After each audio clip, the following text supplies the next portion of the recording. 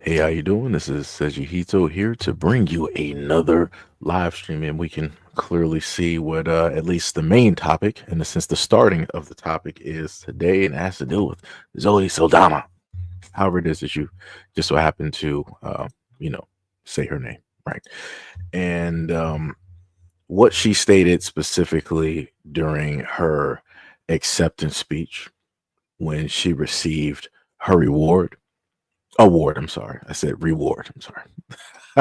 And I want to know, going through the film list for her, and I'm looking at two main movies of which she has been in, right? Well, one of which I didn't see. Nina Simone, I didn't see the movie, right? But she played Nina Simone, who was a very much darker complected woman.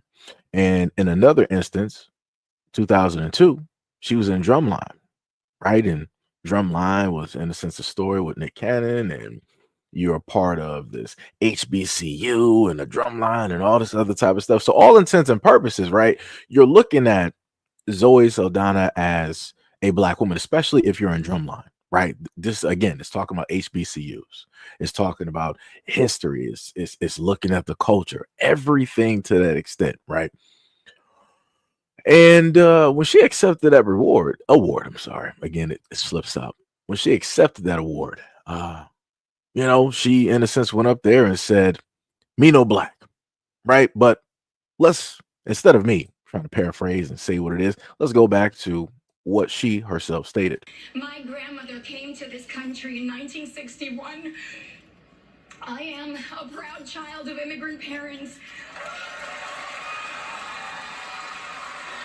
with dreams and dignity and hardworking hands. And I am the first American of Dominican origin to accept an Academy Award, and I know I will not be the last. I hope the fact that I'm getting an award for a role where I got to sing and speak in Spanish. My grandmother, if she were here, she would be so delighted. This is for my grandmother, Argentina CC. Thank you so much. Muchas gracias.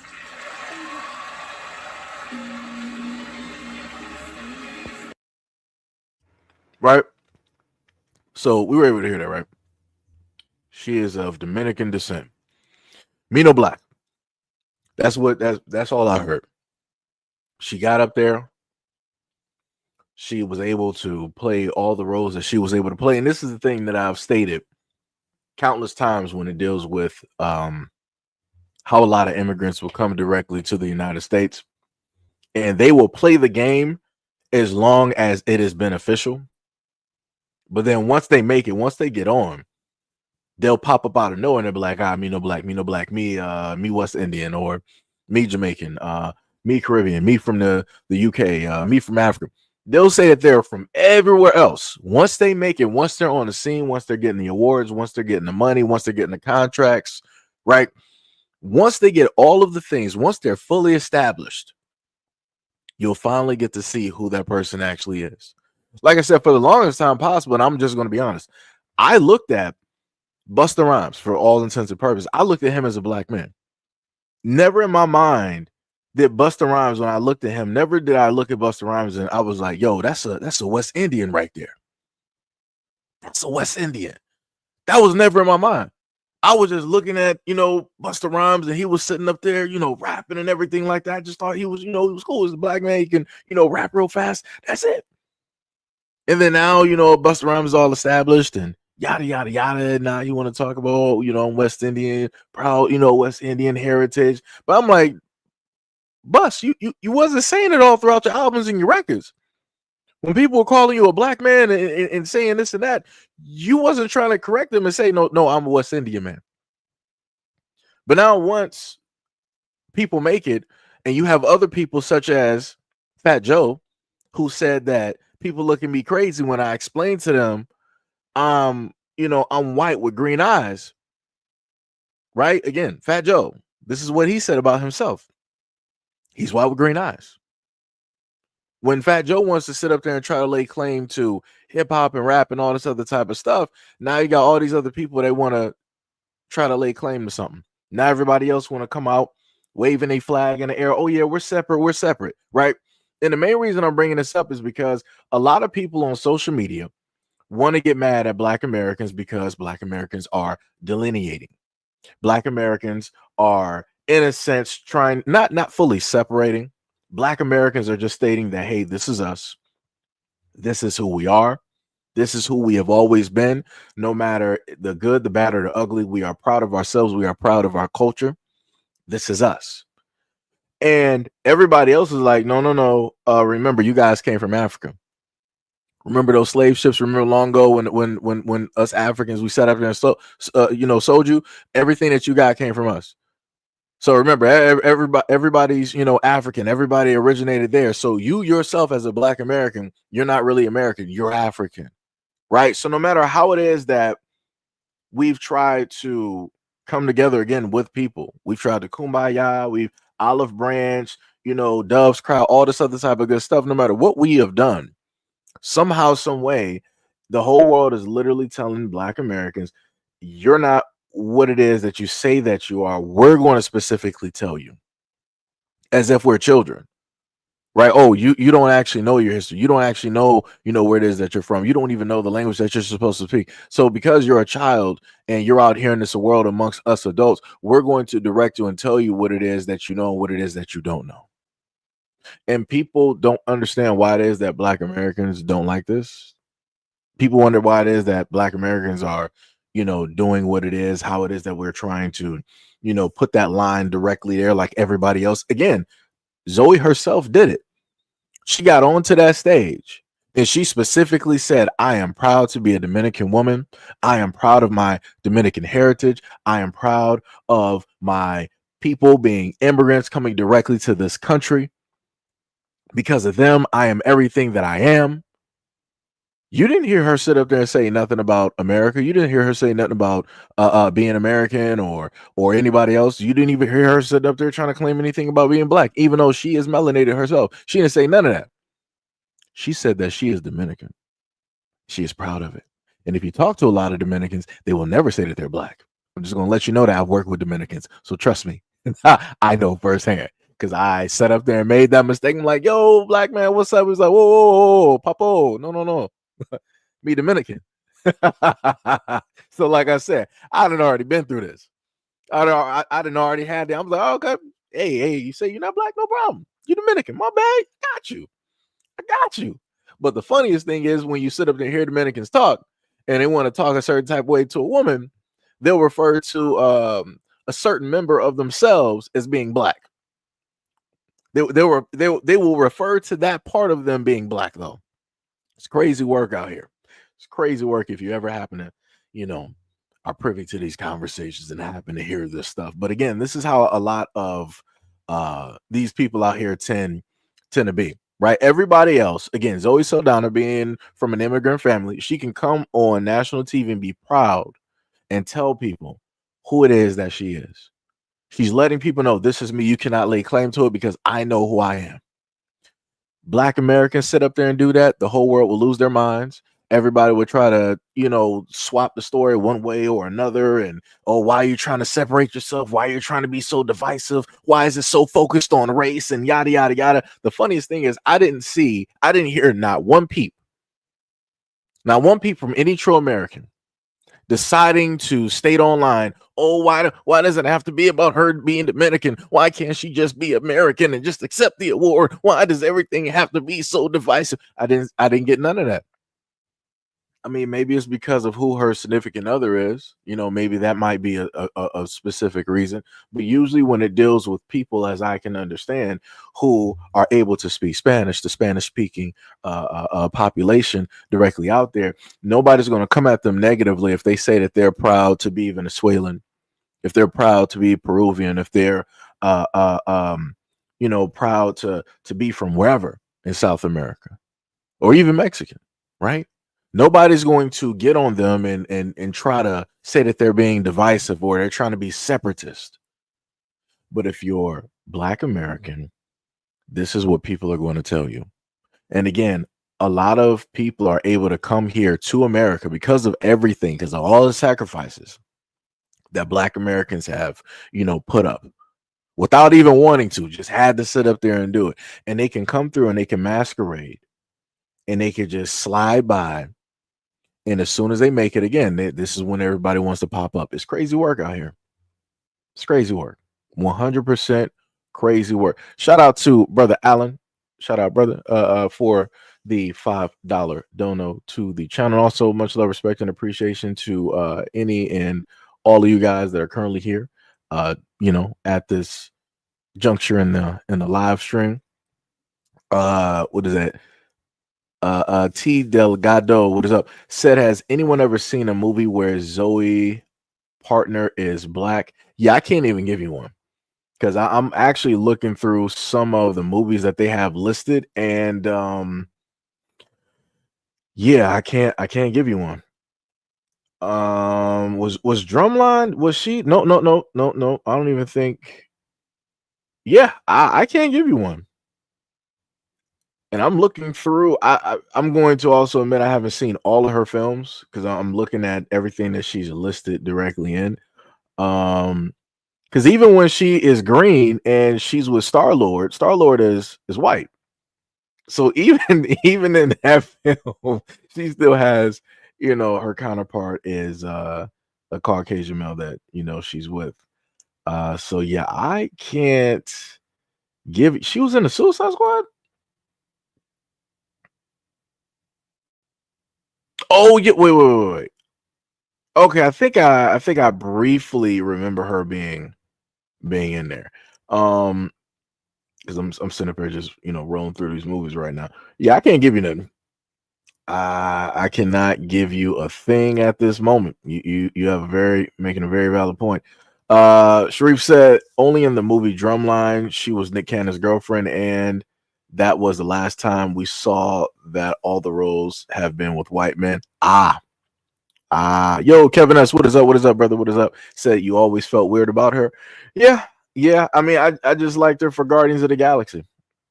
She played Gamora, even though, I feel like Gamora should have more weight directly to her. But yeah, it is what it is. It is what it is. It is what it is. Let me see what we got up down here. You said the fake speech she did when accepting her award, no tears at all. I mean, well, she is an actor. I mean, actress. Well, whichever one. You said everybody's plural. Roosevelt said, whenever they get through, they're saying not black. United Snakes of America sees you as black. You can be proud to be whatever, but white Americans see you as black and else. Yeah, that's true. That is true.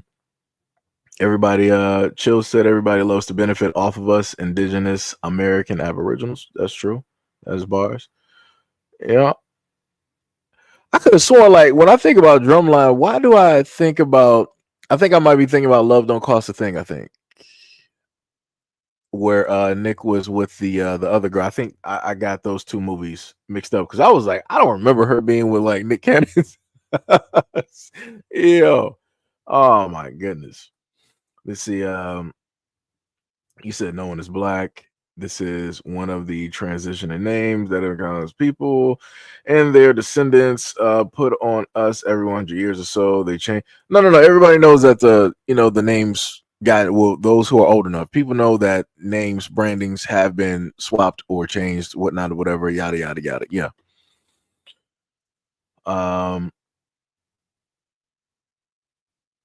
I mean, people get it. No black or white. I get it. You're going with the whole humanity route. But, at the end of the day, you can decide not to have a race, and people will still decide to say that they're different one way or another. They can say it's by, their eyes. They can say it's by their height. They can say by religion. However it is that people want to separate or let other people know that they're different from one another, that's how people are going to, decide to do it. Said Chris Rock. New Era said that wasn't her in Drumline. Okay, yeah. I could have sworn, yeah. That's what I was thinking. I was like, yeah, Christina Milian, yeah. Because I could have sworn she was in there. You said all black American freedmen role she plays. Yeah. You said she works with Chris Rock. Okay, I got you. Chill said if you think about the guy who did 12 Years a Slave, he is a British actor. Yeah, I know. I know. Hobby said I understand. Gotcha. Rabbit said her and her people should wear a sign that reads "Black until further notice." That's funny. That is actually funny. T said chick from Drumline also married Pell. Yeah, that was here in Drumline. That is her. Chill said if we are the number one consumer, what do we have to lose to boycott these people and their business? T said Christina Milian think that's how it's spelled. Yeah, I trust me. I'm not the best speller in the world at this moment in time, so your spelling is probably better than mine. You get an A plus for effort. Trust me. Trust me. James said y'all mixing the movies up. Honest mistake. Okay, yeah. Like I said, it's been a while. Everything to me is fluid at this moment in time when it deals with movies and everything. Shout out to the pandemic because that messed up a lot of just how everything was set in stone. We just completely threw that directly out, the window. Okay, so I was right. Yeah, Christina Milian was in Love Don't Cost a Thing. Okay. And then Zoe was in Drumline. Okay. Rabbit said, Mary Pill, you'll always fail. That's crazy. Yes said, Love Don't Cost a Thing was Christina Milian. Okay. And she was also in Need for Speed, just in case. Wait, was she? I want to say she should have been in the Need for Speed game. But this is I think it should have been back in PlayStation PS2. Ross said her total assimilated overstand, right? We got Jay Cage in the building with the dono with the $20 dono. Much love, respect, and I said and appreciation to Jay Cage, aka Johnny Cage, directly in the building at this moment in time. Much love, much love. Again, sorry that y'all can't actually see the super stickers because I'm using the StreamYard. So, I just want to put that out there every single time. So much love again. What was it? Drought. I'm sorry, daughter of Yasa Halle Berry married Pale, and it fell too. Currently, at this moment in time, Halle Berry is actually, if I remember correctly, she should be with the black guy. One thing, Halle Berry has been all over the place, and a variety of things have happened directly on both sides. That's one thing I can say. No matter which way that Halle Berry has gone, it's just not really, ended, too well. But at this moment in time, from last I was able to see, she was with, a black guy. T-Man said my nephew go to the Dominican Republic a lot, and he said he got a lot of kids there.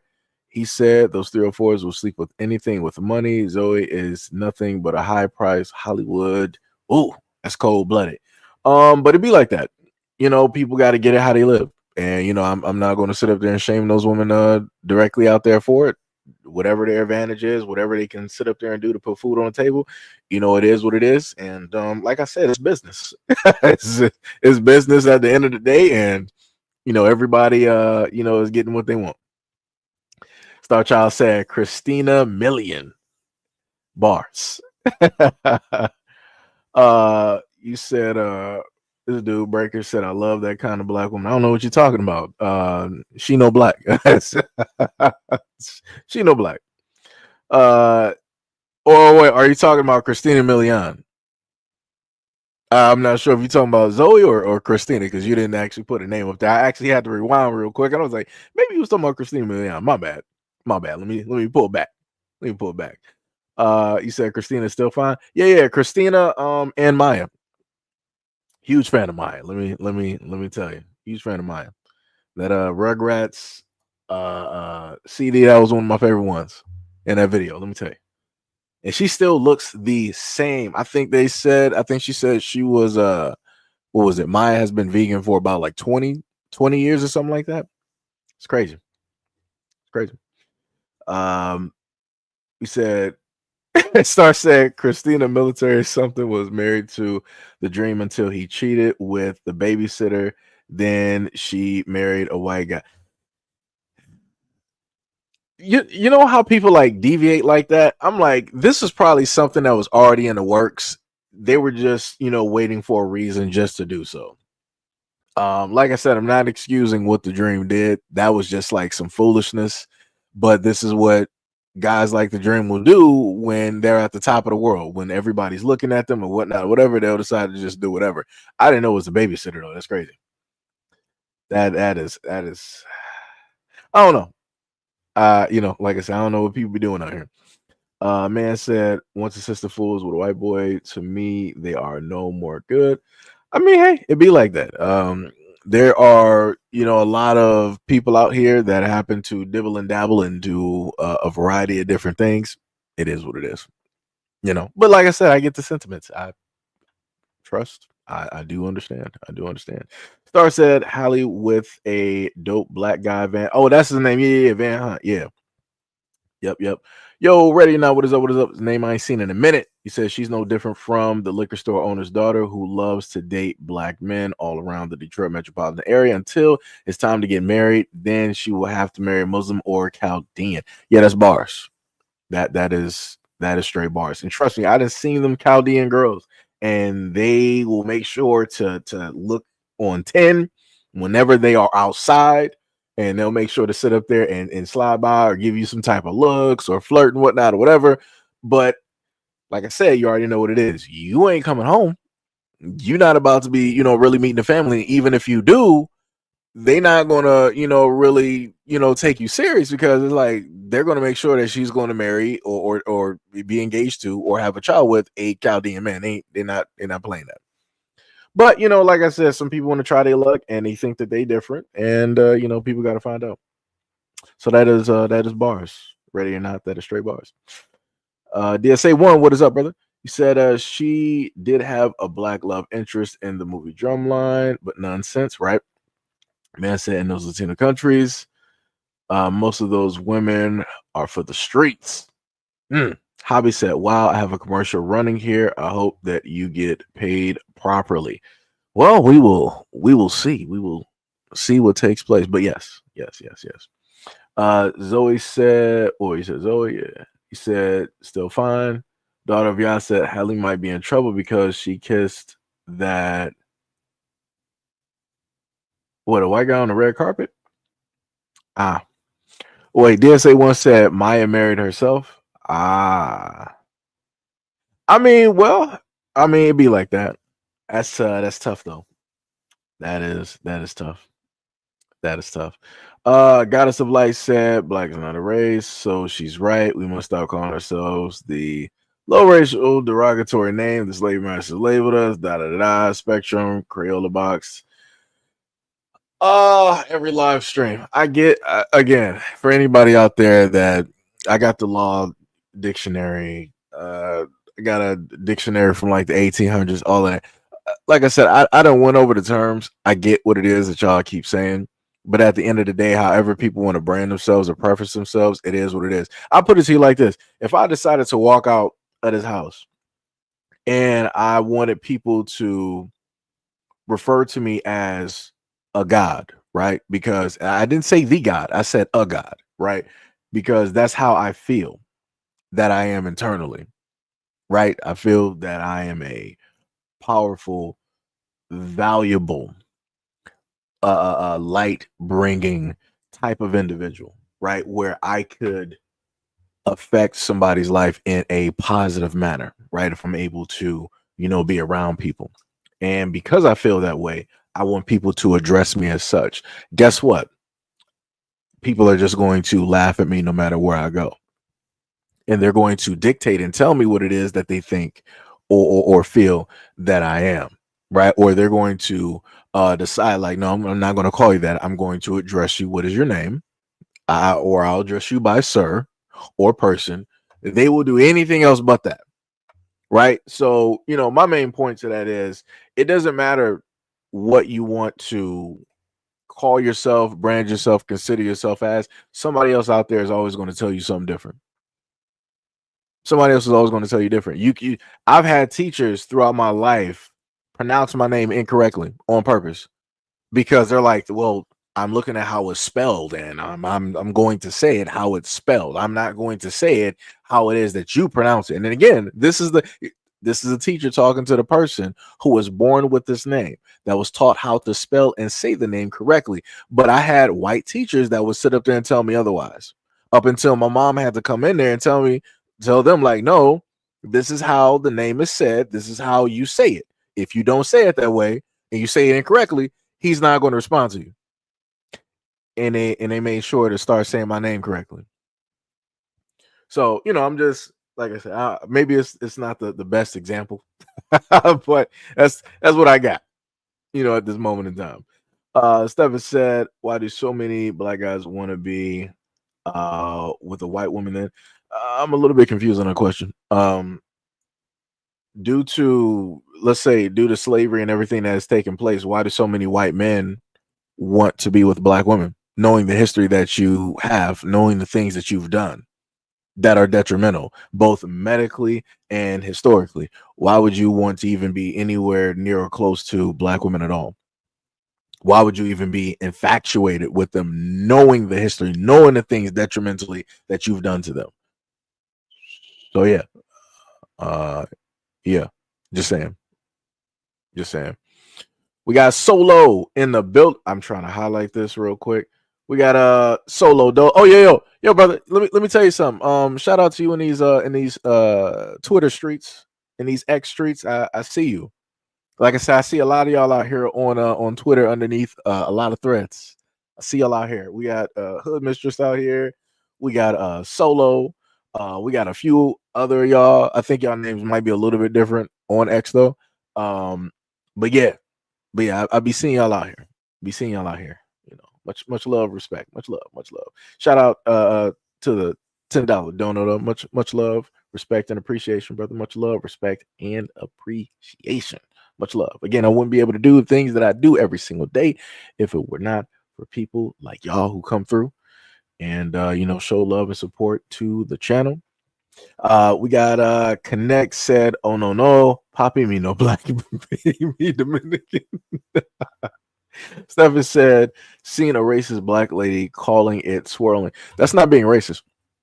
You can be prejudiced. Like that's not, that is not how that works. So let me just, never. This is what I want to say. Like I said, Stephen, I don't know who you are because we got, Steph Curry. So we obviously know that Steph Curry is black. So I don't know who you are. So it's just a guess, right? I've never known any Stephens.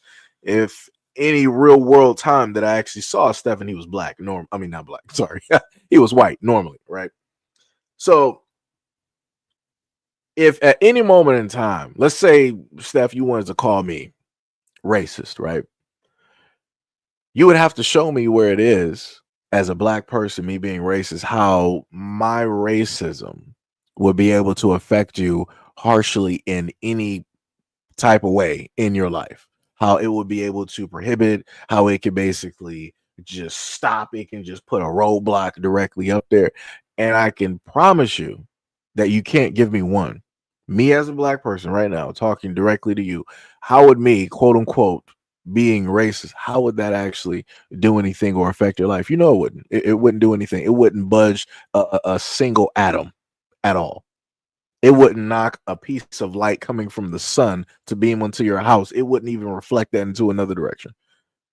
So the notion that black people can be racist is crazy. Prejudice? Yes.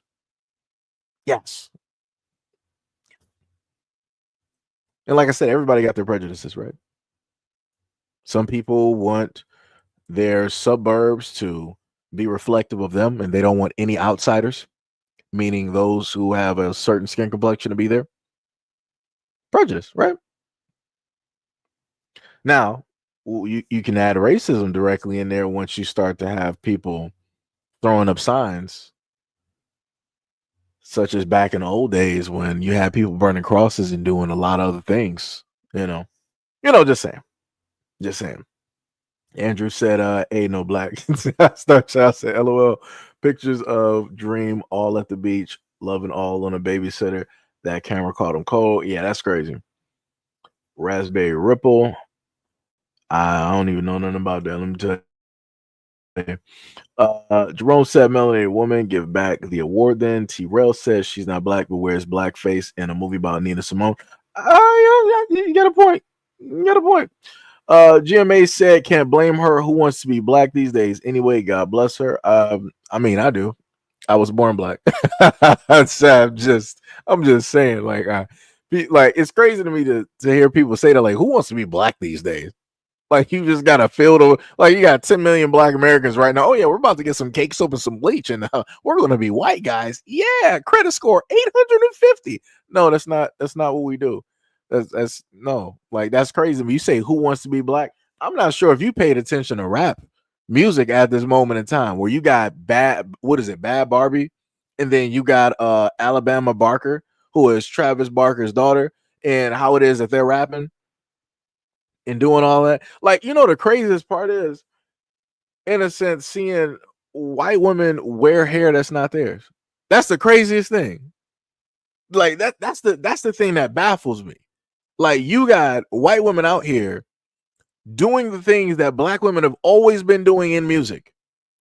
But when they do it, it's in a quote, is deemed attractive, it's deemed this, is deemed that, right? People don't, critique it as harshly, right? Because they know that it's not really them because they're white at the end of the day.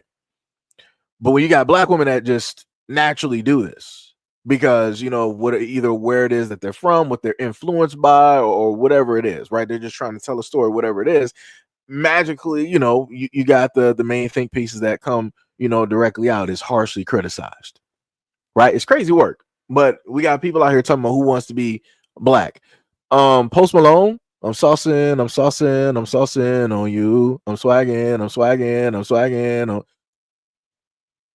White Iverson. Da, da, da, da, da, da, da, da, da. Like Machine Gun Kelly. I'm a wild boy. Da, da, da, da, da, da. Like, are we missing Chet Hanks, who is a different race every single time he goes somewhere? Like, now he went from being Jamaican to now being from New York. It's the craziest work, Tom Hanks. This is what you created. It just left out here to the world. Man, Tom Hanks is one of those fathers that I swear he's never been around. We always see him in the media, but I never see him around his son. And because he's never running from identity, like lack of identity, he doesn't know what he is. He knows he's white, but he's not wanting to be white. He wants to be everything else but. And every single time he picks something, it's always black or it's always heavily melanated. Right? Like I said, it's crazy work out here. But again, like GMA said, who wants to be black? White people.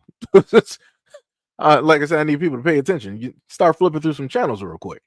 Daughter, y'all said black women do will stuff with those men. Definitely things that let them know that they are beneath them for sure. Yeah. Stephen Collins said, "Hey, bro."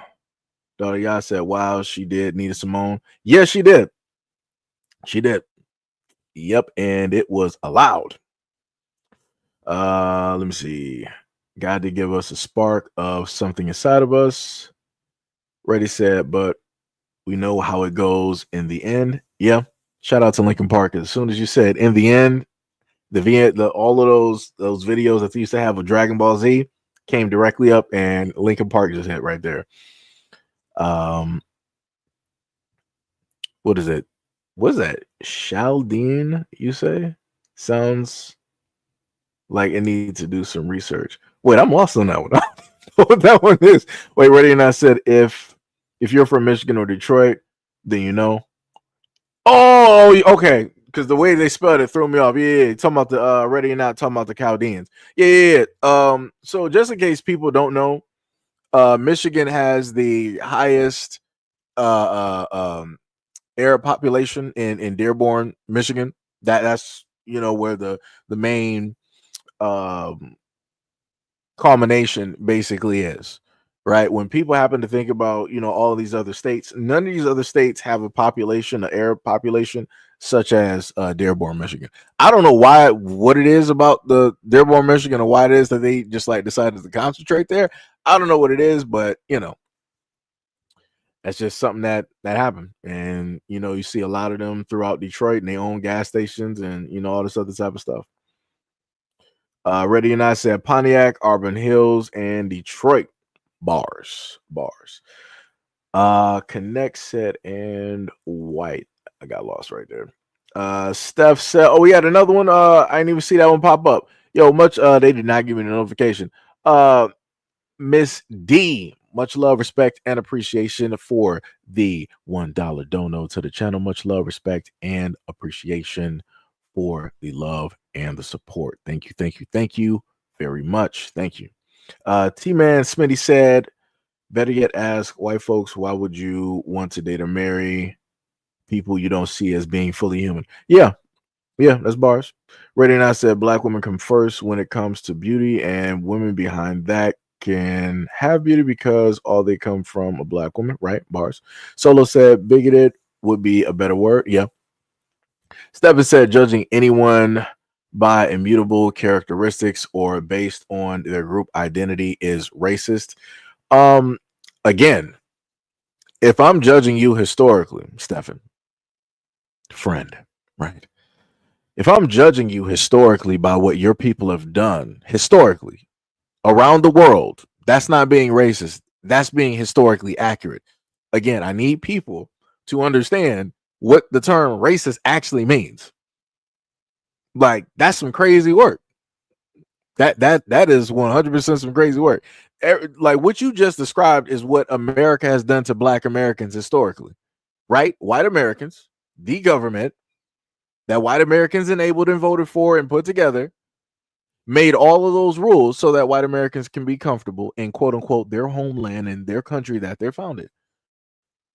They enabled white Americans to treat black Americans as less than. That is racism, my friend. That is what that looks like. When you can literally have a government and a system, you got laws, rules, and regulations, police and military that can be with you as you enact and tell other people, like, hey, these people aren't human. We want you to use fire hose. We want dogs directly on them. We want you to start jailing them. We want you to do this. We want you to do that. That's what that looks like. And American taxpayer dollars are going, directly towards all of that. So again, if I happen to talk about white Americans in that light of historical accuracy, I'm just only being historical accurate. It's not being racist, because I want people to understand and know that a lot of those people that were around during the civil rights era, that were around, like what's the head of the Cowboys?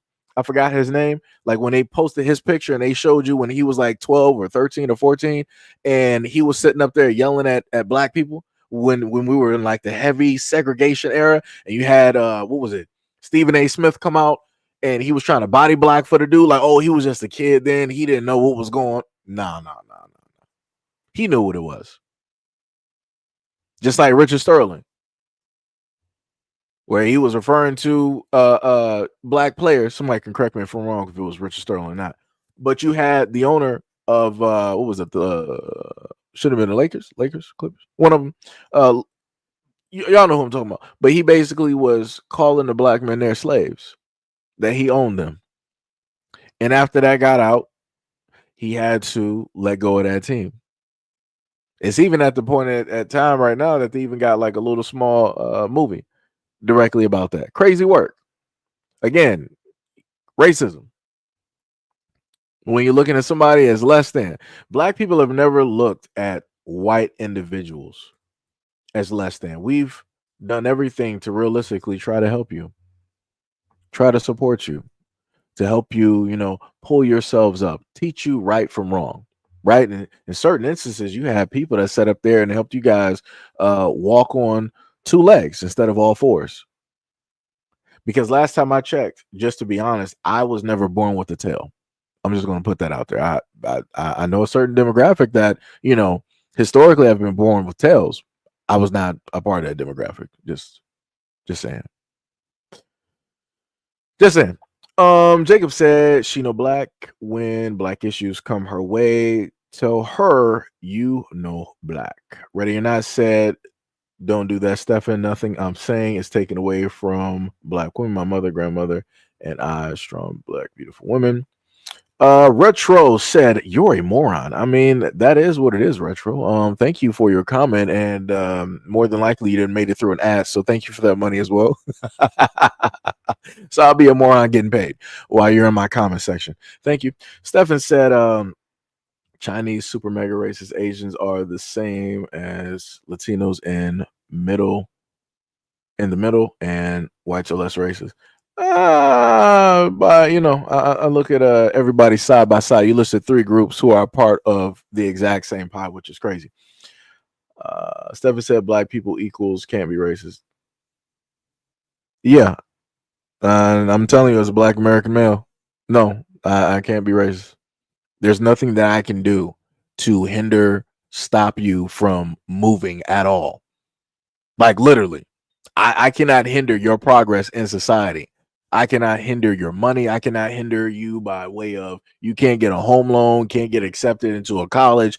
You can't move to this neighborhood. And like I said, no, can't do that. T said, have to watch the replay. Peace all right. Much love, respect, and appreciation. Injecting her lips. Culture vultures. I love being black. Bars. Zoe loves daddy to the max. Star child. My grandmother was a beautician for 60 years. White women been wearing hair that isn't theirs for a really long time, bro. No. I'm not. No. Trust me. I know. I know that white women also put in fake hair and all this other type. Like I say, you can take that back to the Victorian or the Elizabethan days or whatever it was. Yeah. Women been doing that. I know that. But I'm just sitting up there saying, because for the poster child wise, they always try to make it seem as though that black women don't have hair, so this is why they do what it is that they do.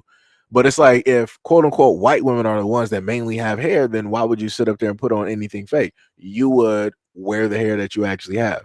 But oh wait, white women are figuring out that, hey, if I keep dyeing my hair, my actual hair, and I keep frying and dyeing it, I'm not going to have any hair. So let me actually, quote unquote, use a protective style and then put on this type of wig or lace front or whatever it is, or install. And hey, now I can sit up there and do whatever I want to do. I can have every single hair color in the rainbow, right? But this is the main thing that black women have been sitting up there saying and telling the world for the longest time possible. But the whole world wants to sit up there and clown them for sitting up there doing it. But when white women sit up there and do it, nobody is batting an eye. Nobody is saying that, and they glorify it as being the third coming of Christ. It's crazy. Ready and I said all of the white rappers that you just mentioned switched it up on their third year in the industry. Oh yeah. But remember, Scarface sat up there and told everybody, he was like, yo, it's going to be a point in time when it deals with rap, that rap is going to be white. He said 15 to 20 years. And I'm looking at it. I'm looking at the transition. I'm looking at what we would consider as gentrification or white flight. I'm looking at that taking place. It's crazy work. Like I said, I ain't never seen so many white boys with locks, wearing Cardis, grills. You even got like Asian guys coming through and rapping magically, like deep voice, all of this. I'm like, oh man. I'm like, all right, whatever. I'm like, this is the creation that black people allowed to sit up there and transpire and take place. Like I said, by all means, let it happen. I am completely fine with it. Allow all of this rap, all of this detrimental trash that is out here right now, allow that to filter in and go directly into the white community. Like I said, I don't got no problem. And the moment of time that it hits the white community, that's when you're going to start hearing white people start speaking out. Because again, white people ain't gonna really say nothing when all of this stuff is negative and it's hitting the black community. They don't really care. They'll just bring it up just to have something to say, just to ha kiki, all of that good stuff, right? But now once it's actually in their communities and it's actually affecting them, it's actually in their homes, it's at their front door, then I'm like, oh, we got to do something. This music, this is bad. It's tearing apart our families. We're losing kids out here in the streets. Oh wait, it's going to happen, and there's nothing that they can do about it. Mark my words, it's going to be just like the crack era, the epidemic there. When it hit the black community, white folks in America did not care. They were just ha and kikiing. And then once it set up there and hit their homes, oh, now people crying. Laugh now, cry later. That's what took place. Crazy work. Crazy work. Reddy said, country or rock ever since. Rabbit said, if I see a black woman with Caucasian male, I just assume that they do the double G's. I got you. Irving said Jimmy Jones. Oh, Jerry Jones. Yeah. That's what it was. Yeah. Yo, what is up, Ty? What is up? What is up? Also, thank you guys for putting the name directly in there. Ty said I used to work with him and glad I dipped. Oh, that's crazy work. Gentleman said Steven the tap dancing bootlicker. AFL Entertainment, yo, what is up? You said, who's tap dancing now? No, just on a clip of Zoe Saldana basically getting on stage and saying that she's not black. She's proud to be, the grandchild of an immigrant, and she's proud to be Dominican. Even though when you think about Zoe Saldana, it's like the way that black people work is like we can see somebody's name, but if we can just physically identify you as like, oh, black, that's what we're going to sit up there and do. And that's the one thing that black Americans have always sat up there and done. Whenever it is that we saw somebody that looked or seemed reflective of us, we're like, oh, they're black, even if they were British. Oh, they're black, even if they were African Jamaican. Oh, they're black. They're one of us.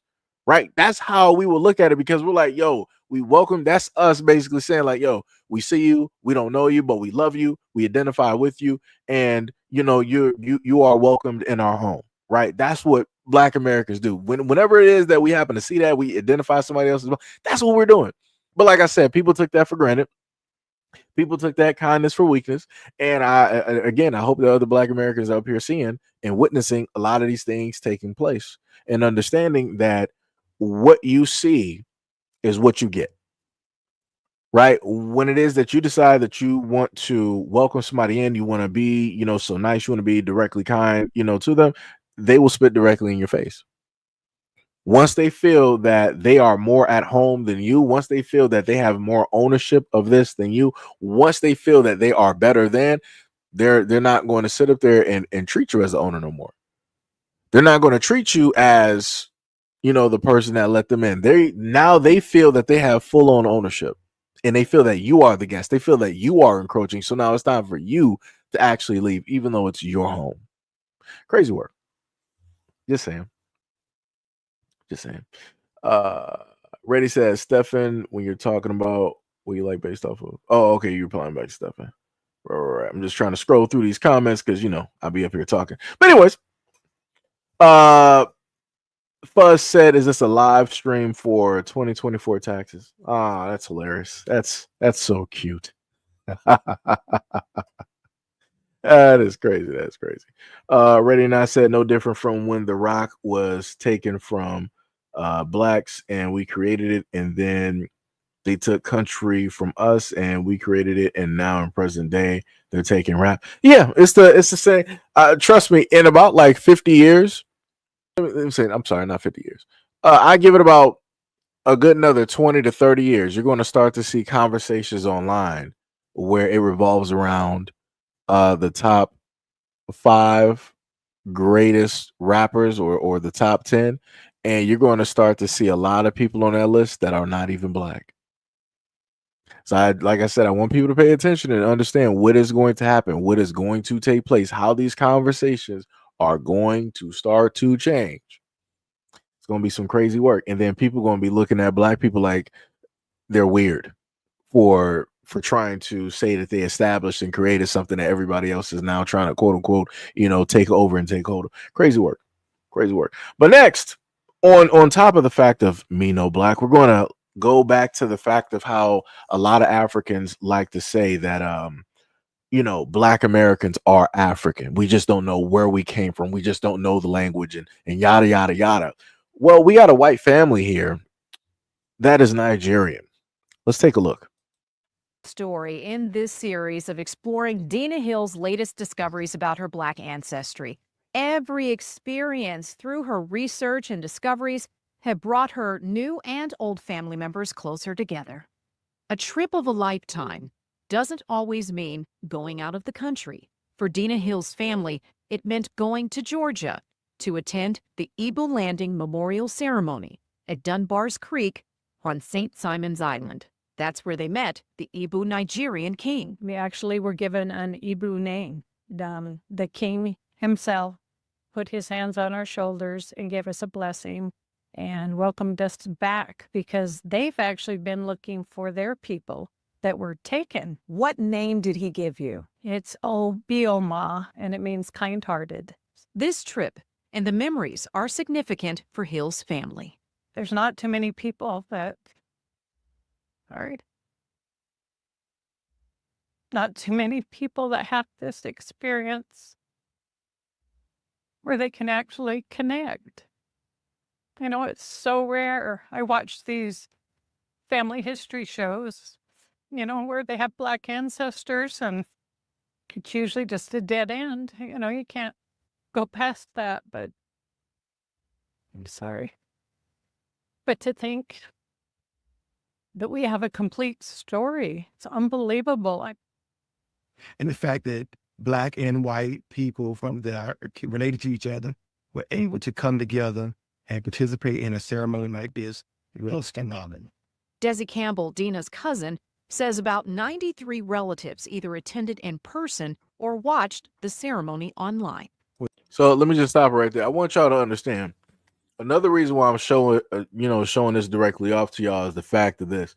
If there were ever supposed to be reparations that were given out, like I told you guys in several live streams that I've done, if there's ever to be reparations, trillions of dollars that we're going to be given to the Black community by way of the United States government, this is what's going to happen.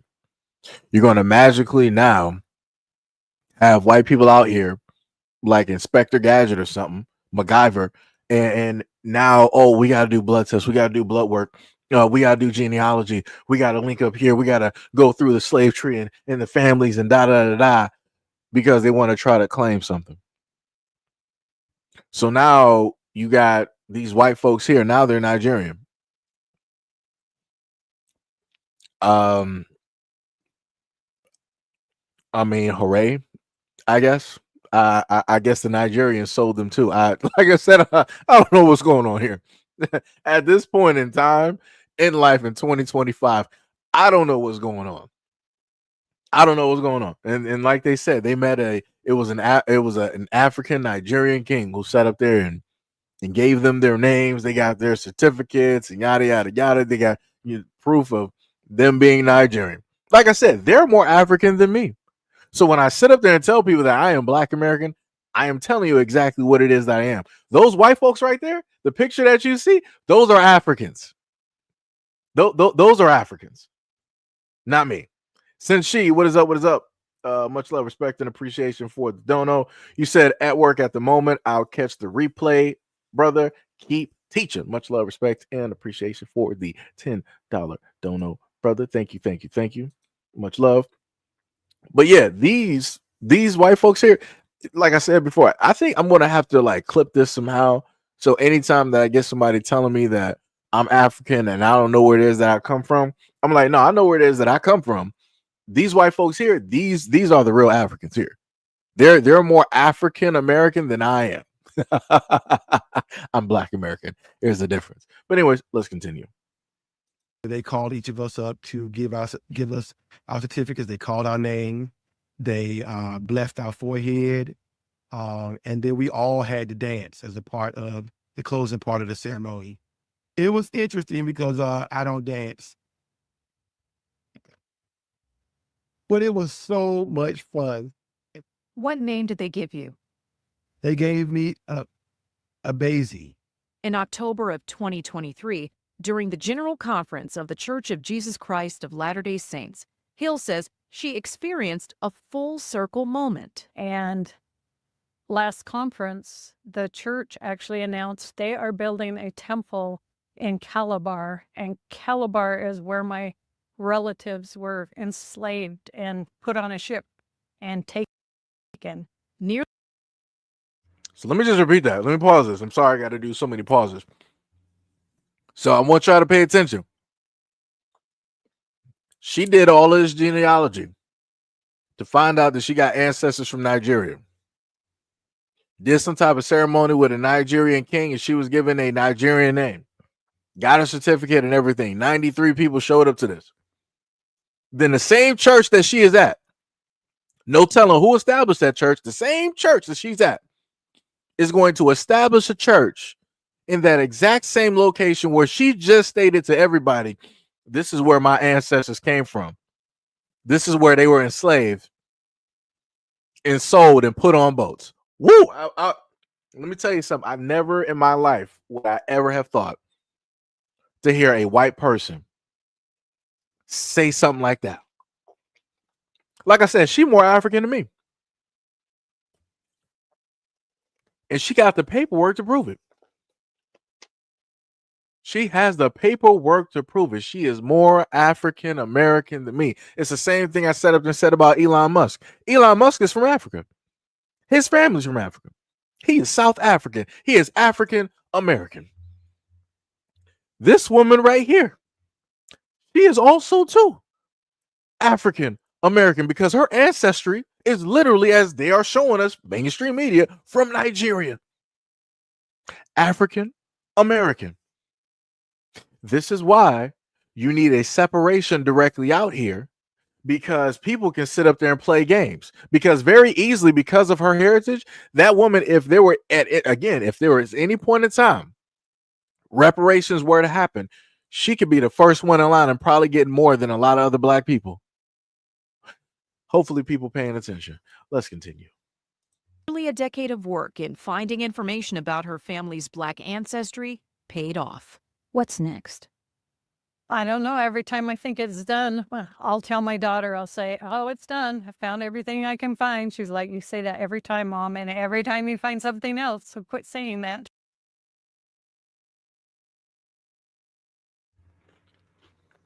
That's crazy work.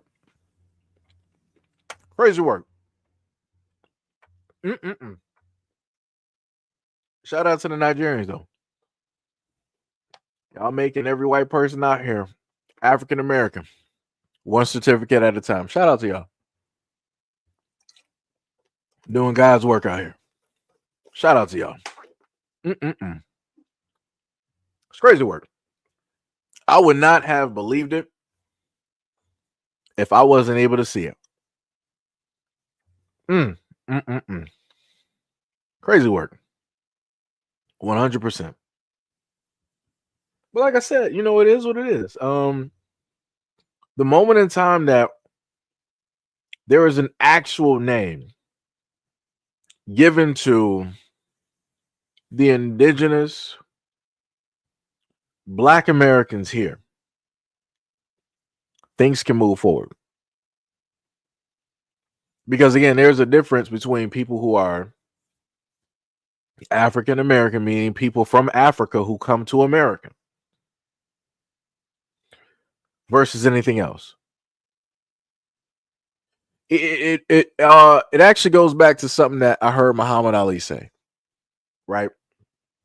And paraphrasing, Muhammad Ali says something to the like of, it's very interesting that in America, Americans will call people where it is that they're from, right? If you're from Cuba, they'll call you Cuban. If you are Chinese, if you're from China, they'll call you Chinese, right? If you are from Jamaica, they'll call you Jamaican. If you are African, they'll call you either African or African American, right? Or so on and so on and so on. But for whatever reason, when it came to Black Americans, right, people say that our place of origin is Africa, but we were never called anything like that. They decided to call us colored. They called us Negro. They called us everything else. And if you look on a map, none of those words are a indicator of a place of origin, which means that they know where it is that Black Americans come directly from. They just refuse to specifically state it out there in the open. They would rather, you know, give you all of these mixtures of names to basically keep that covered. They can identify and tell everybody else where it is that they're from and give them their proper names. But when it deals with Black Americans, for whatever reason, you know, 20 some odd names later, they're still, people still can't tell Black Americans where it is that they're from. Right? A little bit weird. A little bit weird. A little bit odd. But like I said before, maybe I'm just crazy. Maybe it's just me. Maybe I'm just crazy. Maybe I'm just, you know, reading a little bit too much into it. But again, I can only go by what it is that I've been shown and given directly out here, right? The next one is it's a little bit of good news, right? And it's more so dealing with Trump, the President Donald J. Trump, or President-elect, as they like to say, and how it is that we're going to have some jobs coming back into the United States. This was, one of the things that he did say that he was going to do. We're going to bring the jobs back to America. And as I've normally sat up there and told people, with whatever the presidency is doing, we're going to, hear some things there. We're going to hear some things directly on the reverse. So let's just take a look at this. The world's largest chip manufacturing, funded by Dr. Morris Chen in 1987, is now at the forefront of semiconductor technology, supporting AI advancement and industry growth. In fact, I would like to wind back the time that in 2020, we have to thank President Trump's vision and his support. So TSMC start the journey of establishing the advanced chip manufacturing in Arizona. And now, let me proudly say, now the vision become reality. In Phoenix, Arizona, with 3,000 employees, we are producing the most advanced chip made on U.S. soil. With the success of our first fab, so we are now very happy to announce we are going to invest additional $100 billion in addition to our current $65 billion investment in Arizona. We are going to build 3 more new fabs after we promised 3 fabs already, and another 2 very advanced packaging fab, and most important, R&D center also in Arizona. For this, all the investment, $165 billion, is going to create thousands of high-paid jobs, as the president just announced. And we are, most important, actually, we are going to produce many AI chips. We are going to produce many chips to support the AI progress and to support the smartphones progress. All right, so you were able to hear that, right?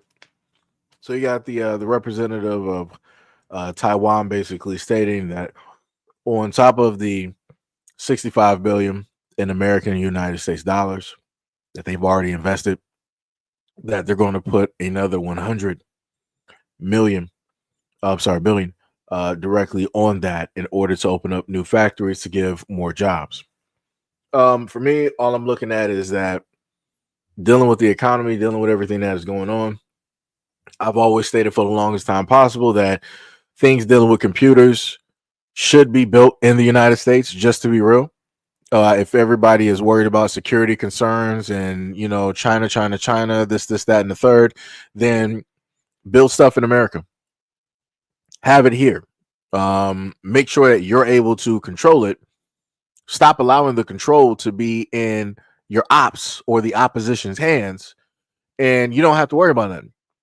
But the other thing, like I said before, is that the least of your worries, the least of your concerns is realistically anything China. That's the least of your concerns. If you are a United States citizen, the United States government should be your number one main concern and priority into trying to do a deep dive and get a full, understanding and a heads up on what it is that they're about and what it is that they've been doing. This is why I've talked about the whole thing dealing with 9/11, the whole thing dealing with the Patriot Act and all that other type of good stuff, because all of that will basically lead you to here. And you can see how a variety of dominoes fell down so that the government can have the type of control and do the things that they're doing at this moment in time. Right. But like I said, a lot of people were not, I guess, aware. A lot of people were not too privy. A lot of people were not doing their research, at that moment in time. And again, we didn't have the internet like we got it now. Everybody was not on their phones or on their computer as we currently are at this moment in time. Pretty much the way that people are on the computer is the exact same way that people are on the phones. I mean, sorry, yeah, on the television back during the 2000s, because technically computers, the internet, and everything has pretty much replaced television, because everything is starting to switch over. Everything has to move over in order to survive. It's almost like a reflection of the .com era. You had a lot of businesses that, in a sense, fell because they weren't able to transition over. They weren't able to just move directly with the times. Sort of like the same thing with Redbox and Blockbuster, Hollywood Video, and all of those, great things that we had during a certain point in time. But because they could not make the transition with how everything was moving, they fell to the wayside. They went out like the dinosaurs, right? So again, like I said before, regardless on if you like this presidency or not, or the cabinet, whatever you want to sit up there and call it, you better get in where you fit in. You better figure some things out so that you can make it, so that you won't get left behind, so that you won't be struggling when 2030, 2035, and so on and so on start pulling up to the scene. Because like I said, we are not that far away. We are not that far from 2030. We're not that far. Not that far at all. It's literally right around the corner, staring directly at the numbers, 2030. So, irregardless on if you care or whatnot, whatever, pay attention. Pay attention. What was it? Take Girl for Life said, white people have wanted nothing but white people here in the United States. Are you serious? Who is they, and when did we get in control of any resources? He didn't make it to America. He just made it to, I think it was South America or Central America. Yes, I know better.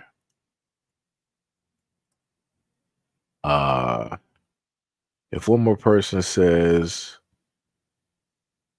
do your damn research, I'm going to croak. The information was completely different. You would not, I guess it's supposed to be able to even go and look at what you wanted. You said it's completely different. The internet can reach to other countries and things like that. The TVs didn't.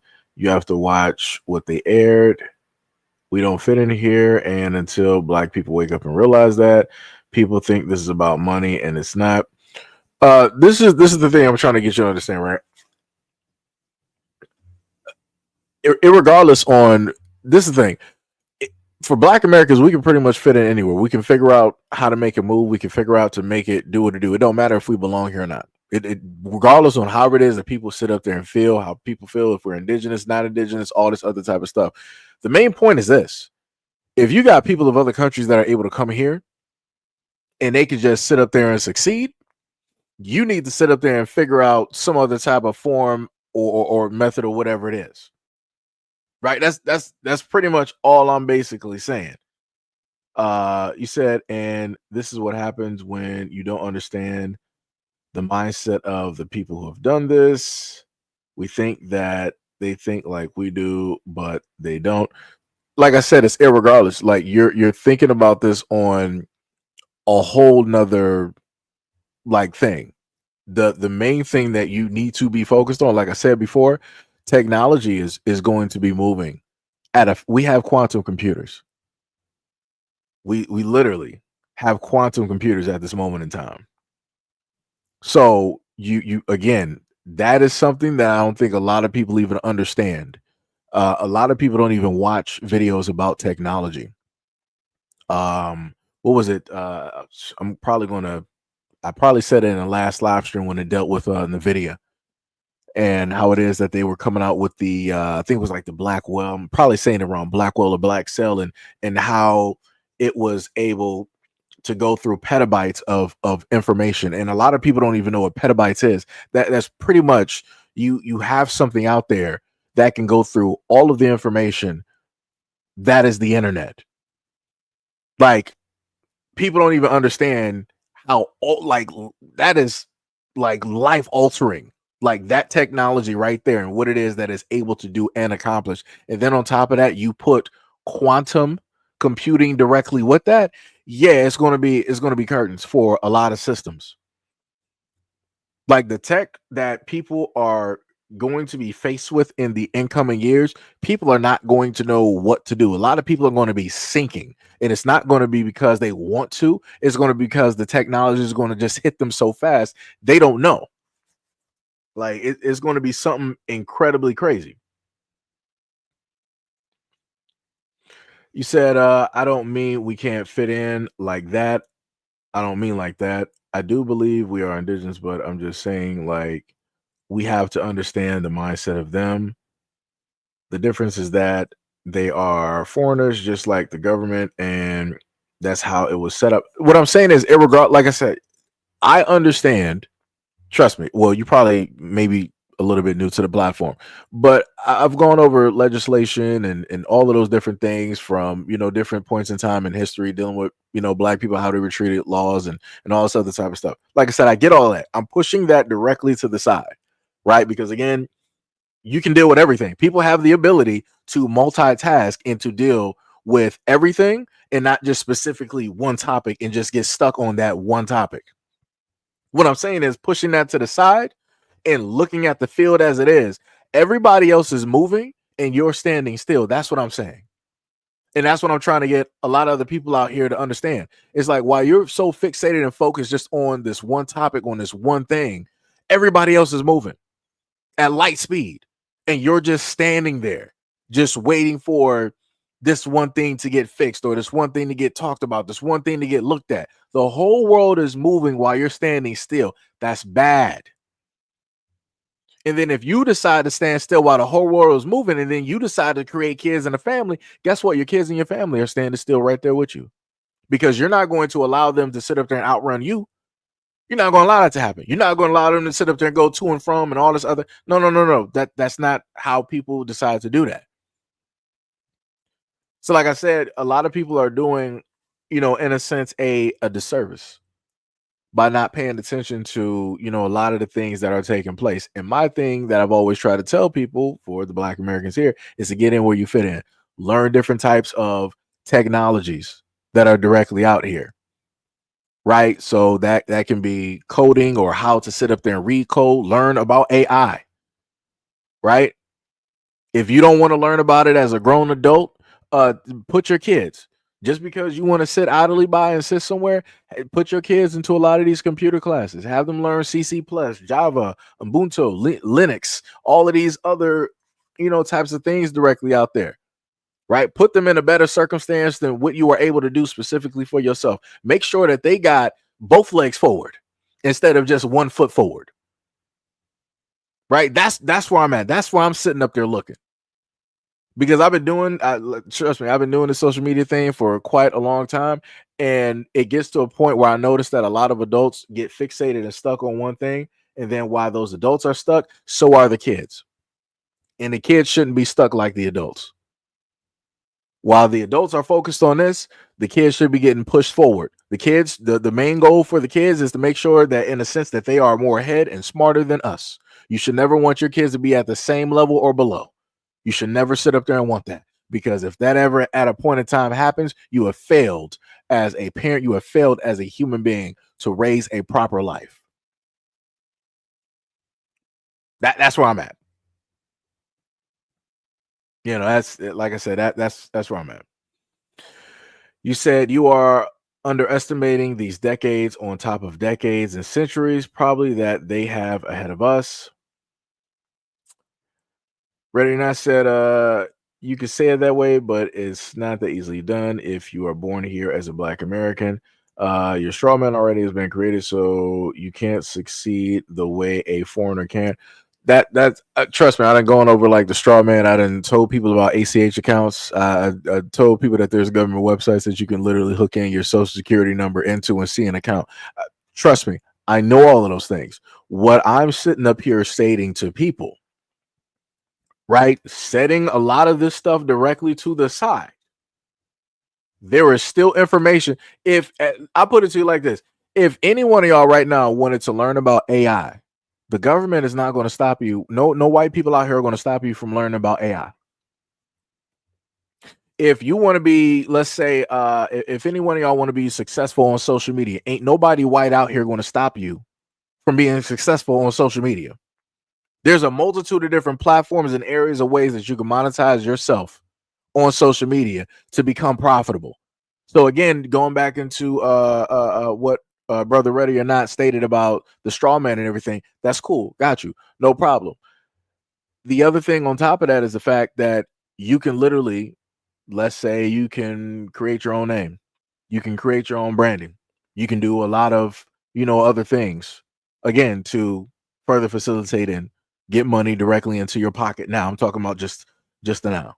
I get the straw man, all caps, not your real name, birth certificate is stock exchange and all this other type of, I get all that.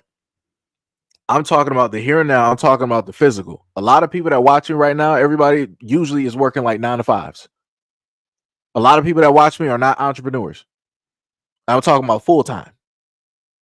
So I'm just from my perspective, how I'm sitting up there looking at a lot of things right now. I'm trying to sit up there and help push people forward with certain types of information. Because again, I get that the system is not set up for black people, black Americans to succeed, and there's a lot of pitfalls and all this other type of stuff. But obviously, there wasn't enough pitfalls to basically take everybody out. Obviously, enough people actually got directly through. So this is how we're here.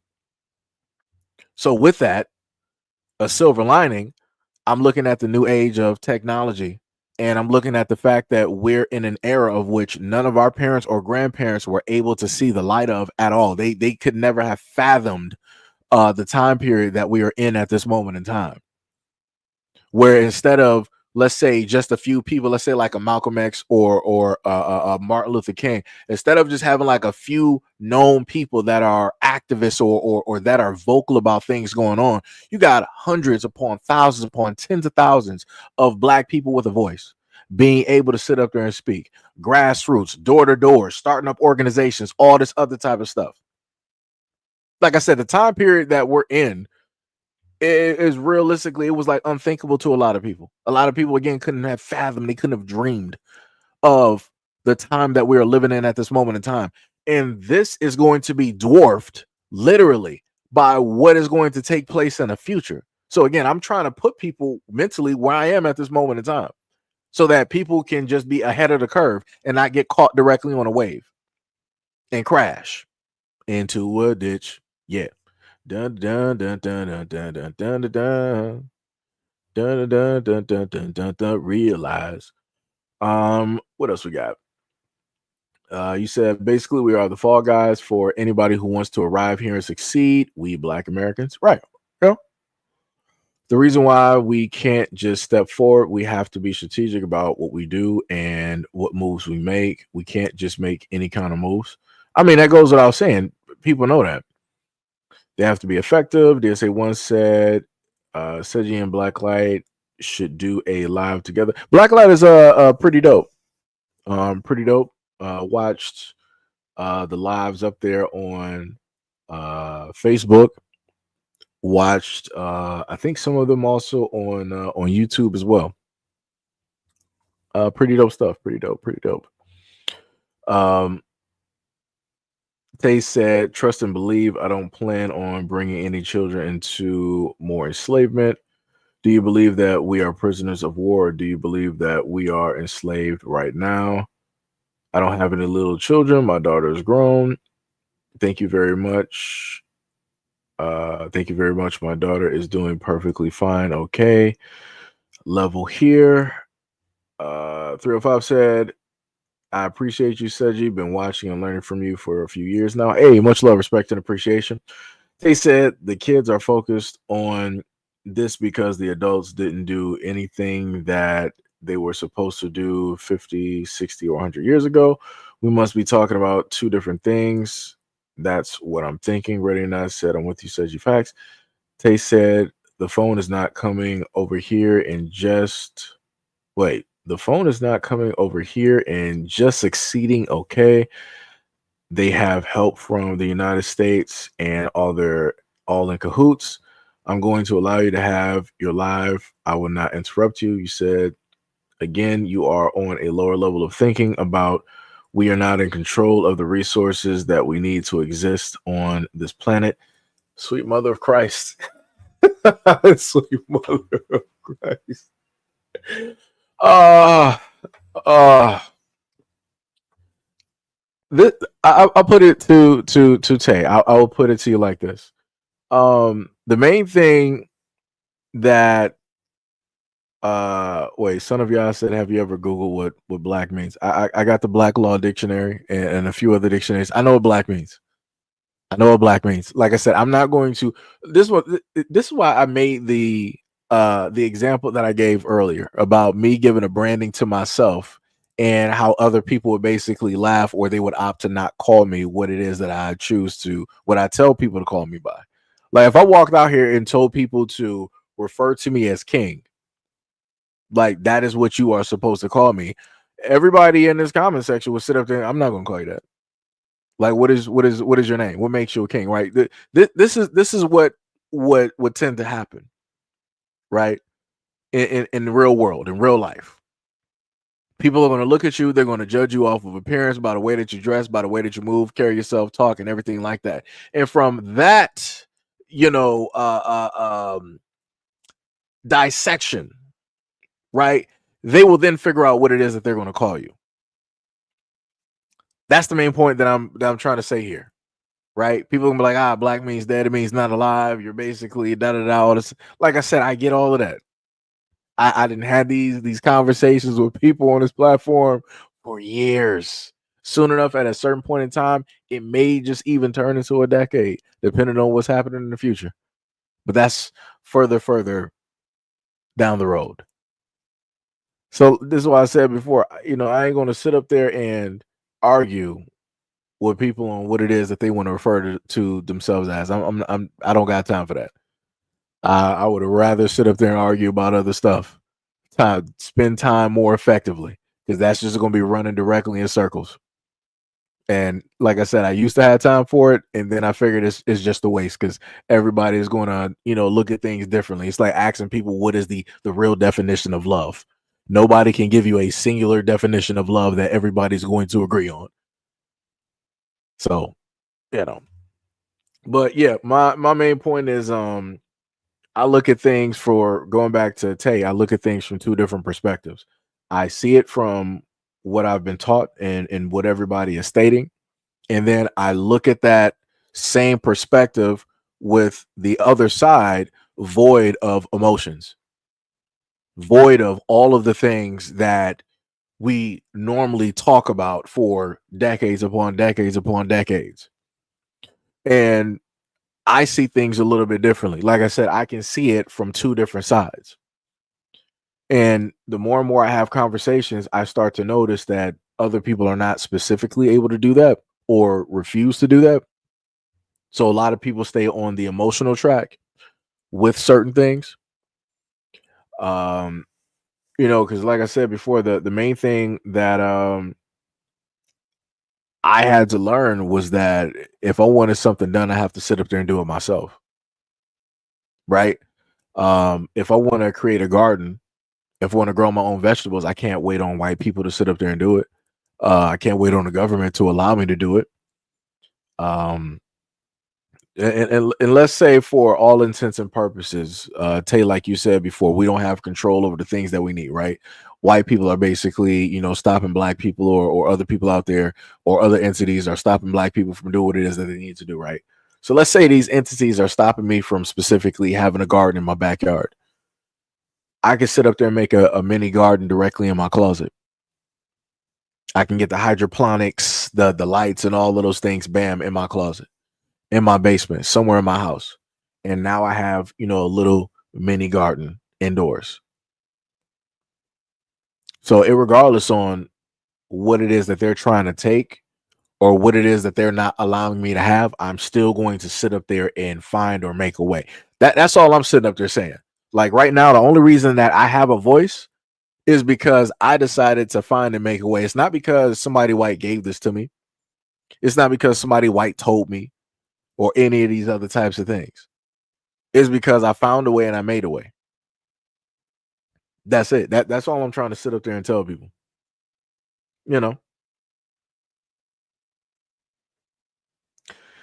Tay said we're not alive because we just did so well staying alive. Knockout said, did you vote for Kamala or the KKK? You must be new here. Since you're new here, you could actually go back and I know Tay said this earlier that she hates this, but this is specifically for the dude Knockout because he wants to know who I voted for. Go back and do your research and you can find out.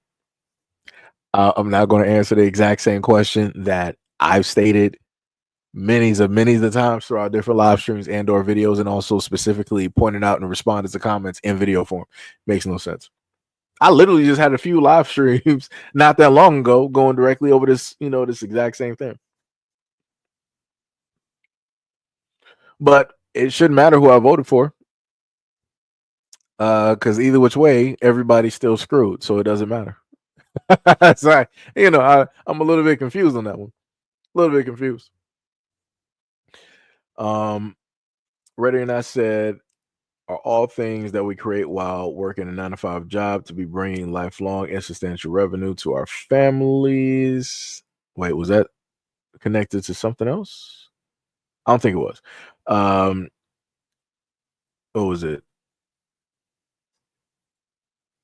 Tay say you think because you have a voice and they have given the black people a whole bunch of doggy treats, you will call money. That means that we've progressed, and again, we are in a racist system. We have only been maneuvering and navigating within racism. We haven't been trying to dismantle it. I'm a little bit confused on the doggy treat thing. That one just blew my mind there. I'm a little bit confused. Let me see how should I reply directly to this one. Dear Lord. Originally I told people, well, going on the money aspect, I told people before that if you get money, after breaking down your money and your bills and everything like that, to put investments into certain things, right? So that can be stocks, or that can be in precious metals, gold, silver, copper, platinum, things that have real world value, things of that. Again, so like I said before, whatever you're basically telling me, I'm trying to give some type of form of a solution, and this is the same thing that a lot of people have come to this platform and stated to me that, hey, Seiji, you put on all these problems but you never give us any solutions. So this is me pretty much, no matter what is being said in the comment section, trying to find and give a solution, trying to give a silver lining there. So I just want to point that out, because I feel like I'm going to have to come back to this a few more live streams later where somebody's going to say the exact same thing. And, yeah. Son of Yah said, wait, so why you get triggered if someone doesn't want to be called black? I'm talking about Black American. It's not that I'm triggered. You got it in reverse. It's the fact that people want to masquerade as being Black American when they're not. They want to be able to get the fame, they want to get the celebrity, they want to get the cool or the it factor directly from it. And then once they finally are made, like I said earlier, once people got those movie deals, those contracts and all this other type of stuff, now people want to sit up there and say, me no black. I'm this, I'm that, I'm this, I'm that. But when you were growing up, when you were going through school, when you were hanging with us, you weren't sitting up there saying that you weren't black. You were fitting in. You were making sure that you were there. That's the part that I have a problem with. That's the part that I'm concerned with. If people don't want to call themselves black, that's cool. Ty said, what you are doing, which is fine if that's what you want to do, but I'm saying that is us consenting to racism, which is all we have been doing. We have never known freedom, which is why we think that we are free. I mean, that can go for the whole world. I've talked about that as well. If to put it on a larger scope, because I've talked about everything dealing with the United States government, Black Americans, and everything like that. If you want to look at the system as a whole, the government, everybody is run by elites. The rich are the ones that the 1% that is out here literally run the world, and then there's other people above them. But like I said before, um, it is what it is. Like I pointed out before, the Georgia Stone said that the world population should be at 500 million, no more, no less. Right? And then you also had Bill Gates that said that we need population control, on top of many other people that said that there needs to be population control. Because a long time ago, there was a quote, I'm paraphrasing, they said that it was a lot easier to kill 1 million people than it is to control. Now it's a lot easier to control 1 million people than it is to kill them. So that basically means that for the greater majority of the 99.9% of humanity, everybody is slaves. Nobody actually has any type of actual freedom. But the funniest thing that somebody has stated before is that the lives that we have right now, this would in a sense be considered freedom. Us being able to have these conversations online, us being able to talk and this, that, and the third. There's going to be generations from now. I'm talking about maybe like 2, 3, 4, maybe 5 generations that are not going to have the, in a sense, quote unquote, type of freedom that we have right now. Everything is going to be controlled. It is going to be filtered. It is going to be force fed. It is going to be given. Like I said before, critical thinking is not even being taught directly in schools. Growing up, I knew what critical thinking was. It was written directly in a book. Every single chapter, or even halfway through the chapter, they were like, hey, bam, critical thinking question 1 through 5. We want you to sit up there and answer these questions. And the dope part about critical thinking, to a lot of extent, is that there was no wrong or right answer. That was the dope part. They just wanted you to think about all the information that you were given. How is it that you perceive and understand this information? And now apply that understanding that you have to the question and give a response. Right now, that's not what we have, for all intents and purposes. Sonny, I said, my very first time I noticed racism is my own people. I love my people, but we are broken. I'm a little bit confused directly on that. Are you? I'll let you expound upon that. Keith said, you said Trump and all of his MAGA supporters ready, and I said, well, damn. Listen here now, those facts as well, resources that aren't available, are gained through political power, which none of us possess currently. I'm a little bit confused on them. Most of us, J Family said, love you and may God bless your whole family. Much love, respect, and appreciation, Jay. Reddy said, I learned that a lot of people do not operate within reality. Reality to them is just what they're told, not what they observe or with a research or discover on their own, right? Tay said, it's not everybody who will do that. If you say, call you king, I will call you king. But see, that would be what you would consider I think you would call it a variable in a sense. Like you would be one of those variables where if a person told you something, you would actually respect it as that and you would, do that. You would oblige, right? With no problem. Everybody else ain't about to do that. And that's why I gave the example of me going to school and the teacher learning my name, telling them my name and how to spell it, and the white teacher, of course, deciding that they wanted to tell me how to actually correctly, quote unquote, to say my name when my mom was the one that made my name, gave me my name. And I'm like, how much gall do you have to be? And like I said, I've only, run into this dealing with white teachers. When I was younger, only white teachers that would specifically try to tell me how to quote unquote correctly say my name. That's crazy. I'm like, how are you going to say this? Like I said, it's crazy work out here, man. It's crazy. Crazy. Elfio said, Trump stay winning.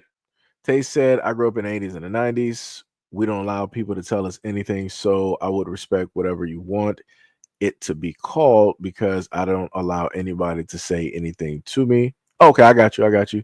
You said, no, I'm done. I think you said, I think that was supposed to be maybe like a now. I think that was like a typo. Reddy said, since the abolishment of slavery, there isn't any slave owners anymore. So they tell you the president equals most valuable slave owner. Well, technically, the presidents are owned as well too. They're paid and bought for. The electoral colleges are the ones that vote the presidents in. These things are decided before we even actually have a say so. We're just made to think that we are actually voting, that we're actually doing something. Shout out to Napoleon, who in a sense stated, I'm paraphrasing, that without religion there would be chaos, right? Somebody else basically stated that if it were not for religion, then the all of us, the normal everyday people, we will go after the rich, the elites, the kings, the queens directly out here. But because of religion, because there's a type of quote unquote order that is put, a ceiling that is put in place, this is what allows us to stay at the bottom, and this is what allows the elites, the rich, and everybody else to stay directly at top. Right? It's a clear glass ceiling. We can clearly see that it's there, but we respect the glass ceiling. We don't try to break it. We don't try to bust through it because there are certain things put in place, aka control. Ready and I said, I'm not going to put my energy into voting for a president when there's never been a president who puts his energy into my people. That's facts, 100%. Tay said, those people are not the creators and they are not the I am, right? You said, because no one will do what they need to do to free themselves. We have to stop looking at this as if it's a flex, and it's not. This is why we are slaves today, because we actually are okay with them giving us privileges and not right. And not right. They don't have the right to do this because people act like they can't fight back. These people are nothing. I don't need people to tell me to think I didn't need to read a book to tell me context. He's missing context. Whoever said that is missing context. I don't even know where to even begin on that one. Lord have mercy. Well, I'll put it to you like this. Okay, dealing with the whole thing of people not wanting to fight. A lot of people don't fight out of fear. People are comfortable, for all intents and purposes. I'll put it to you like this: if everybody right now, if quote unquote the American people decide that, okay, we're going to basically fight for the country, all this type of good stuff, yada yada yada, right? No problem. Once everything falls down, right? Once you don't have the main individuals basically controlling and doing whatever it is that they normally tell everybody to do, people are going to be lost, because now people got that quote unquote freedom, but they don't know what to do with it, right? So take it back to slavery, right? Let's say like the slave master had died, or the slave master was like retired, whatever it is, right? Whatever the scenario is. And the slave master was like, you know what? You guys have been slaves for me long enough. I'm pretty much done with doing this. I'm going to let you guys go. You might have been here for 12, 30, or 40 years, but now you guys are free. You can go out there and do whatever it is that you want to do. A lot of those enslaved people went back to doing what it is that they normally do. They were just like, all right, well, we're free now, and with my freedom, I choose to be here doing what it is that I want to do, because I don't know nothing else. I've never seen nothing else. I've never experienced anything else. So even if I am free, why would I choose to do something different versus what I already know? Right. And then you had some other slaves that were like, all right, well, I'm free. I can do whatever it is that I want to do. So no problem. You don't want to do it no more. So I'll take over for you. I will sit up there and run these slaves and make sure that, this whole plantation is going even better than when you ran it. And then from all of those groups, you would have a rare few sum of a percentage that would opt to be like, okay, well, I'm free. I'm going to actually go do something. I'm going to figure something out. I'm going to try to get an education. I'm going to try to get a job. I'm going to try to build myself up, repair myself. I'm going to try to do better and be better from the circumstances of which I came from. So those are the three groups of people. Those are the three groups of people. And that's the same thing that's going to happen at any point in time. Let America sit up there and fall. Let the main rules of what we know at this moment in time that we were born and raised with, let that all dissipate. And you're going to see a lot of the exact same examples that I gave. You're going to see that exact same thing play out. Exact same thing. You know. L said JD Vance 2028 Democratic Party. Well, it might not be JD Vance, it might be Trump again. If you don't know what I'm talking about, look up what it is that they're trying to, a Republican is trying to get passed with dealing with serving 3 terms. So it might not be JD Vance in 2028. It might just be Trump. Just saying. It's a high potentiality. Rabbit said Trump stay winning, but he can't win his marriage. Cold-blooded. Evictus said religion is the worst thing that happened to our people. Their Neanderthal God didn't create the Neanderthal, we did. Miss Lady said this delusional-ish in my head, like Zoe, you're black, and I know all I'm thinking is like she is black and she's sitting here claiming something else. I know they laughing. He's talking about, he's talking about Zoe Saldana. Yeah. Invictus said, brother, stop saying Americans. These people are foreigners, and we would never let them call themselves American. That's the trick bag, the United States citizens, and we're the only Americans. Like I said, again, I let everybody else debate on those circumstances. However it is that other people want to refer to, and however it is that people want to specifically, talk about it, you can do that. I ain't about to sit up there and argue. I'm not about to do it. I'm not. Y'all got the energy for it. I reserve my energy for certain things. that's how I do it. I reserve my energy for certain things. Tay said clearly the messages are coming through delayed, so that's why we're lost in translation or this chat. Tay said, of course, the fear, of course. He said, no, that is not true. We are underestimating ourselves and putting our actual lives in the hands and mindset of people like Jeffrey Dahmer and John Wayne Gacy. Well, the Jeffrey Dahmer, that was a whole nother group that was. Oh, okay. I think you're okay. I get it. So you're making a comparison to them to JD Vance and Trump. Okay, I got you. Okay. Because I was about to go on a whole breakdown. I was about to go on a whole breakdown when it was done with Jeffrey Dahmer. I was like, actually, that was a whole nother group of men that were advocating for and trying to date Jeffrey Dahmer and yada yada yada. Oh man, I was about to throw you off. Invictus was like, okay, I get it. Yo, Bangani, what is up? What is up? Said respect and love, brother. Said you respect. Much love. I'm sorry, I said it. I was trying to feed off of what you said, but much love, respect, and appreciation to Bangani. Much love. Tay said they went back to going to the slave master because of what they thought, because they couldn't find jobs. They were getting locked up because they were not working. That's when they started locking. You're talking about the vagrancy laws. I know what you're talking about. You said no, but you have to understand that this was our land. We already know how to farm. No. Trust me. In order for them to even have survived, they've already stated that the main people here basically pulled them into the house and taught them. Right? They gave them the knowledge, they fed them, they clothed them, they sheltered them, and taught them about the land and everything. Trust me, I know.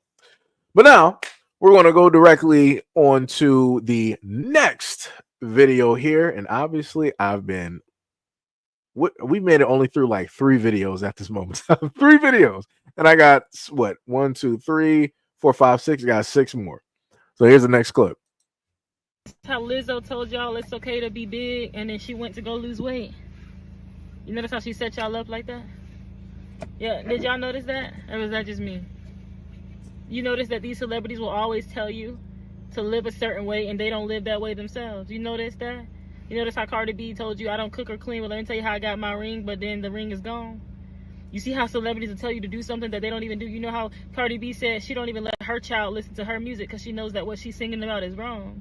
And that's not how she wants to raise her daughter up. But she'll raise y'all daughters up like that though. Yeah, she'll raise y'all's daughters up like that. Yeah, but she ain't gonna raise hers like that. You notice that? You see where I'm going with this? Y'all gonna get enough of worshiping these celebrities like they're God, baby.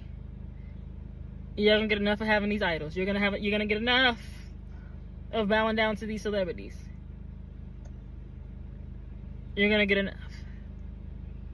Tell me who your God is.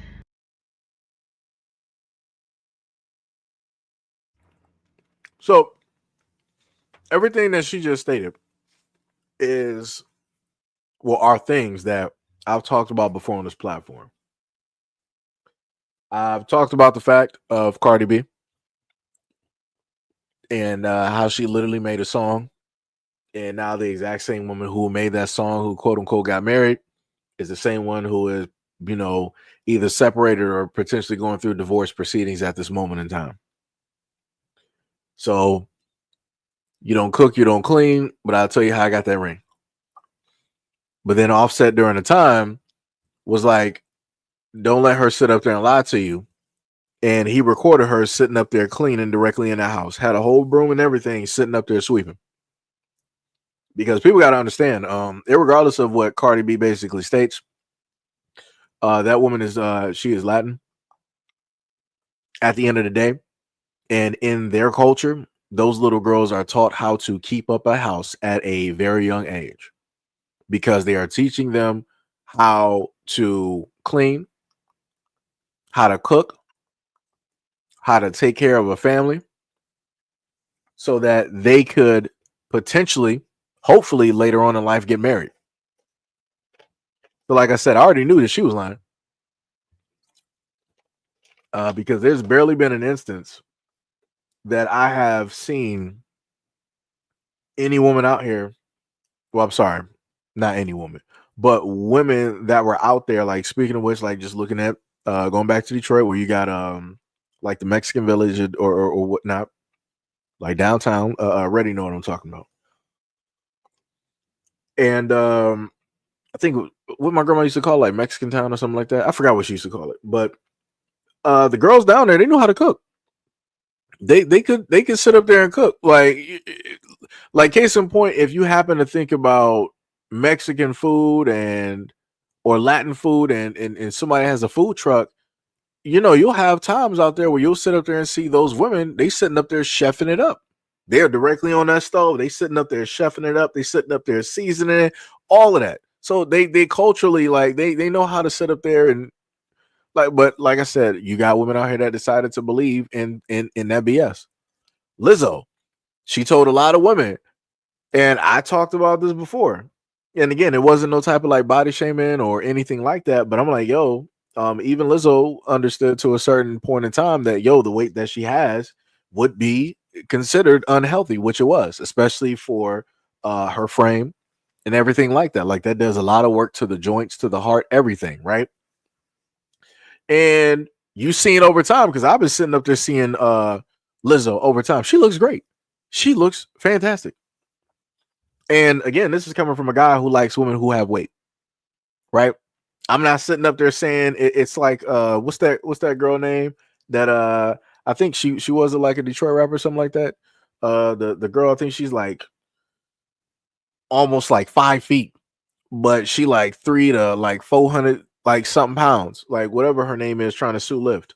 Like, yeah, she gotta lose that. I'm being dead serious. Like, she got to sit up there and lose that. Like, that's crazy. That's some diabolical work. Like, the moment in time that she was on the Breakfast Club and they brought out a whole section.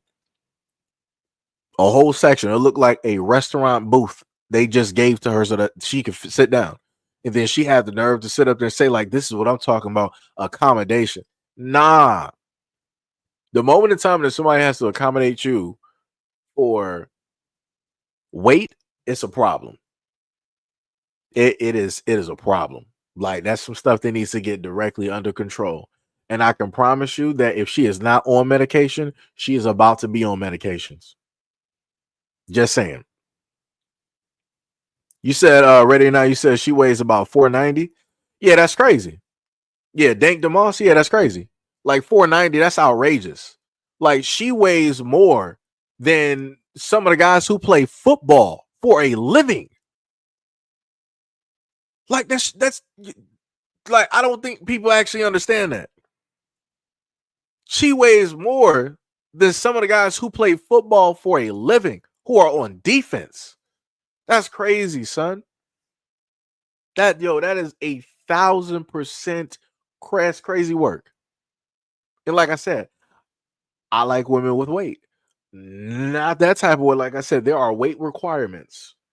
I'm not trying to die. I'm just gonna be 100% honest. Not trying to sit up there and die. I'm just that's the only way I can sit up there. It's the only way I can sit up there and put it. Because that's crazy. Because I didn't heard some of her lyrics and seen her rapping out of like the trunk of a car. And I'm like, yeah, the moment of time that you got to do that, you big. I'm like, yeah, nah, that's not happening. And then she got the nerve to go to that rent-a-car place and jump into a car and act like the way that she's sitting up there driving in that car is normal. If a car crash were to happen and she was in it, they would literally have to use the jaw of life to literally tear that whole car apart just to hopefully be able to pull her up. Like I said, but Lizzo was the one to sit up there and start that as a positivity type of thing. No matter what you wear as a woman, no matter what your heaviest is, you are beautiful. You're this, you're that, all this other type of stuff. And I want to sit up there and just state this: Lizzo has never been at no point at all has Lizzo been an ugly woman.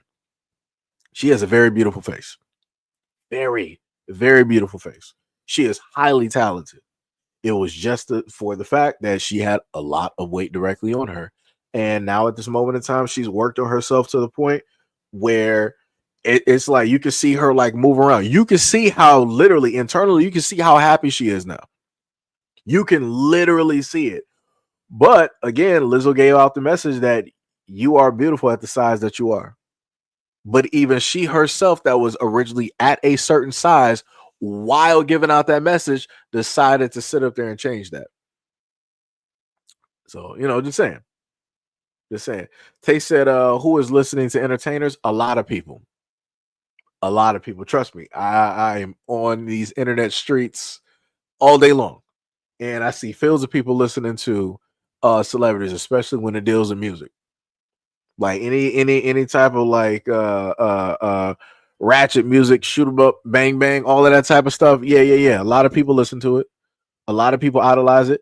Matter of fact, I got a video that's going to match up with that. I might happen to play that next because I gave you guys a solo story earlier this morning, and it was dealing with the rapper. The young rapper who ended up losing his life in Texas with his daughter. And I remember I had somebody in the comment section. They were like, I don't want to see nobody talking about he was a good person and this, that, and the third, and all this other type of good stuff. Here we go. So I want people. Wait, what was that? Let me read some of these comments. He said, they say she almost $1 million off. Oh, yeah. You got a lot of dudes that are into morbidly obese women. You got a lot of dudes that are directly out there that are into that type of thing. They will give these women money so that they can just eat all of this food, and those guys will watch them eating all this. Like I said, I done seen it all. I done seen it all. Like I said, it is what it is. Like I said, the moment in time I was able to watch a video of a woman who was morbidly obese, she was pretty much bedridden, and she was married. And and this is the craziest part I want people to understand, right? For a lot of women out there, faith, you never lose faith, right? You may be single, you may not be able to find the guy right now, but you have morbidly obese women that are bedridden that are married. I want you to understand that. Go and look at the TLC channel where they got what was it? My 600-pound life or whatever it is. Those women got boyfriends or are married. So if they can sit up there and happen to get that, there is no excuse for any other woman directly out here. And I ain't trying to hear the whole thing of women sitting up here saying, well, I'm just not looking. I just don't want to. Nah. Because a lot of people want a companion. A lot of people want somebody else to share moments with or to share their lives with. Like I said, never lose hope. That's all I'm saying. No excuses. No excuses. That's all I'm saying. But yeah, you got a lot of guys that's into that. It is what it is. You know. Gillette said no she weighs more for sure. Yeah, yeah. The biggest is like 405. That's crazy. One of many. What is up? What is up? You said same Seji. I like my pear shaped women. Bars. Bars. Princess Peace is just laughing in the comments section. Like I said, I try to put it nicely, without, getting extra. That's, just try to say it nicely. Gillette said, and he is like 6'6" and she is 5'3". Yeah, she 5'3" and being like almost close to 500 pounds. That's insane. Like your heart is doing double. There's a male rapper that's that exact same weight. Like the dude was sweating just trying to get up off the couch and stand. Brother was sitting up there rapping with an oxygen machine on the side. I'm like, bro, you don't need to be a rapper. Like you need, like, where's Jenny Craig at? Like we need some things to take place and happen.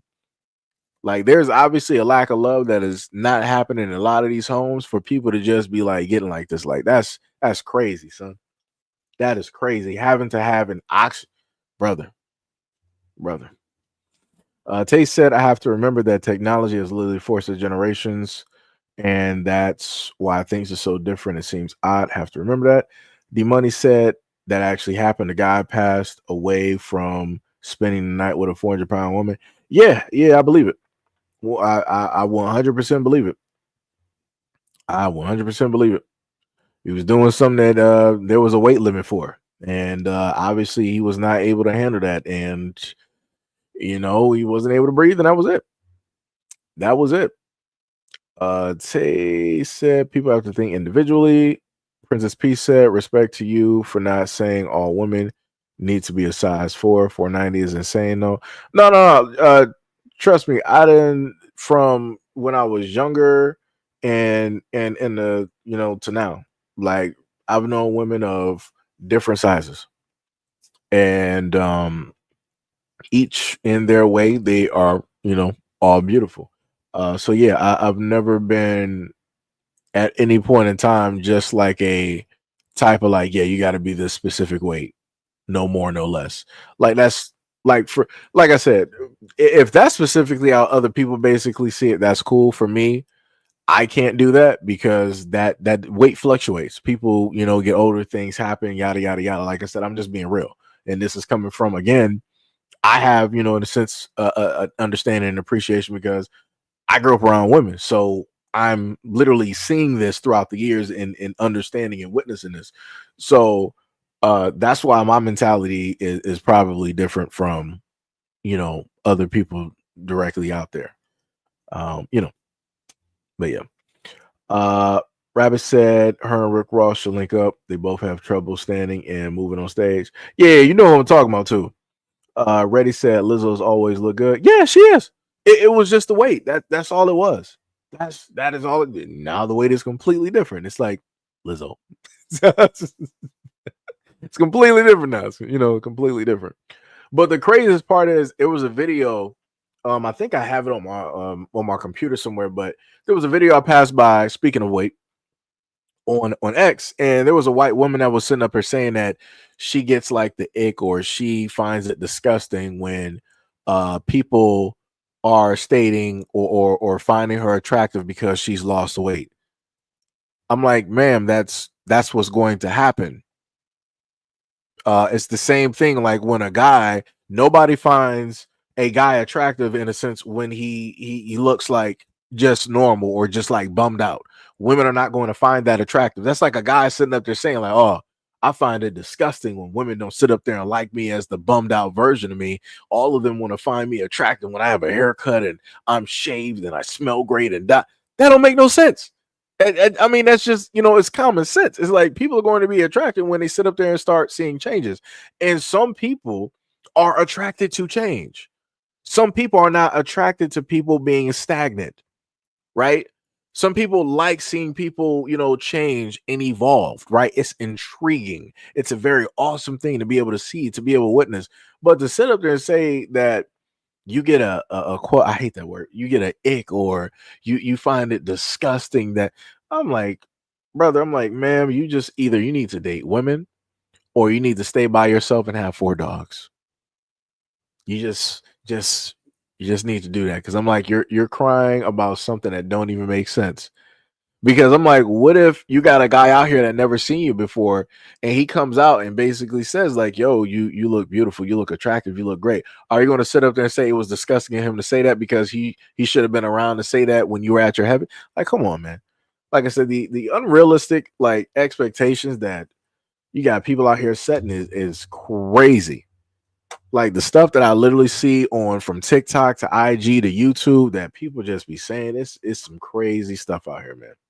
Crazy stuff.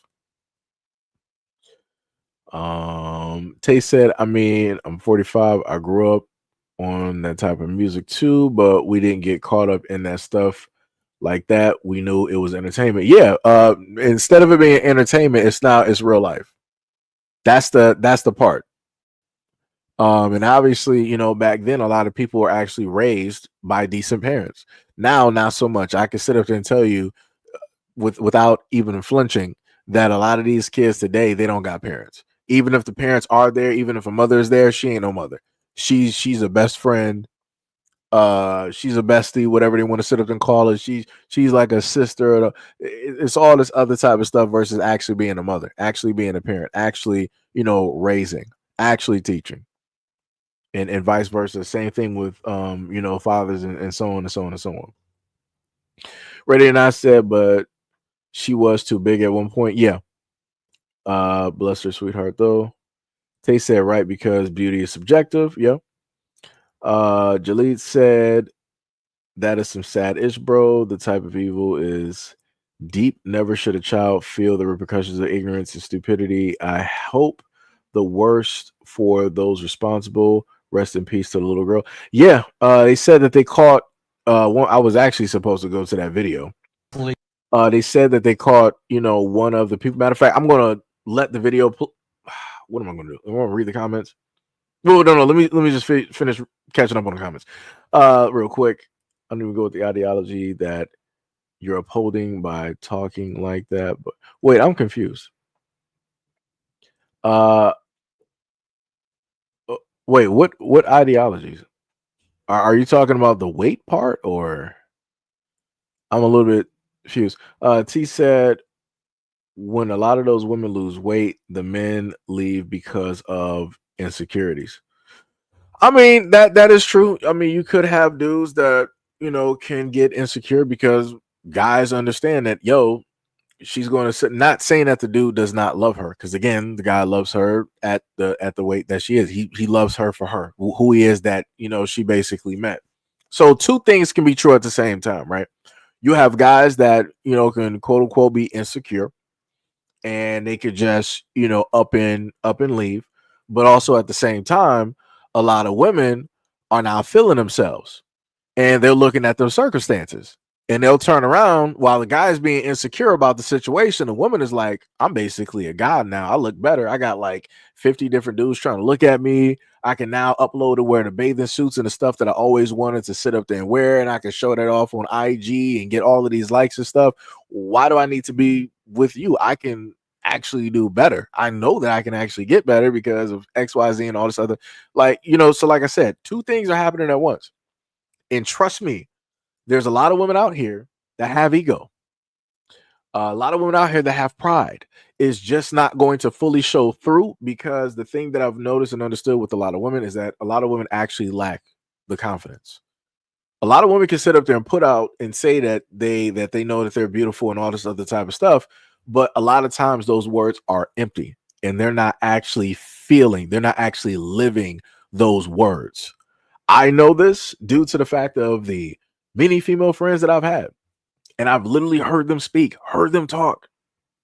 And I'm like, man, I'm like, your words are empty. And I'm talking about like, this is like 19, this is 2021, right?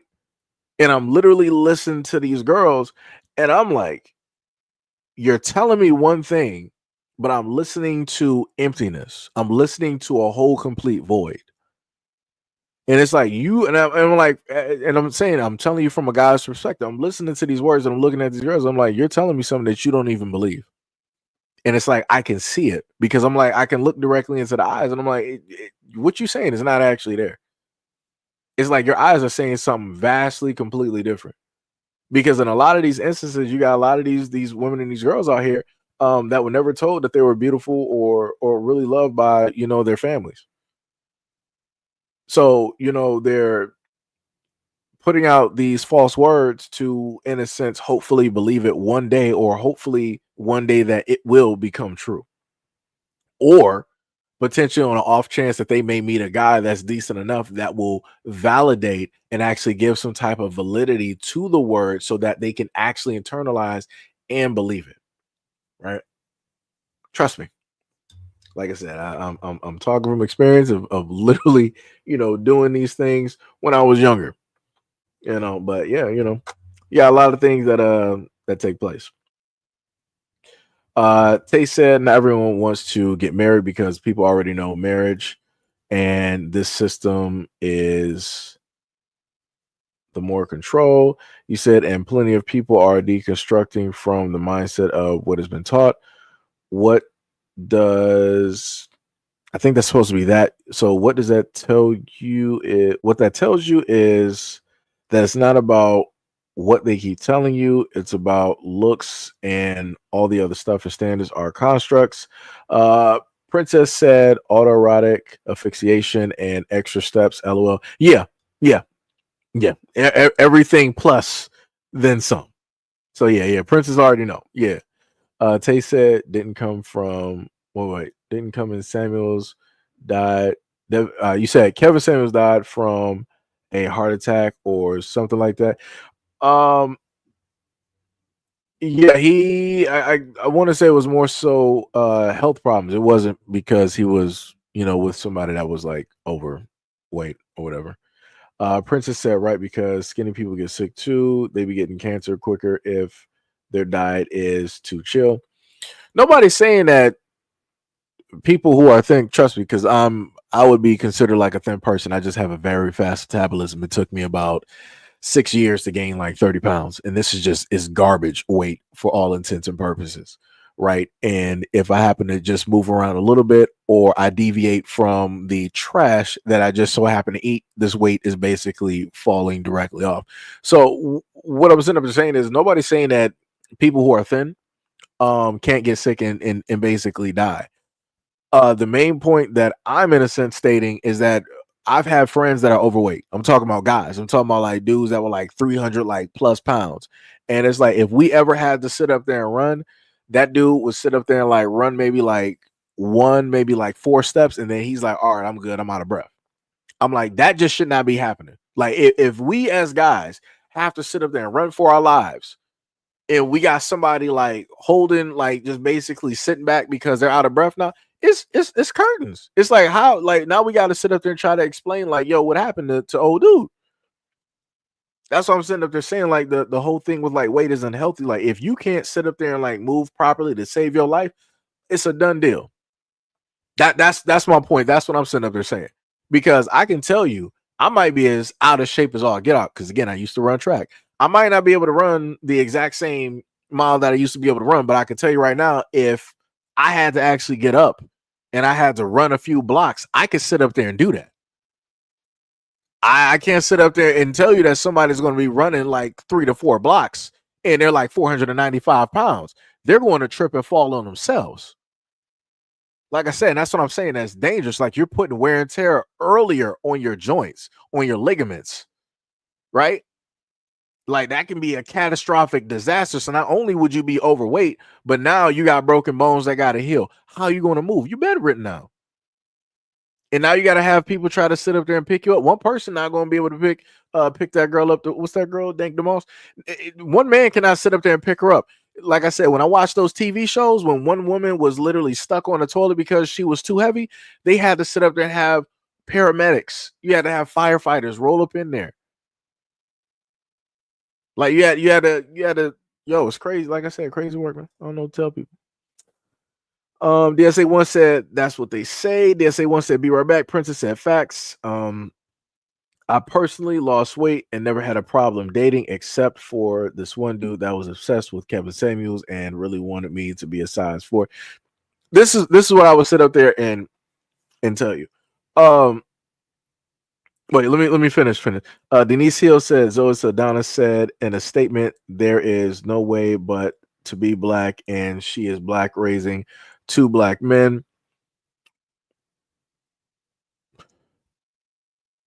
I believe it when I see it. Because I'm just gonna be honest.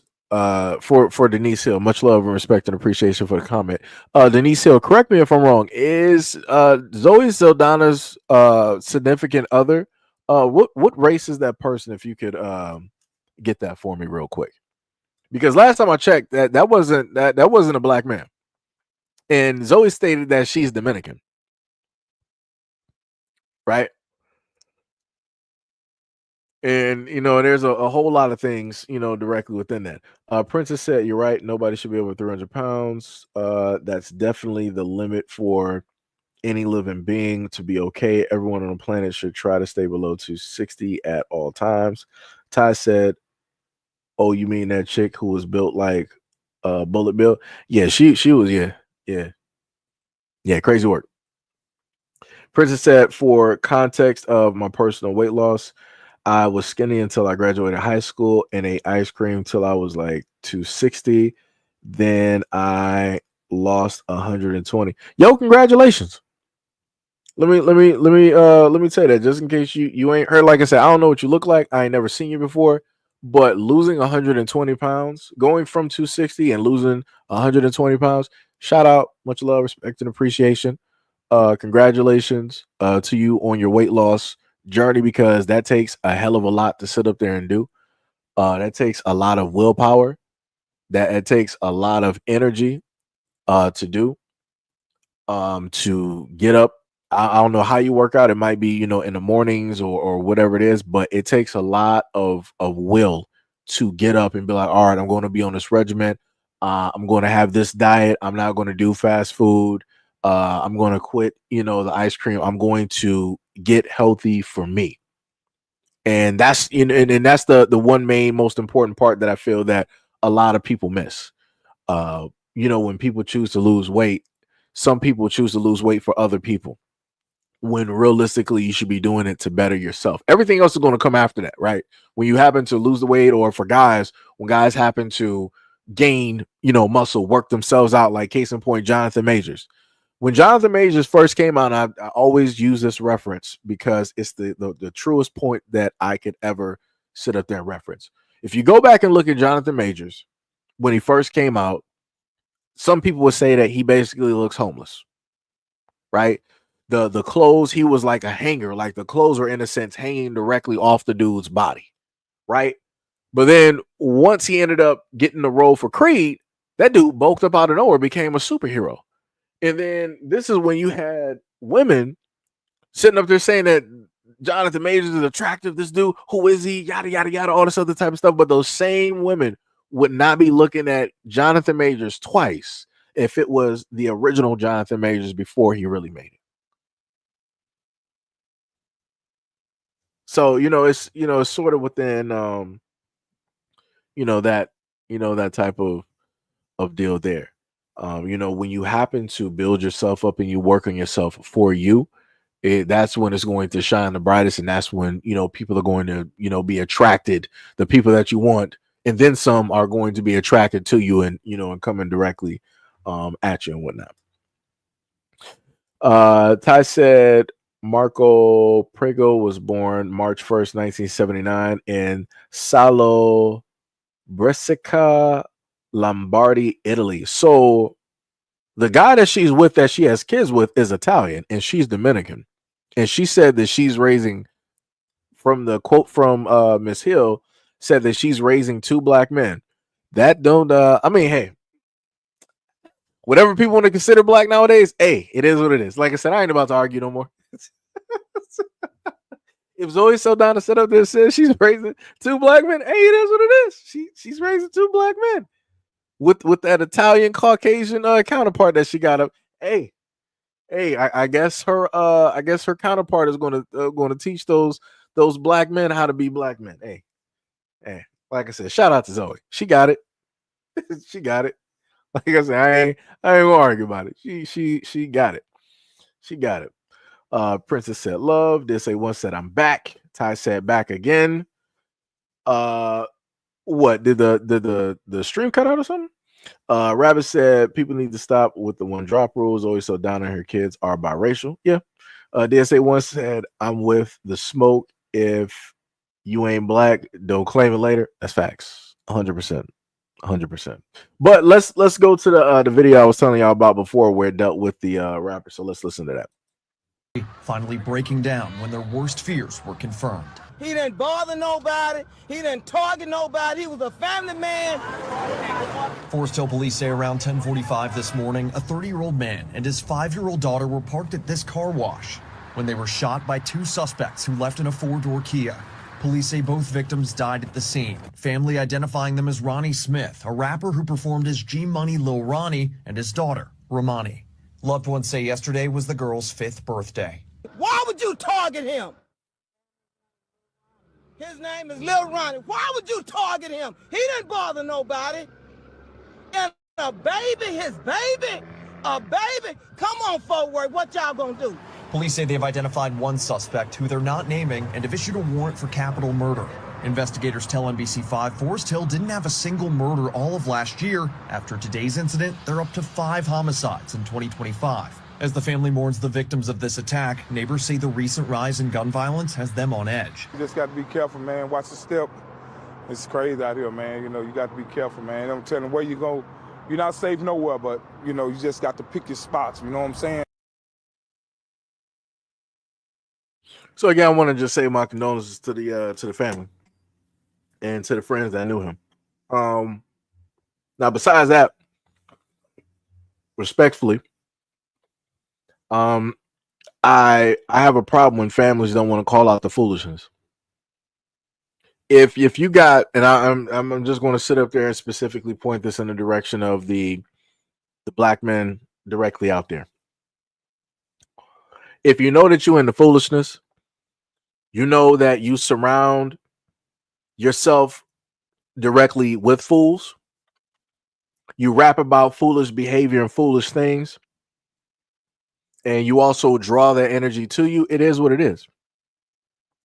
The saddest part just is that his daughter was with him and she just celebrated, that little 5-year-old girl just celebrated her birthday. And after her birthday, she's gone. And she'll never be able to celebrate another one ever again. And that's you know, that's crazy. And this is why I sat up there and said before that I have problems where you have people out here that are into negative types of behaviors or things, and they know that time is basically up for them, but they want to sit up there and create life, and they want to put that life in the exact same trajectory as the negative energy that's about to sit up there and hit them. And that's what you were able to see. Like I said, I saw like the somebody ended up actually, so I'm not going to put it up here, but somebody had filmed a little bit of the footage. You saw the rapper directly on the ground. And I think you might be able to barely see the 5-year-old girl in a car. And it's shameful that something like that happened. And it's always shameful when the families don't want to call out what led directly to this. The grandmother or the aunt was sitting up here saying, like, why would you come after him? He don't do nothing to nobody. He, you know, basically a good kid, yada, yada. Yo, nah, I ain't trying to hear it. It's not like we're talking about somebody that was just a gospel singer, somebody that was doing rock, somebody that was doing R&B, neo soul or something like. We're not talking about nothing like that. We're talking about somebody doing rap, talking about hood music, associated with other hood individuals. That's what we're talking about. Every single time rappers are 9 times out of 10 getting shot, it's because people are gang associated. They clicked up with other people. They surrounded themselves, like I said before, like, yo, if you know that you are this type of person, don't have kids, dog. That's the best message that I got. If you know that you are in this type of lifestyle, stop having kids. Leave the kids for people living everyday average civilian life having a 9 to 5. Don't be doing all of this rap stuff, be clicked up and ganged up and all this other type of stuff. And you bring kids into this world just to sit up there and have them in a shootout with you. That's crazy. You had a life just so it can get taken. That's what we doing? Because there's no other way to sit up there and explain that. There's no other way to sit up there and explain it. Like I said, that's selfish. If you're going to go down and you know you're about to go down by yourself. Don't take somebody else with you. Like I said, communities, people, a lot of these families, man.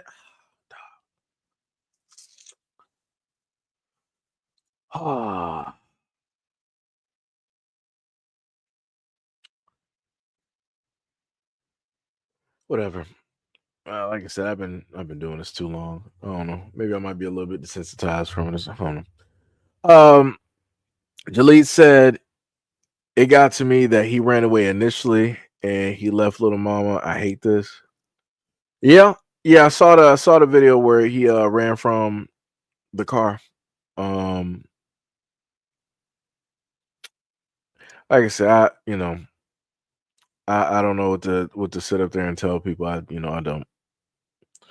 Ty said, "Did you see the video where he was actually getting chased?" Yeah. Yep. I saw the guys on the side of the car wash. The dudes like came through on the side, started like spraying up the scene. You saw him run directly from the car, and he was on the opposite side of the parking lot where, he was gone. Yo, Namor, what is up? What is up? What is up? Said our woman keep choosing the troubled men. Gotta break the cycle. The hardest part is coming from the perspective that I have of talking to a lot of women and young girls during the time of high school and everything.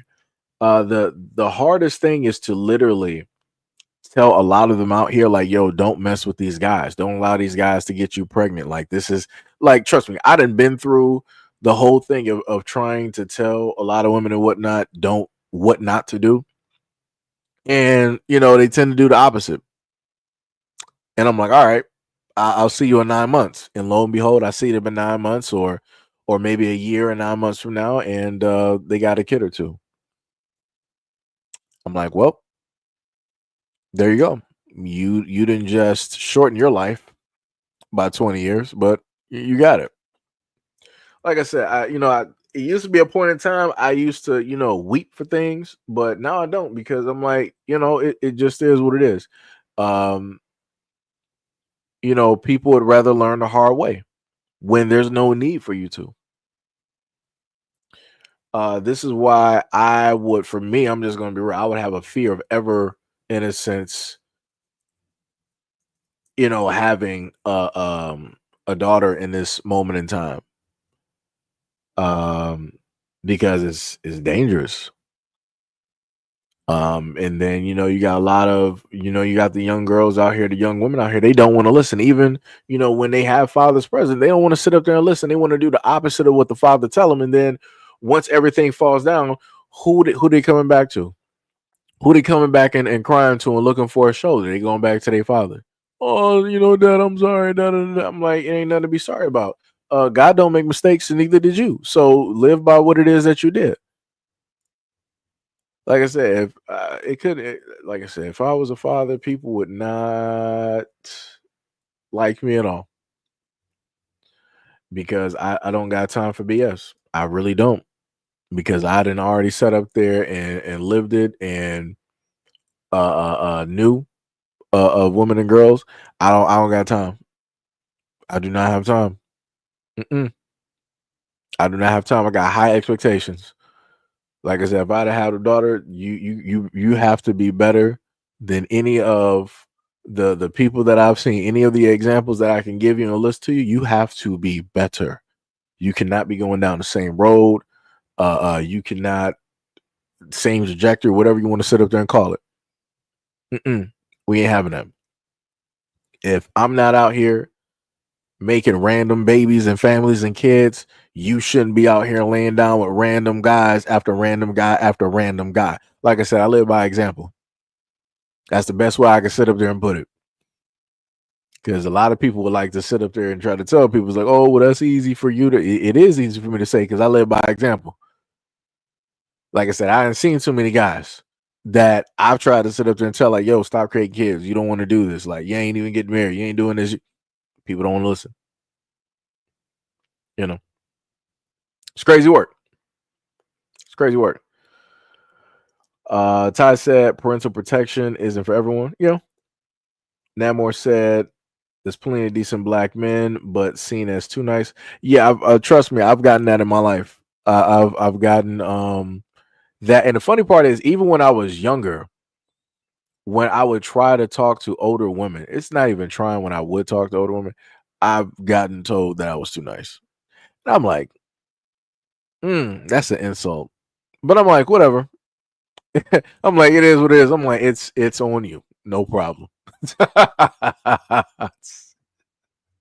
Like I said, I learned very quickly that a lot of women do not like men who, respect the women in their families. I learned that very quickly. I learned that so quickly. It didn't even take long. And like I said, that's a shame.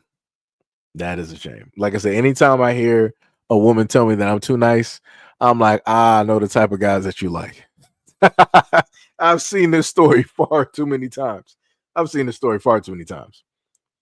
I said, that's if you are a guy, that is one of the biggest insult. Other than a woman sitting up there trying to find or formulate some type of way to like call you gay because you might have like turned her down or whatever. Other than that, one of the most normalized and most disrespectful comments that you can get is a woman saying that you're too nice. That's crazy work. That's crazy work. That's like a job sitting up there telling you that you overly qualified for this position. Huh? So we can't make a deal. We can't just like work something out. Like that's that's what we do. It's crazy work. Crazy work. Ty said, what's ironic is no one is really mad that he was hit. They're mostly pissed that the little girl was involved. Yeah. Yep, that's facts. Now X said, yeah, at some point it's their choice moment. Yeah. Princess said, that's a good one. God don't make mistakes, and neither did you. Yeah. That's one of the reasons why I didn't have all of the quote unquote female friends, because again, people get put in the friend zone because they don't see you as that type of guy, right? So because I was put in that friend zone, I wanted to be the actual friend to tell you what it is that you need to sit up there and hear, right? Or to try to be that brother, whatever it is, right? And I did that job so well that a lot of those quote unquote girls or women that I was friends with seemingly evaporated. They didn't actually like the truth, and a lot of women like to sit up there and say that they can handle the truth. And I'm like, Jack Nicholson, you can't handle the truth, and that's just the facts. A lot of women say that they want the truth, but they don't. In actuality, a lot of women would rather be lied to in order to spare their feelings, even though they know internally specifically what it is. They would rather you make the attempt or to just outright lie.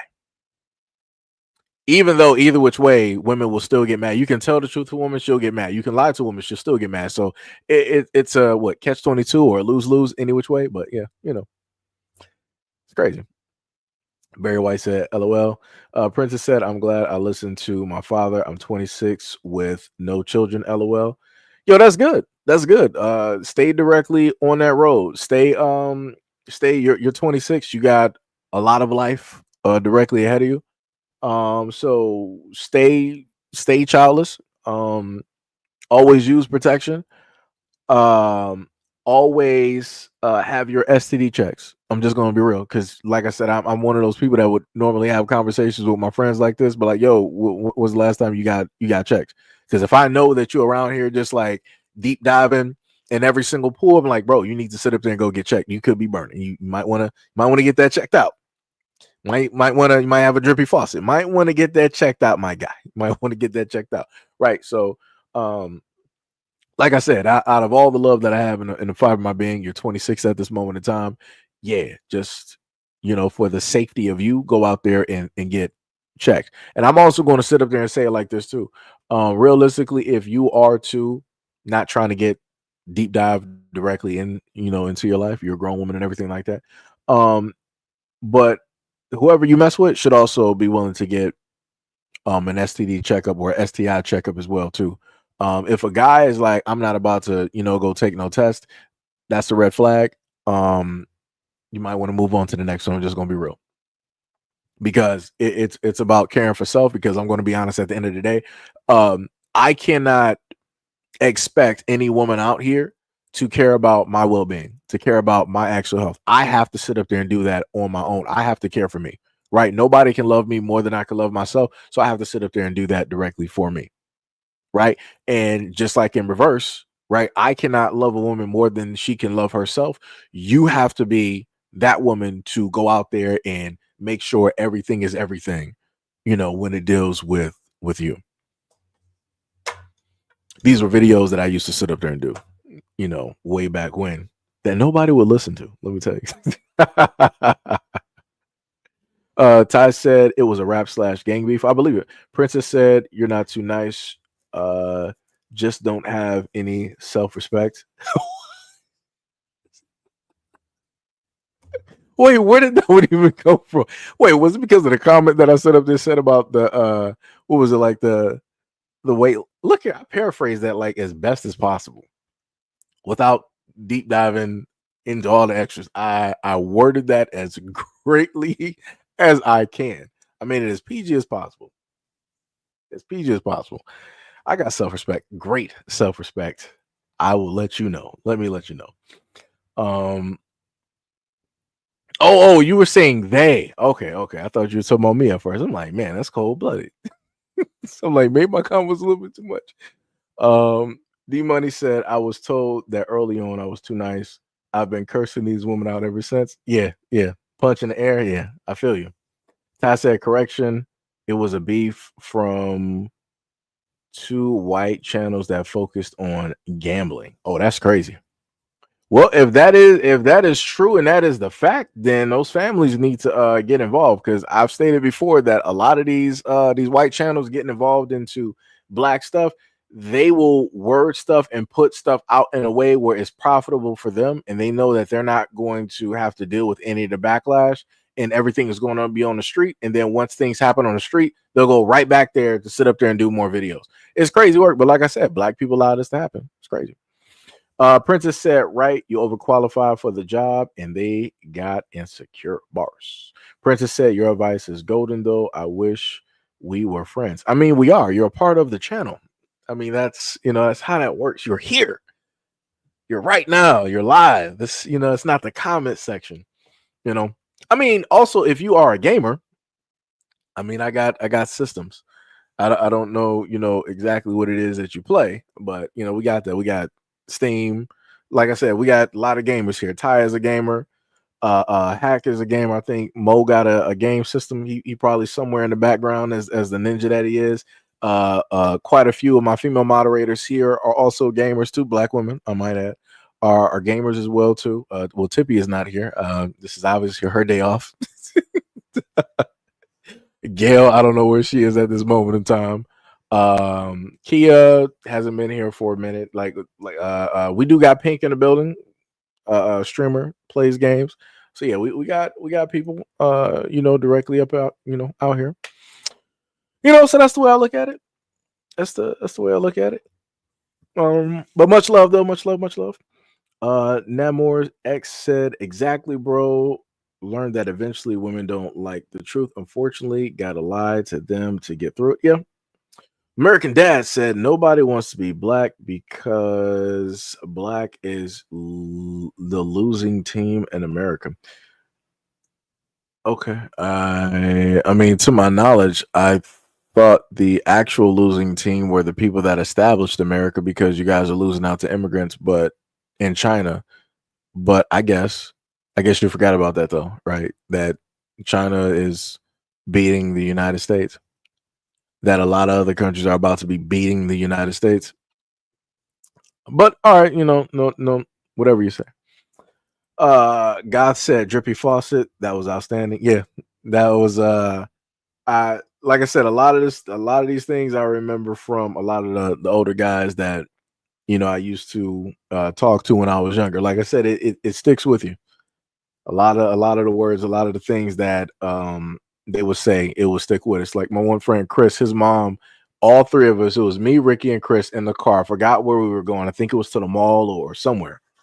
And she was talking to us. She was like, "Yeah, y'all better not go out in the rain without a raincoat." And I'm like, did she really just sit up there and say that? I'm like, that's crazy. I'm like, that is crazy. And I'm trying to figure out at that point, was I a virgin at that time? Yeah, I was. That's crazy. That's some crazy work. That is some crazy work. Actually thinking about that too. And the funny part is I knew what it was that she was saying, even though I was not dibbling and dabbling, at that moment in time. I wasn't doing that. I was just focused on playing basketball from sun up to sundown, hanging out with my friends, going to the mall, playing video games and all of that. I mean, not saying that I wasn't sitting up there looking for a girlfriend. I was, but it'd be like that. It'd be like that. Tough times. Back in the day, let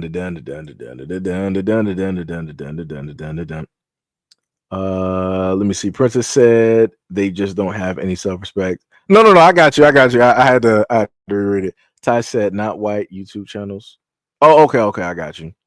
But I don't know who runs the channel, so it could still be correct. Right. Very right. So white. I mean, right. Ty said don't play with Seji. He's horrible. I forget. Yo, it was somebody that I think it was either, it should have been Ty. It was either Ty or somebody. I think I played like Overwatch. I was doing bad. And then had dipped out. I'm like, damn. I'm like, I did that bad. But I was trying to get back into shooters in a sense because I haven't really played them in a minute. Because that was during the extent of when Activision had banned me from Call of Duty. So if that was Call of Duty Seji playing Overwatch, that'd be a whole different story. Because originally I would play with Moira, and then I would play with well, technically that sounds quite odd the way that I said it. So the normal character that I would have on the game is Moira, and then the second character I think was it Margaret? I forgot. Torbjorn's daughter. She got the shield and the mace. I thought she was dope. I thought she was a dope because I like, supports, healers, and and stuff like that. So Ty said, man got banned from COD. Who the F gets banned from COD? Yo, a lot of people get banned. Just saying. Goth said, gamer here. Yo.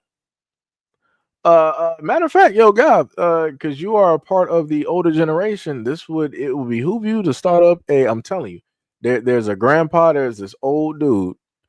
He's about, I want to say maybe like 70 or something like that. And he plays shooters.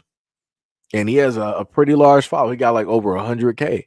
So, this would be that time to start up, streaming, start doing some video gaming. You can do it faceless. Don't even gotta have your face up there. You can just have a mic and you can just play some games and, different things like that. Give you something else to do. And then that's something that you can do with the grandkids.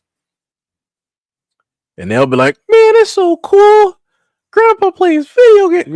It can be it can be that whole thing. So, just a thought. Gillette said, me too, nigga, on 2K25.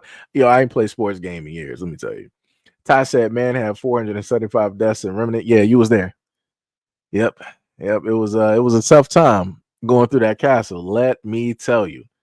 But now it's a whole different story because I got my build and and everything like that. I ain't played Remnant in a minute. I got all the DLCs, but I ain't played in a minute. It's been a minute. Pink says, Seji, your advice got me my pistol permit. I just got the email to renew it. Hey, like I said, yo, and much love, Pink. Much love, respects, and appreciation. Thank you for hearing me out. Because trust me, I got women in my family that I've been trying to tell to go out there and get a license to carry and everything like that. Still ain't listened to me to this day. So again, this is stuff that I've been preaching since before I had a YouTube channel. And you are one of the first who sat up there and told me, like, yo, because of your information and everything, I went out there and got my license. Like I said, that's the stuff that I love to hear. That's dope.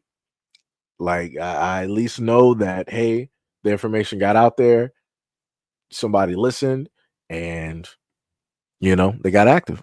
So like I said, that's dope. That is awesome. That is awesome.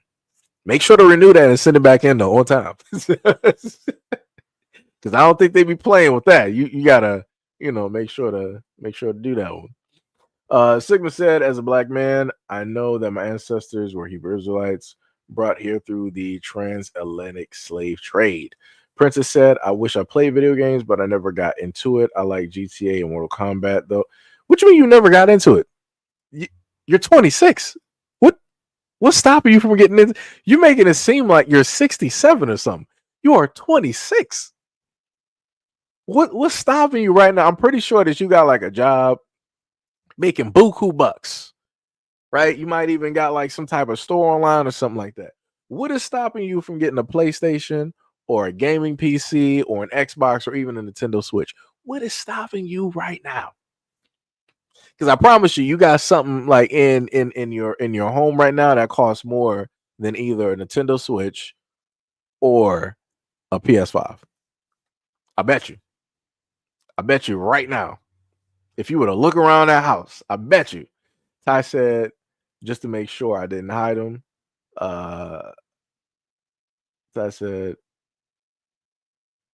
wait, hide them? I'm lost on that one. D Money said, everyone wants to be black until it's time to be black. Facts. Goth said, losing team equals illegals. Jaled said, some of us were here previously too, though. God said, there's a saying, everyone wants to be a Spartan till a man loving Thursday. And and the funny thing, speaking on like Greek and Rome and stuff of that nature, I told people about that. I'm like, some of the main warriors that people very much idolize, a lot of these dudes loved other dudes, and I'm like, nobody, no, and that's one. I think that's one of the main reasons I never really got into a lot of those shows, because I knew that they were going to have a lot of those scenes, which for me, I feel like are unnecessary. It's like, all right, cool, no problem. Those guys are in a relationship. I don't need to sit up there and see everything. Right? Like I said, for me, I feel like a lot of things are just not needed. Like even in a lot of movies, sex scenes are just not needed. Like I don't need that to convey a point in the story that these two people love each other. I'm like, that's not really doing anything. That's just lazy. That's just taking up space. You could have just did some more writing, storyboarding, something, but they opt not to do that, and they do the lazy thing is like, oh, we're gonna add nudity and all this other type of stuff. Again, it does nothing to progress the story. It does nothing for character development or character growth or anything. It's crazy work. A lot of lazy writing, let me tell you. Rabbit said, losing team equals white guys can't win without racism and violence. Abnormal said she was telling y'all to keep them rubbers on deck. No. Yeah. That's bars. Sayo said she is not Black American, talking about Zoe Saldana. Ty said it was me. Wait, huh? Let me see. Ty said Brig. Oh, Bridget. Yeah. That's her name. Yeah.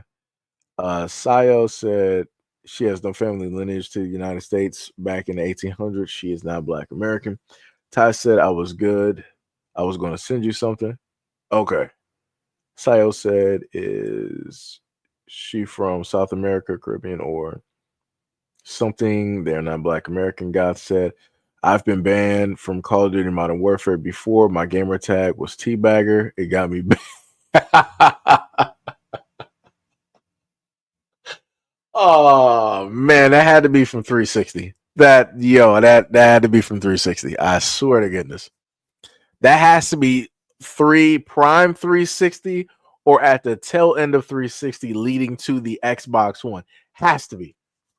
That is the only time that you would always see gamer tags like that. Oh my goodness. And as soon as you saw the gamer tag, you already knew what was up. As soon as that person got that tag, teabagging. Every time. Every time.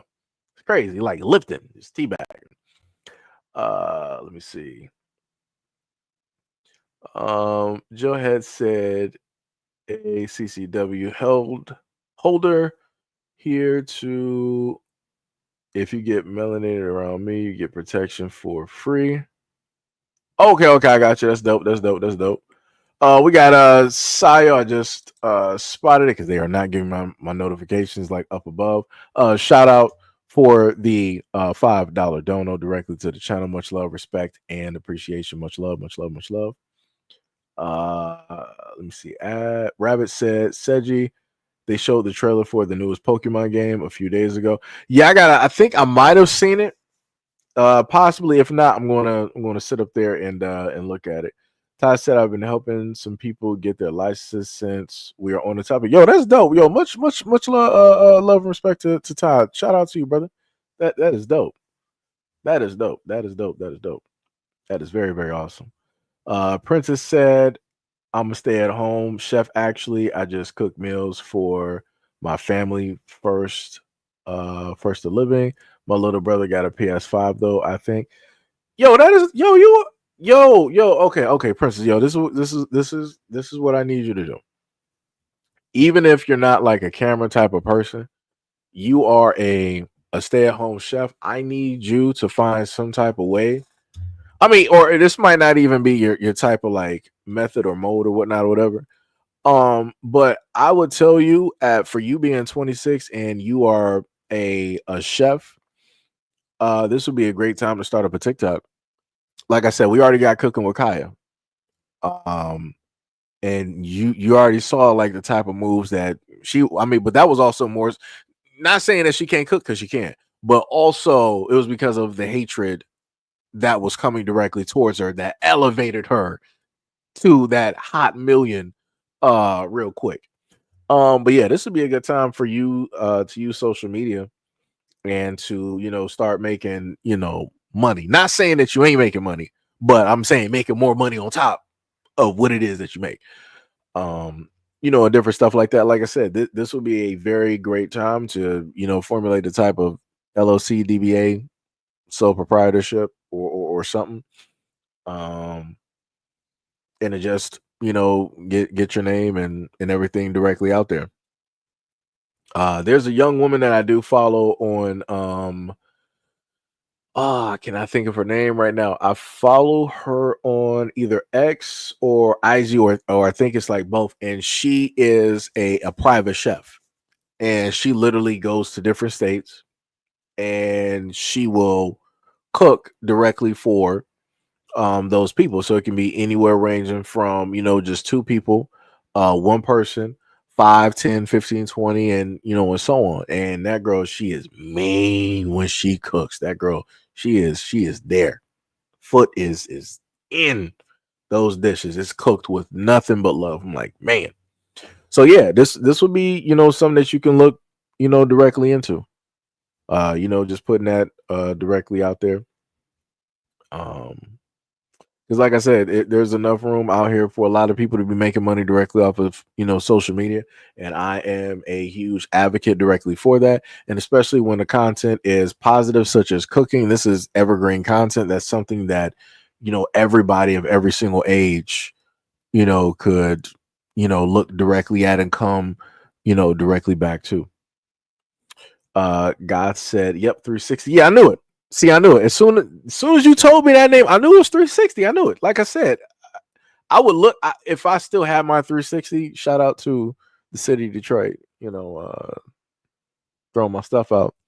But if I still had my 360, I would be able to go back and just reminisce and look through a lot of stuff. D Money said those gamer tags will get you every time. Oh yeah, that's facts. Princess said, "LOL, I definitely thought about uploading by cooking vids on YouTube or TikTok, but I don't put my face in it because I'm actually very attractive and I don't want people stalking me just because of that." No. You can do faceless. You can just put hands I mean, people not going to, stalk you because you got nice hands. So you can, you can just so happen to, do that. You'll do the voiceover. I'm telling you, like I can, man. Oh my God, I can already see it. I'm telling you, all you have to sit up there and do is the voiceovers. You do the pre-recording. Right, you cook. Let's say like you cook like something real simple, like you may do like some scallops, asparagus, and some salmon or something like that, like something real simple. So you just chop up the video because I think you can do like 3-minute, 5-minute videos directly on TikTok now. So you can literally do a step by step video directly on that, and just do the voiceover. You just showing your hands or whatnot, or whatever, and then showing the plating, and that's it. That is it. Guys don't, and trust and believe, guys don't have to just sit up there and see your face to stalk you.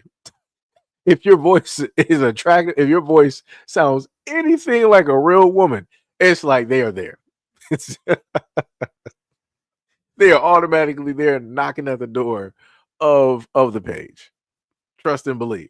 There's women that I follow directly on Twitch. I don't know what they look like, but I know that they can game. I know that they sitting up there shooting down anything that moves, and they're good at fighting games and stuff like that. And some of them I've never heard their voice either. So like I said, it's a variety of things. It's a variety of ways that you can actually do that. So just want to put that out there. God said, I dropped my like, gotta go for now. Grandbabies came over, blessings to all, and love from Virginia Beach, VA. Much love, respect, and appreciation to you and yours. Goth. Ty said, okay, check your messages on Xbox. I gotta flip my what's the name over. Let me see real quick. I just realized. Oh, okay. So it's on this profile. I got you. Let me just do that.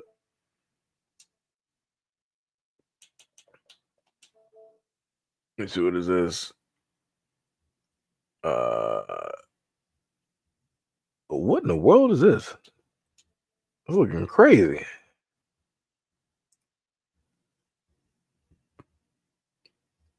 That's crazy. This man said, beat racism and bringing one another together through finance. That is crazy. That is crazy. That's some. Oh, man. And that man got like 3,000 followers. That's some crazy work. Man, I think I only got about, I don't even know how many followers I got up on X. I don't really think I got any, really. I don't really sit up there and post on X anyway, though. Technically, the funniest thing is because of IG, I got about like 1,000 on Threads, but I haven't posted anything though. I might post something on there. I don't know. It's a little bit different, but yeah, that X page look crazy.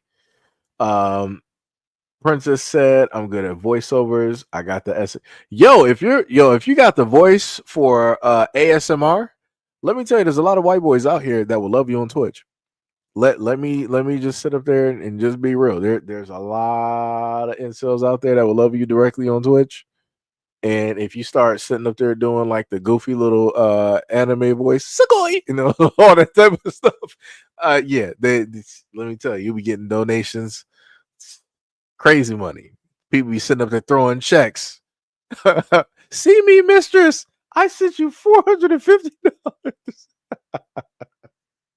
Them boys will be sitting up there sending you their rent. And let me tell you, they will be sending you their rent. And then let me tell you, let me sit up there. Shout out to Emerald. Let me kick it up a notch, right? So let me preface this by saying this. When I mention this site, you don't have to. The first thing that comes to mind is not what I'm talking about, right? So you could basically from there, depending on how popular you get, you can start up in OF. Just hold on, just hear me out. You can start up in OF where you do other voiceovers where it specifically caters to that individual. right? Maybe they might want you to, say things differently that you wouldn't be able to say like on a YouTube or a Twitch and so on and so on. My alarm's going off. Shout out to Rita Repulsive. But you can sit up there and do the same voiceovers, but maybe they want you to say things a little bit differently, things after dark. And again, they'll pay for it.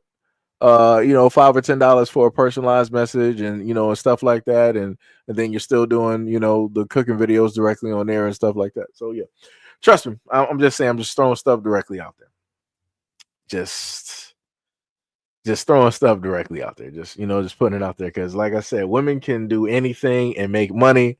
So I'm just throwing that directly. And again, you don't have to be on OF to, to be nude and do all of that stuff. You can just literally have your voice and you cooking and you doing personalized content for, those people. And again, men out here will sit up there and pay money directly for it. Trust me, they are out there. Shout out to the X-Files. Shout out to X-Files. Let me see. What was it? Voiceovers. Facts. Ty says, sounds like a you problem since I can't text you a damn thing. You said, nah, he got 31. On the picture that you just showed me, it said that he only had about such and such followers on there now. That's crazy. Princess said, what's your Twitter? I'm gonna follow you. What is my Twitter? Like, I don't even I'm dead serious. I don't even post nothing on here. How do I go to my page real quick? That's how you know I don't really even use Twitter like that, where I'm like, where do I what's the name? Let's see.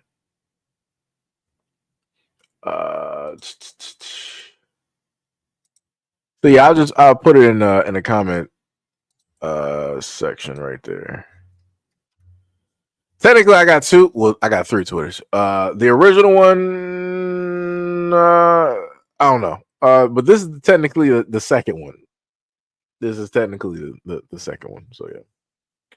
So that's that one. Right there. I should have sent to both channels. D Money said the ooh stuff is crazy word. Yeah, it is. And especially when the girls are sitting up there like doing the faces and stuff. Crazy. But yeah, on Twitch, when they be sitting up there doing it, they be pushing it to the limit. Shout out to Rick Ross. Them girls be pushing it to the limit. Full on booty shorts, the lowest cleavage tops. It is insane. And the money that them dudes be throwing in. Like I said, hey, glory to the winner. I'm not mad. I'm just saying that's some crazy work. It's just that's some crazy work. Princess said, Twitch, I gotta check that out. Jalid said Lamo sounds like the consultation for Pimp and Seji. Nah, nothing like that. No, I'm like I said, my whole main thing is like people making money. It's because I'm laughing at the comment. Like my whole main thing has been about people being able to make money off of specifically themselves, right? You got the government and everybody else able to make money. Your job can make money. Insurance is making money off of you. Stores, the government, everybody's able to make money off of you, but you, right? And now is the time because of the digital age. You can literally put yourself out there as your own brand, and you can make money off of yourself. Something like this was not even possible, let's say back in like the early 2000s, 90s, the 80s, 70s, 60s. Like it wasn't even possible. Like the door is literally broken off the hinges, and people can come directly through there and try to make something happen. So that's all I'm saying. Want people to have multiple streams of income. That's it. And then, like I said before, she's 26. That's young. Like, yo, you can do a lot of like moving out here, making ways of money. You can come out with your own. Like I said, what was that one girl, the pink sauce lady? If she could come out, if that girl could come out there and make pink sauce and go through everything that she went through, this woman right here, at the age of 26, sky's the limit. Sky's the limit. Let me see. Princess said, "This is all such great advice. I have thought about that before. I just don't like the stigma of what people assume of OF means for all of." Yeah, but, because the main thing with OF is that the workers, because I gotta paraphrase this, the workers that are there are the main ones that really, in a sense, made OF what it is. And the second wave was the second wave 2.0 was some of the celebrities basically showing up because of what Bella Thorne and some of the others were able to do and get away with. And once, celebrities realize that, oh, I can sit up there and just do things a little bit differently and really get in contact with those people, and people are willing to pay, exorbitant money, that's what people did. Because you can look at how much a lot of people are making on OF without doing, the type of other content, and people are pulling in buku bucks, like life-changing money for a lot of content creators directly there. But again, people only primarily know OF because of that. And again, even on X, this is what I just so happen to see. That's why I block out a lot of the names, because I make sure to go through people's profiles and I'm like, you do you got a lot of content up there. Like, I can't put that name out there because then they might think I'm trying to promote something. Like, you're trying to, like I said, glory to the winner, but it's hey,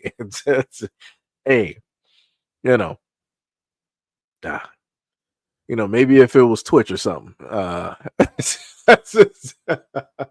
maybe if it was a different platform, maybe ourselves to put the name out there, maybe I'll put it out there. D Money said, yeah, crazy work.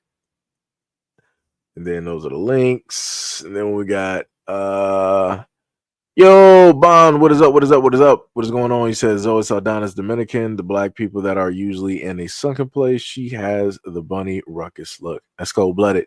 Ty said, gotta disappear for a few. I'm drawing and gotta focus. Gotcha. No problem. Much love, much respect for being here, brother.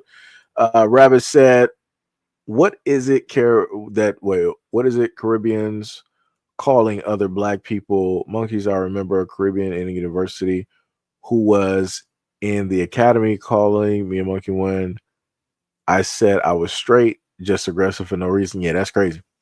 That's some crazy work.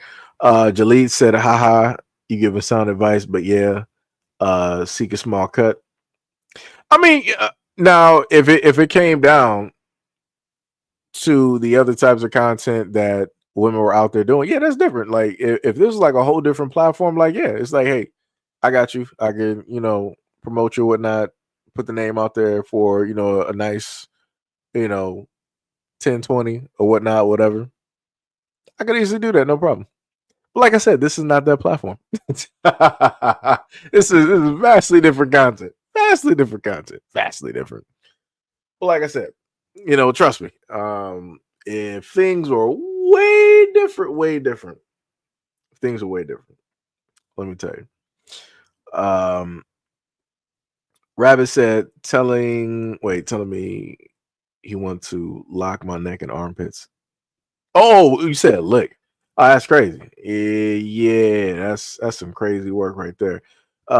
Princess said, I follow you on Twitter. LOL. I don't see a way to DM you, but it's the girl in red. Oh, let me see. I think I got the notification for that. I think. No, okay, actually, that wasn't you. That was somebody else. Wait a minute. How far ago was this? Okay, that's you. Okay, I got you. Reality hacker. You got the video of two seals fighting. That's hilarious. Oh my goodness. Yo, let me tell you, animal videos are hilarious. I send animal videos to people a lot because those videos are normally funny, especially with cats. Cats are hilarious. Okay. And plus, because I got cats, so yeah. But yeah, I got how do you wait, so yeah, you are actually correct. I don't know how to. Oh, I think in order to message somebody, you gotta press the like you have to go to my profile and then you would press the envelope. Like I said, I thought writing messages. Let me see something. Um, let me try to write you something real quick. Let me see. Much love, respect, and appreciation.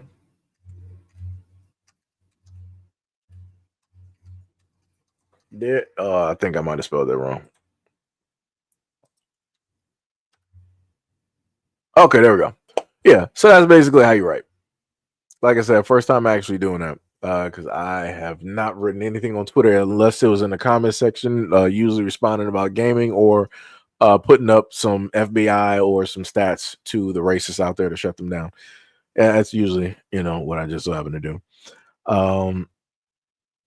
Let me see. D Money said 10% finder's fee. Yeah. Princess said, if I do end up making a Twitch or a TikTok, you can promote me and I'll pay you when they pay me. LMAO. Yeah, no problem. But also as long as you're in a sense here, that's technically promotion, within itself, because you're here at live stream, talking, interacting. So that, that's another form of getting your name directly, out there. So, just putting that out there. Let me see. Princess said, yes, reality hacker. And Jalid said, haha, now I need a cuss. Man, like, yo, I need a cut. Just set up there and gave you some words of wisdom, some sound advice, brothers. Man, I've been giving out some words of wisdom for quite some time, but trying to get people all out here trying to get their social media started and stuff like that. D Money said we split in that finder's fee. Now everybody know what the finder's fee. I swear it's gonna be like a running joke for a minute. I swear to goodness, it's gonna be a running joke. Matter of fact, we actually got a few more videos because they're actually going on to like 3 hours, and I'm just talking in between a lot of these. So let's hit up the next video. One day as a man. No way. Not only do men have to have themselves together, but they have to make sure the people that are following them are in order too. So he has to have eyesight not only for himself, but for everybody else around him. He has to lead everybody else, which means he does have to take his feelings and gobble them so that everybody else can lean on him. And I can't handle that. I want to be soft, I want to be coddled, I want to be taken care of, I want a hug. And I want a lot of grace when I make a mistake and I mess up. And a lot of women, we expect that other people give us grace. I mean, if I make a mistake, you should know that my emotions and my feelings got involved and I didn't mean it. But God forbid a man does that. I mean, society holds them to a certain standard, and God even holds them to a certain standard. I'm a woman, and I want to cry, and I want a lot of grace. I want people to cheer me on when I do stuff right. When I think logically and it makes sense, people cheer me on for it as a woman, because it's unheard of when women hold themselves accountable and want to reach for a certain standard. That's holy that God wants us to live by. But men don't get cheered on when they do stuff right. We just magnify when they do wrong, and when they do right, it was already expected of you. You don't get hugged and coddled and cheered on for it. And I just couldn't live like that. I couldn't live as a man. I would just like be done, bye. Because what's the point? I don't get a hug and I don't get loved when I try so hard. God forbid as a man, like, you mess up in any capacity. God forbid. The people around you will remind you of it to the day you die. There's just so much expectation and standard for a man. And I know other men are going to say, they have to. God appointed them. So they have to. Even biblically, God holds men to a higher standard that you have to live by, and expectations out of you that you have to live by. You have to be on point because everybody's counting on you. Everyone that's following you and that's under you is counting on you. You have to have eyesight for everybody around you that is following you, that you are leading. You need to not only know yourself, but know them, so you know how to appoint them and you know how to lead them and how to guide them, which means you have to have a whole lot of self-awareness. And I as a woman, I just could never be a man.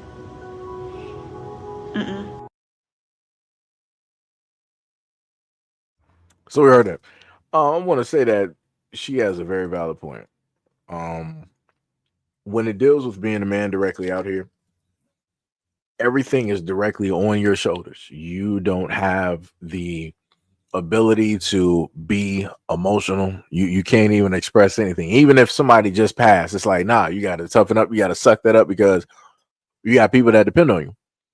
You can't decide to, have the luxury of crying like everybody else and displaying your emotions, and you have to literally compartmentalize. You got to bottle those up and put that somewhere else so that you can be that shoulder, so that you can, be that stable, unmoving fixture. And as guys, you got to sit up there and just find like a dark corner to sit up there and cry in for a minute, get your hollers directly out, those boohoo ugly face tears directly out, and then you got to wipe your face, and you got to put on that main face where everything is all right. You have to. You 100% have to. Like I said, trust me, take it from experience. Some of y'all have been here when I myself, earlier on going through a lot of these stories. Well, a lot of things I'm desensitized to now, but if some of y'all been here long enough, y'all didn't see me, break down in some of the stories that I've literally read, especially if it deals with kids and things, sitting up there happening, because I'm doing a lot of these stories back to back to back to back to back. Some instances I might have gave y'all videos of, a straight good hour plus of stories of the exact same topic, and it wears on you. And it's like, then you end up seeing a video and it's like, yes, stuff like that. Or even, sometimes in live streams, early on live streams, where stuff like that has, happened and taken place. And, like I said before, the one thing, the curse, in a sense, that takes place and that happens is the fact that if a man decides to cry, it's different when it's older men, right?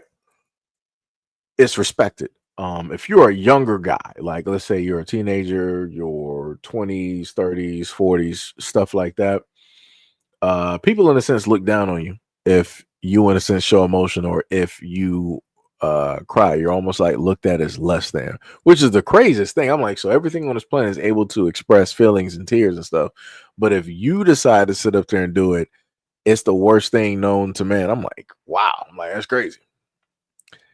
So yeah, it's like, men don't really have the luxury, of being able to do that at all. It's crazy work. Crazy work. Crazy work. Let me see. You see, Jalise said one mistake and you're through, and you ain't ish after that. Yeah. Sham said, I know when I see a man start crying, it's hard not to cry or to become scared. I feel like I make the situation worse when he crying and I'm crying. Yeah, because realistically, it's the rule is it's only supposed to be one person crying. Because I had somebody sit up there and tell me before, it was like, yo, like, why are you not crying? Like, why don't you feel like nothing? I'm like, because only one person, it's like an unsaid rule. It's like only one person can cry. Somebody has to be the non-emotional, somebody, has to be the logical factor. Like, for you have the ability to sit up there and cry. You can go ahead and sit up there and do that, no problem. But somebody has to have their awareness directly in check. Somebody has to be looking out just in case for anything happening. Like somebody has to be aware.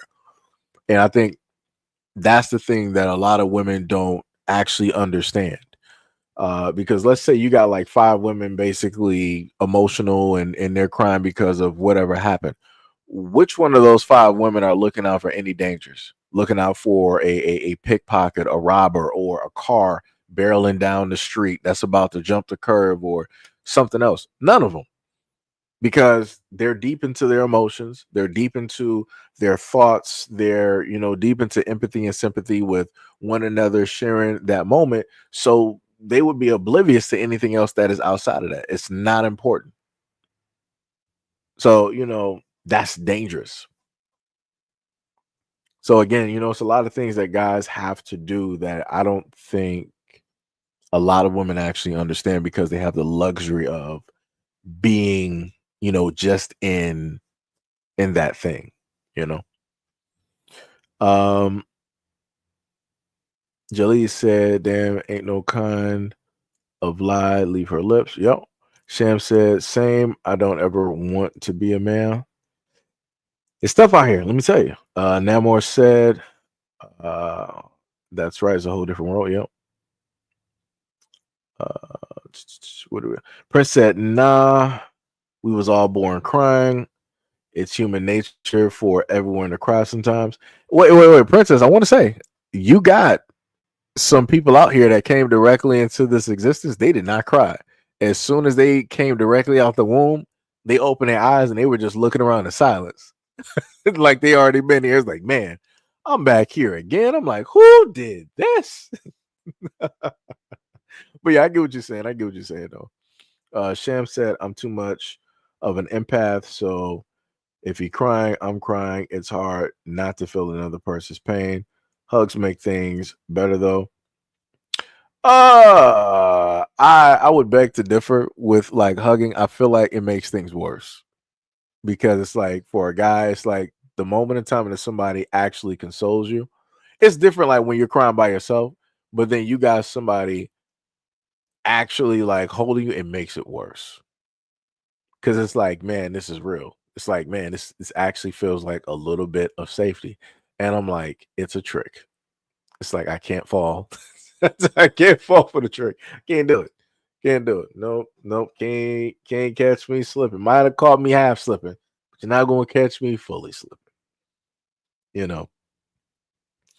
Princess said, "I'm not into psychopaths. It's like men that cry sometimes when they watch sad movies. LOL." Ty said, "I was a silent child." Yeah, see, people be silent.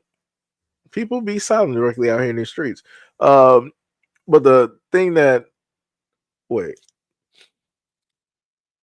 wait, did you say you like psychopaths? Oh, wait. Oh, okay. You said you're not into psychopaths. You like men that cry sometimes. Okay, I get you. Let me tell you, for a lot of guys out there, I was having this conversation before. When it deals with anime, I don't know who writes. I don't know the men out here that write these animes, but they be writing those moments that be there. Like when Gohan was having that moment, when Goku was hollering at him, he was like, "Gohan, you, this is not all that you got. You got to give it everything that you got. If you don't, everybody is going to sit up here and die. Gohan, wake up, let everything go." And Cell sitting up there just sitting and talking and yada yada yada, running his mouth because that's the Vegeta side of him, being cocky as all get out. And then you had this random energy ball shoot out of nowhere. And but Cell was like, "Are you serious? Vegeta, what are you doing right now?" And Goku was like, "Down, Gohan." Yo, let me tell you. Let me tell you that scene was hitting. That scene was hitting. That scene was hitting. That was his dad that was no longer there, that sacrificed himself, and I was trying to get him to like, "Yo, I need you right now. I am not the defender of Earth. It is you. You are my son. I am you. Do it." And then you got other scenes directly in anime that also be hitting too. So I feel like you got women who will cry when they deal with like movies, And then for guys, it's for those who are into anime, it'll be the whole anime thing or sports. You know. Princess said, "I like men that cry." You are the first woman that I have literally heard say that. I just wanna put that out there and be honest. You are the first woman I've ever heard say that. Because normally it is the whole other thing. How can I put this with trying to keep this in a sense completely cool? There's been a time in my life that I've been directly called out of my name because I cried. And it was at that moment, as Ty and Hack would sit up there and say that the villain arc has started. And it was at that moment. Because I was like, wow. So I'm like, so because I decided to show a little bit of emotion, this is what I happen to get. I'm like, no problem. This is when we are going to hello darkness, my old friend. This is when we're going to this is when the heart goes from red to black. This is when that happens. And I'm like, all right, lesson learned. Lesson learned, never again. Because I'm like, everything is a setup. I am suspicious of everything. 100%. Let me see, Prince said, as a Scorpio, I can tell if your tears are real, LOL. Ty said, some psychopaths be crying. Man, crazy. Narmore said, Brother Seji, I don't think women understand how we see guys who cry. Yeah. Yeah. Like, yo, that takes a lot for a dude to actually cry. Like, yo, something had to happen. Something really had to happen that he just wasn't able to catch. And for guys, we're usually good at catching. We can usually, catch and hold stuff together. But sometimes, things slip through the cracks. Sometimes, things slip through. Sam said, I don't know if he cried harder when I gave him a hug, then it just means he needed my hug more. I hope I can be there for that. I hate to see people suffer to try to help. Yeah, I get that. I get that. D Money said there was an anime to Your Eternity. I think that was the name. Had me in tears by the end. I believe it. Never said seriously. We see them as straight a letterman. Oh yeah. Never said unless it's something related to family. Princess said, I'm telling you, that chick who get mad at you for crying are psychopaths as well. The crazy part is, I'm not even sure, because the craziest thing is, in one instance, to do that, but then at the same time to be highly emotional. It's crazy work. Crazy work, I tell you. But stuff that men got to deal with. That's crazy work. Jimmy said, when I cried on my woman, she said, get off me. Yep. That is to be expected. That's tough right there. And that was the start of your villain arc. Let me tell you. That is the moment in time that you basically learn that you are not going to do that again. Let me tell you.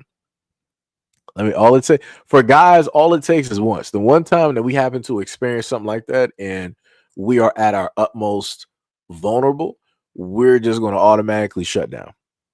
We're just going to be like, all right, I got you. No problem. I'm going to fix that up for you, coach. You ain't going to see this ever again. And then women be like, aren't you happy? Aren't you ecstatic? Shouldn't you be crying? We just had our first daughter. I'm like, all right, first daughter. All right, no problem. So what's next? That's, like I said, villain arc. There we go. And then that'll turn into an argument or some type of issue later on down the road. And I'm like, well, that's what you asked for.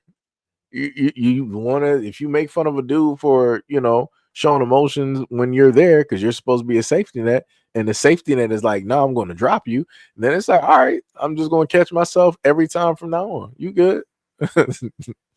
You good? Princess said, I feel like if a man cries, he really cares. Like I said, you're one of the rare few. One of the rare few. Let me tell you. Ty said, last time I cried, someone ended up not being there anymore. I cried even harder than realized the world don't care. Yeah. And then he was like, I haven't cried since. Yeah. Yeah. You know, you just go into the point of crying in darkness. Like I said, I've done that. It is what it is. Like I said, I try to be as honest as possible, transparent. I don't even care. Like I said, I didn't heard people call me everything in a book, ever since I was younger. So it's, it is what it is. But like I said, that's just truth. That's what it is. If guys ain't sitting up there crying, directly in front of the woman that they love, they're crying in darkness. When that person ain't there, it's a dark room sitting up there crying, letting all of that, directly out so they can, be good. And that's normally how it works. Even Javante the Tank Davis, he was sitting up there saying the same thing. And that dude is a killer. That dude is a boxer. Hands are lethal weapons. And he's sitting up there saying that he be breaking down, having moments. And like I said, these are people that got to go through combat sports. Like you could potentially, die just doing boxing, But like he said before, he got people that, that depend on him. He got a child and everything. He got people that he supports, so he can't afford to just relax and just do that. Ramadan. Here we go. All right, I got you. Sham said I almost died 5 days ago, and I didn't cry until I realized I was okay. I mean, I would say that was more so a cry of relief because you know that you're still alive. You're still, with us. You're still here. You're still, walking and talking. You're still active. Still able to laugh. So I would say it was more so a cry of relief and and happiness, a positive, type of cry. Ty said it was. What was it? Oh shit, that's crazy. Damn. Mm. I didn't even know that, man. That's tough. That is tough, man. Like I said, I trust me, I feel you on that. I didn't have some instances like that. And I didn't have some conversations because I just did not, understand. Like I said, I did not understand. I did not. There was no there's no manual to being a guy, and there's no manual for a guy to the do's and the don'ts of what not to do up until you're actually there, and then it's like hindsight is 2020. But realistically, what should take place is that if you are with uh a significant other or whatever it is, you should be able to be vulnerable. You should be able to be supportive. That a person should be supporting you in that time of need, just like in reverse that things like that are going to happen. It shouldn't be looked at as a detriment or as a negative in any way, shape, or form. But like I said, that's tough, man. I'm sorry that happened. Sorry that happened, brother. Because trust me, that put me back into some of my earlier years. Some of my earlier years where I was just lost, after going through stuff. On top of having other conversations. Sham said, I've never said that to a man. I've always either hugged or we can talk, or I get silly and try to cheer him up. I've always respected feelings because I know how it feels to have feelings disrespected. Nick said, I feel you. It is what it is. Princess said that part. Princess said, if someone you genuinely love is crying, you don't disrespect that moment. That's messed up. Yeah, it is. But like I said, men don't have that luxury, in a sense to just, do. it's it's tough. It is very, very tough. It's very tough. And this is why we technically, when it comes to, young men that were around or, raising sons or whatnot or whatever, men are, way harder on their sons because they don't, in a sense, they see them, they see the part in their sons, they see themselves in them. And they don't want their sons to, in a sense, take 30, 40, or whatever years to go through the same, hardships or different situations. They would rather just put them through the ringer right now so that they can just get used to it faster. Right. And, maybe that's a bad thing to do. But again, that's a type of defense mechanism. I guess you could say, maybe it might be the wrong word.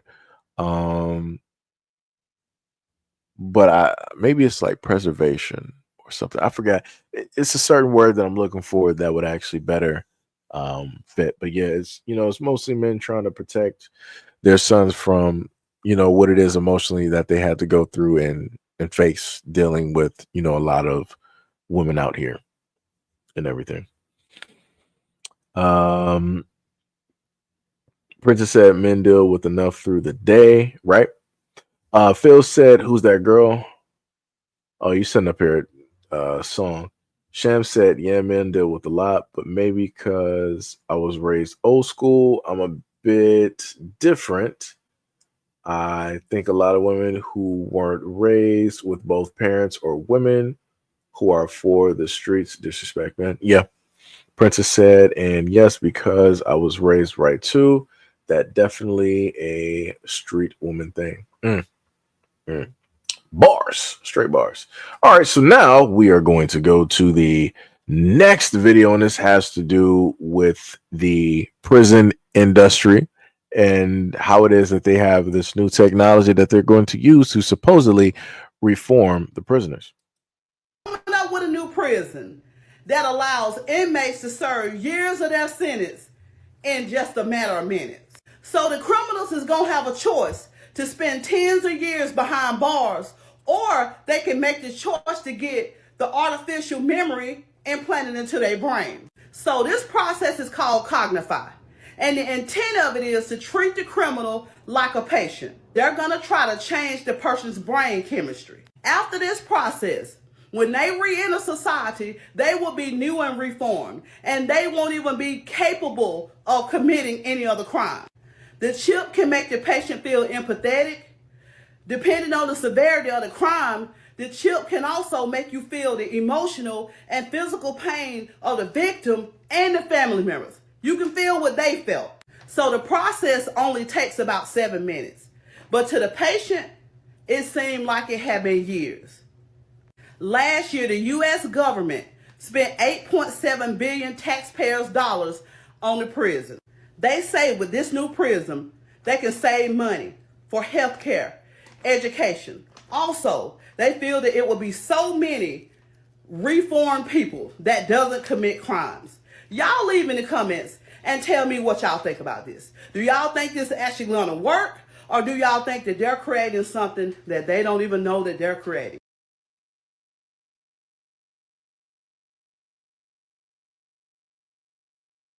So what y'all think?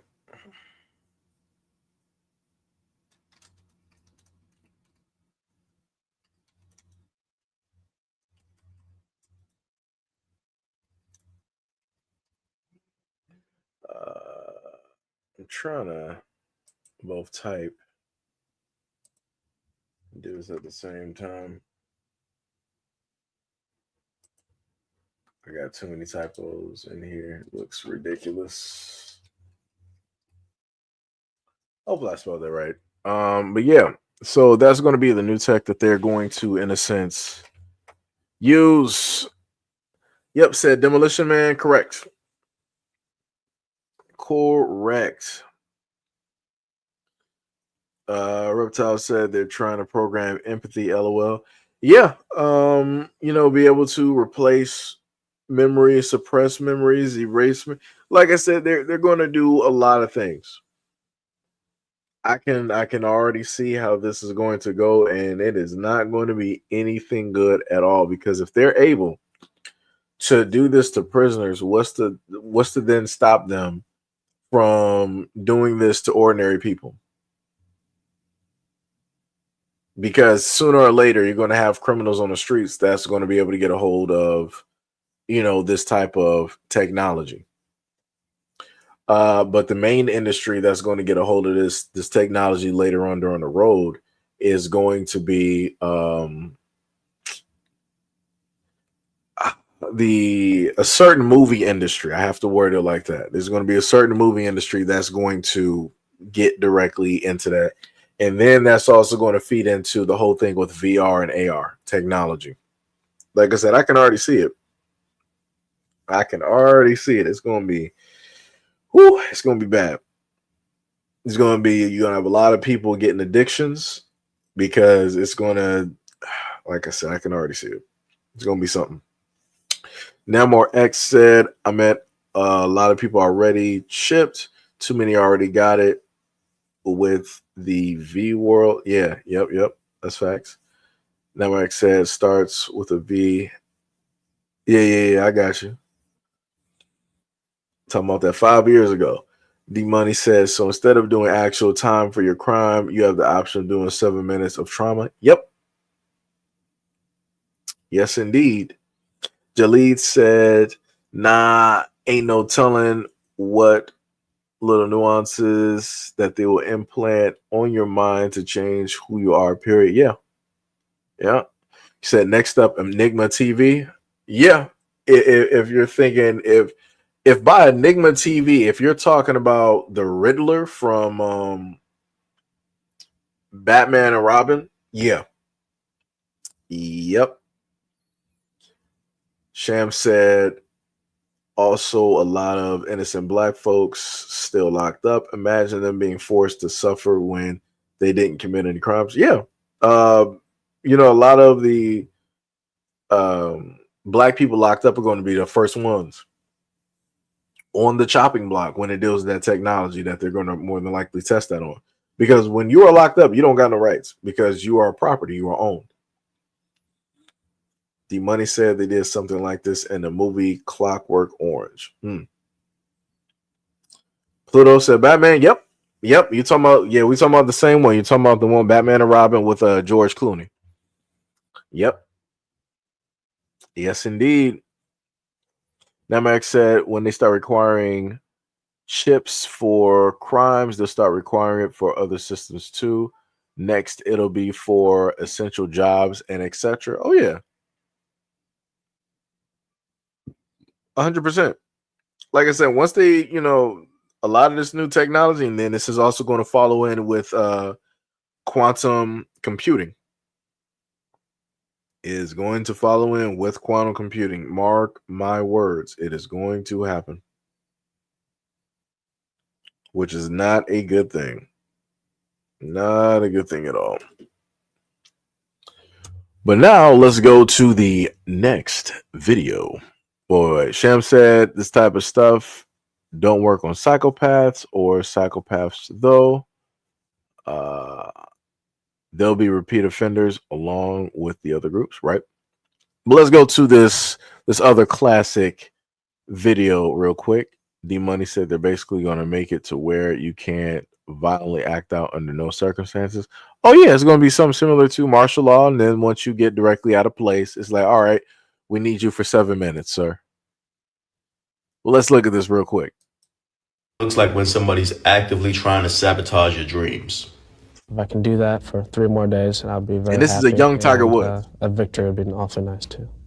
A victory. To me, that comes off as a little cocky or brash. Well, when you come out here, you know what I'm saying. Your first pro tournament, you say, I can win. I've always figured that why go to a tournament if you're not going there to try and win? As I would explain to my dad, second sucks and third's even worse. It's just a feeling. But on tour, that's not too bad sometimes, though. That's not. You catch that? He's trying to get homie to lower his expectations. Not too bad, but I want to win. Now, if you know anything about body language, you'll understand micro expressions. And This is a micro expression of disgust. So he's disgusted by the fact that Tiger Woods, a young Tiger Woods, thinks he's going to win. You'll learn. I'm just kidding you. I'm sorry I had to say that. He wasn't just kidding. What he was doing was displaying his jealousy. He was actively trying to sabotage this young man's aspirations. But in the end, we all know who got the last laugh. Yep.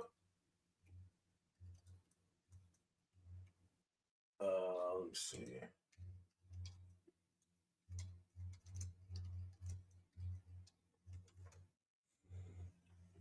But yep, that's the craziest thing. I would actually love if they were able to go back and do a where are they now, right? Let's look at Tiger Woods and where he is, and let's go back and look at that reporter right there, because it was amazing, like him as a white man, how it is that he wanted to try to dim Tiger. But like, you expecting to sit up there and win this tournament? No, I don't see that. Why would you think that you're going to win this tournament? Nah, you can't do that. Right? That's basically what he was doing. He was trying to dim Tiger's light. He was trying to seed doubt directly into his consciousness. And Tiger was like, nah, that's not happening. Like, I know I'm great. I know I'm going to beat out all of these white men here. And that's it. And even though this reporter is not even a golfer, a professional one, at that, not even a professional, he decided that he wanted to take offense and basically defend all of the white male golfers directly there, because this melanated man, I'm sorry, this young melanated man is talking about that he's going to sit up there and beat us out. And he did multiple times. Still beaten to this day. Crazy work. Like if Tiger Woods, if instead of like jackets or whatever it is, if they had belts, Tiger Woods would be one of the most decorated sports athletes directly out here. One of the most.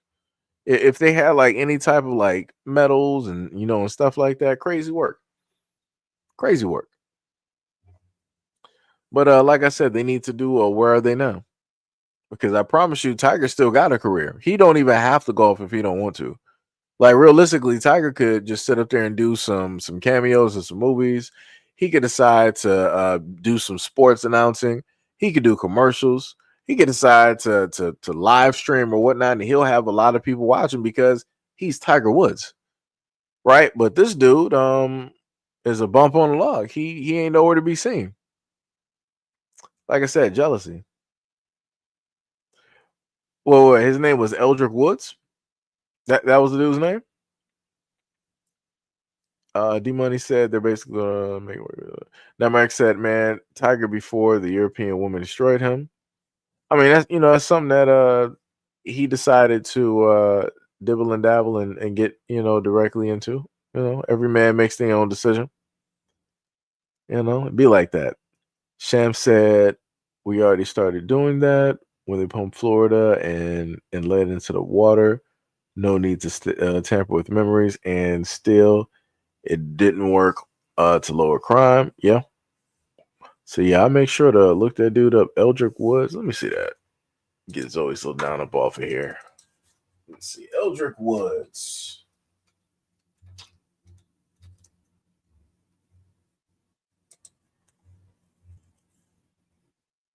Oh no, okay. But that's what's the what? The craziest part is I never knew Tiger Woods' real name. Let me whoa, Jesus Christ. They said his net worth is 1.3 billion. Jesus Christ. I didn't even know that Tiger Woods is a billionaire.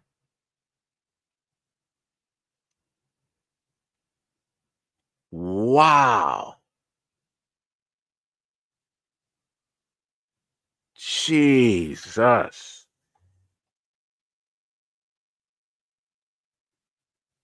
Wow, that's crazy. I didn't even know that. Shout out to Tiger Woods. Shout out to Tiger. Did not know that man was a billionaire. And also, I just learned today that his name was Eldrick. Yo, I kid you not. I did not know. I just thought Tiger Woods. I just thought that was his name. But this man walking around with a WCW name, and he actually got a real name. That's crazy. It's diabolical work. Shout out to Ishmael for that. Shout out for the information.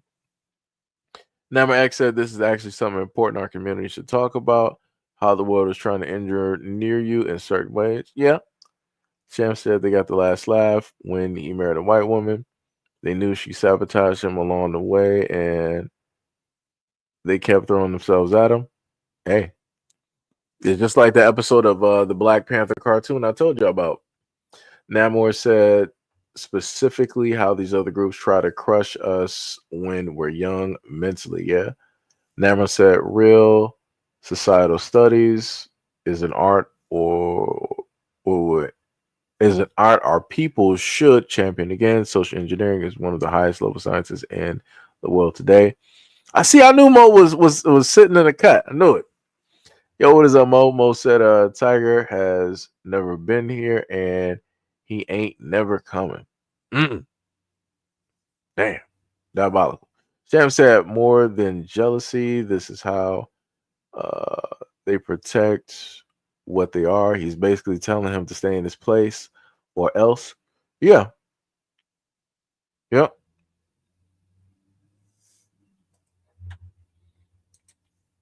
Yep.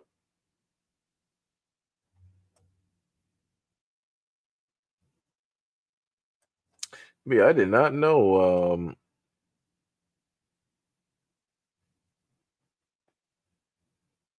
Yeah, didn't know that was Tiger's actual name though. Let me tell you. Namor said, I thought it was Tiger too. Yeah, I thought it was too. Princess said, yeah, I thought his name was Tiger this entire time. Yeah, trust me. I thought for all of these years, I thought the exact same thing. I was incorrect because nobody ever called him by his actual name. People just respected, yo, that's Tiger Woods. That was it. I was like, man, that man did it. I'm like, Tiger's not even his actual name. I think that's just like, a nickname and whatnot. Wait, keyboard said Mill City. I'm a little bit confused on that. Is that a nickname for a city, or I'm not sure. Or are you talking about Michigan? I don't know. You can let me know. Sham said, sorry, not Eldrick Woods. I meant the reporter. He's a known racist in the sports field. Some as the ones that come out to Shay. Oh, okay. I got you. Yo, Lamiko, what is up? Much love. You said, what up, those SEIJIHITO Warriors? They tried to do the same thing to the Williams sisters. Oh, yeah, they did. And that's when the father stepped in. That is when their father stepped directly right up in there and set them straight. Like I said, a lot of people like to say that, fathers don't be present, fathers don't be there, but no, fathers be there. And, you also got Tiger. He is there for, his son. His son is golfing. That boy is golfing. That's a young Tiger right there. Like, oh man, if Tiger can keep that boy directly under his tutelage, let me tell you, it's over. It's going to be a second coming of Tiger Woods. He just gotta, try to have his son stay away from, like the women and everything, and just stay focused directly on golfing and just get that money. That's it. Like I said, everything else follows.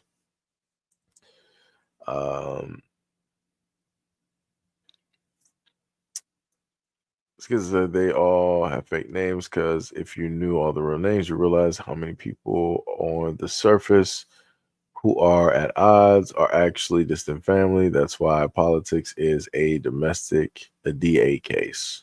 Okay. Sham said when Shay left that sports channel after the racist episode, he took off and they lost a ton of ratings. It was more than just a ton of ratings. Like they lost like that whole thing, skipping that show or done on top of the ratings and everything else. Like I said, Skip thought that he was going to be able to carry that by himself. It was like, no, people were there for Shannon. people were there to sit up there and hear Shannon and to hear his opinion. Because again, he played. Like, he's been there. He's suited up before. So people want to hear his perspective. And then on top of that, the dude is still in shape. If he was needed to pretend, I'm not saying he will be able to play every single, like, game continuously like he's 25. But if Shannon had to get up there, on the field or start training or something, he could do it. I highly believe 100% that he could sit up there and still do it. That dude is still, physically fit. That dude is still there. Like, Shannon is still technically that guy. That's a big dude. Info Warrior, what is up? D-Money said, stay away from the snow bunnies and he'll be all right. Yeah, that's bars. Straight bars, 100%. He ain't never lied. Lamiko said, yeah, he just got to keep his son away from the Beckys. Yep. Schizo said he could still pull a game, but that recovery time might leave him floored. Right. Sham said right. No one cared what Skip had to say. He knew absolutely nothing. Just an armchair warrior. It's facts. Khalil, what is up? What is up? What is up? Much love, respect, and appreciation. What is going on? It's funny enough that I actually do have a what's the name, dealing with a story dealing with a Becky and dealing with a celebrity. So I'll probably put that up at the last minute. What was this other video I got? So, because I know people are going to say some stuff, so I'm not going to say anything. I'm just going to refrain from saying anything at all.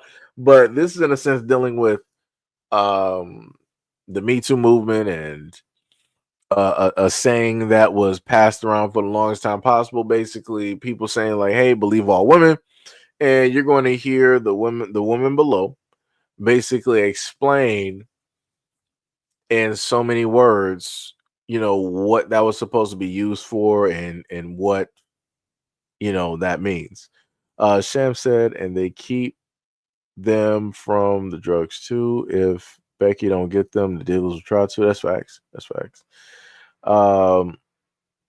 Matt Hatter said, why y'all call them snow bunnies? Keep the same energy that you have for their counterparts. Yeah, like bunnies. I'm a little bit confused on that one. Where did that ringtone just come from? That was like a weird sound effect that I just heard. I don't even know where that came from. I'm not even sure. Because I don't think I got anything running. Nope. Yeah, that was weird. I don't know where that sound effect came from. Maybe that was from the game system or something. I'm not sure. All right, so the next thing, you said lights bunnies. Oh, what is that? A troll directly down there? And I'm not going to try to question it. You are out of there. To the shadows.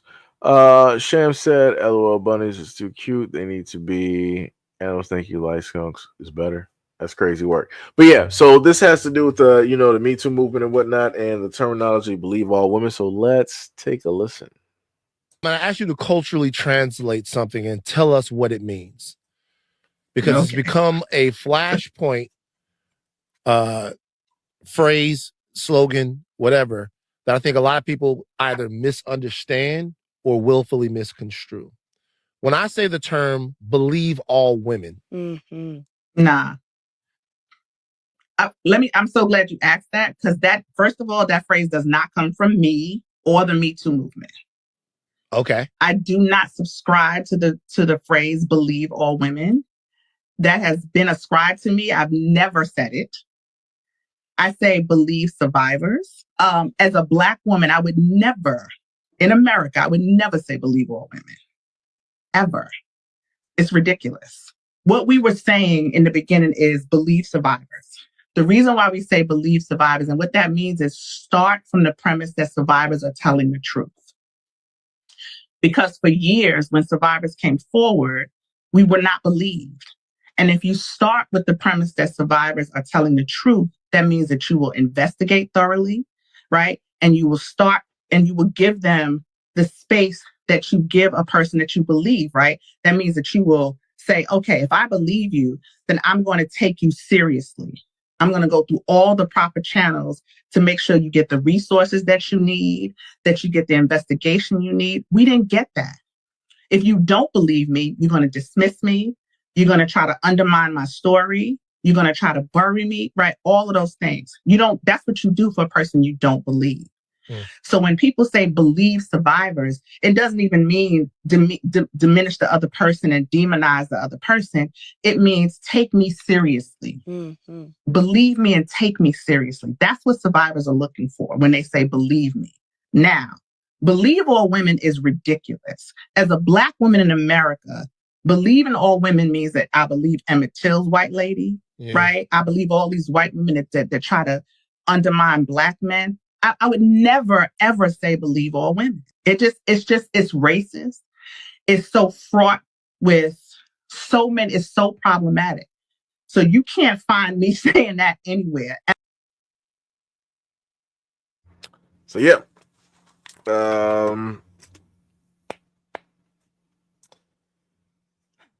Because trust me, I done a lot of stories on this platform.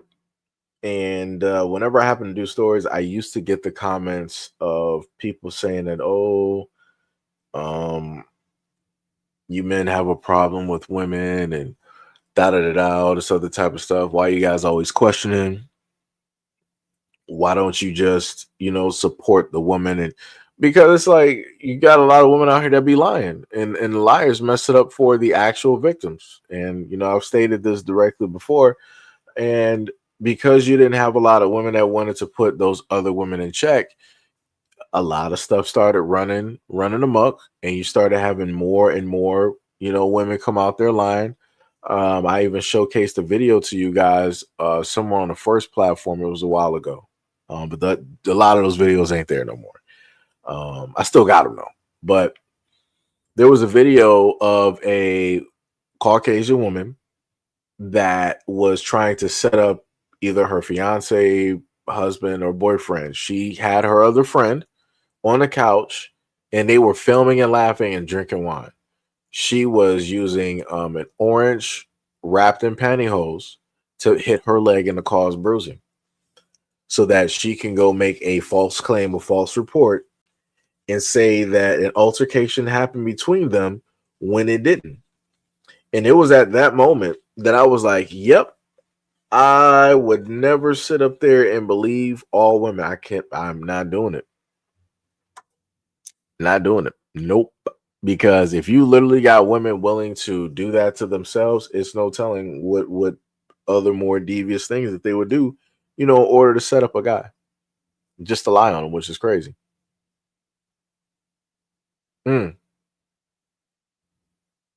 Khalil said, ain't she the woman that said that she saying that men were catcalling her a few years back? You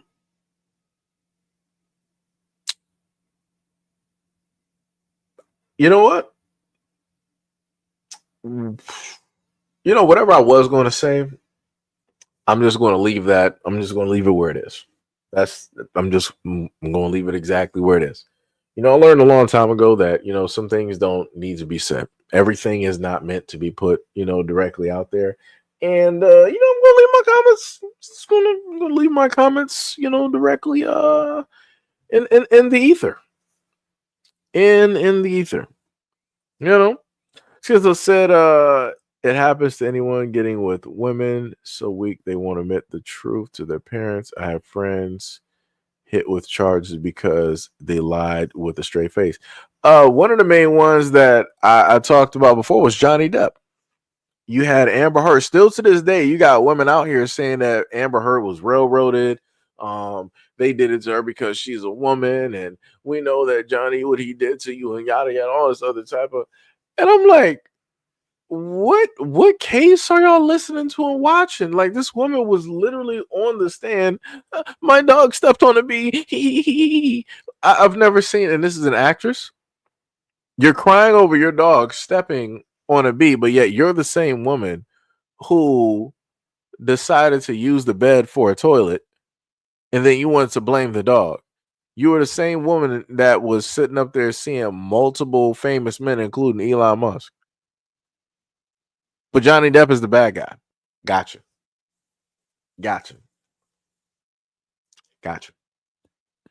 Like I said, I would just love for Johnny Depp to get, his career and everything back. I know he's pretty much focused on music because everything that happened, pretty much all of Hollywood just like turned on him. And people didn't want to be associated, didn't want to be friends or whatnot, whatever. Because like I said, it's a giant, fraternity, and whatnot. Everybody's invited except for us. And everybody was probably told by their managers or the upper echelon that, hey, this is what Johnny's going through. Y'all don't talk to him. If you do, we're going to penalize you one way or another. And a lot of Hollywood turned their backs directly on him and did not want to show support for Johnny Depp. And even still to this day, after winning, they still don't want to sit up there and roll up and show support because they can't. Because you showed exactly who it is that you are and who it is that you align with. And, a lot of them are basically snakes, fair weather friends. And they can't make up their own mind and their own decision for themselves. It's crazy. Princess said, definitely don't believe all women. Yep.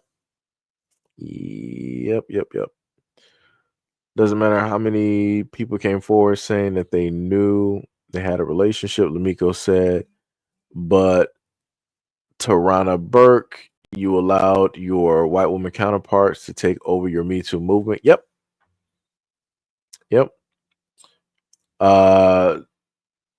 You said, who sounds like Vlad? I'm a little bit confused. Bakari something. Namor said, when believe leads to a person you're accusing having to deal with jail time, believe has no room in court. That's facts. Sham says, certainly we live in a society that is innocent until proven guilty. Nope. If a woman basically says that a man did something, the world is going to believe that woman.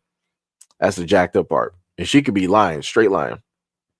That's why I showed y'all that video not too long ago where the mom was talking to the little girl and the mom asked her what happened to the cookies. And the little girl, without skipping a beat, she was like, it was a black man. A black man ate the cookies. And then I told people, like, ask yourself, why would a little girl who shouldn't know anything about color, when dealing with people, why would she say that, quote unquote, a black man stole her cookies?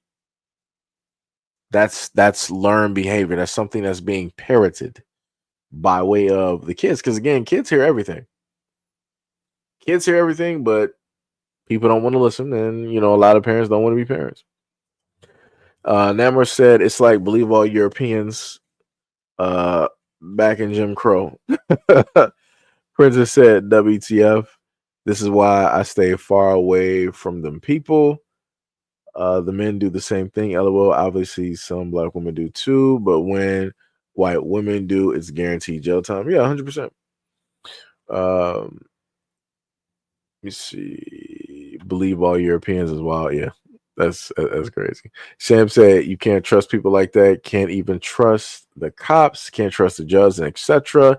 Even kids lie. You can't believe no one in society. As facts.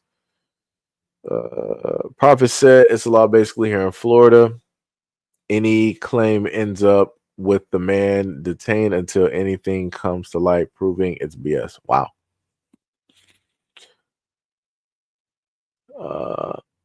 CC said, listen, man, women are check notes, not the greatest. A little bit confused on that. Khalil said they have the complexion for the protection. Facts. Skid said, perspectivism is such a messed up reality. Yeah.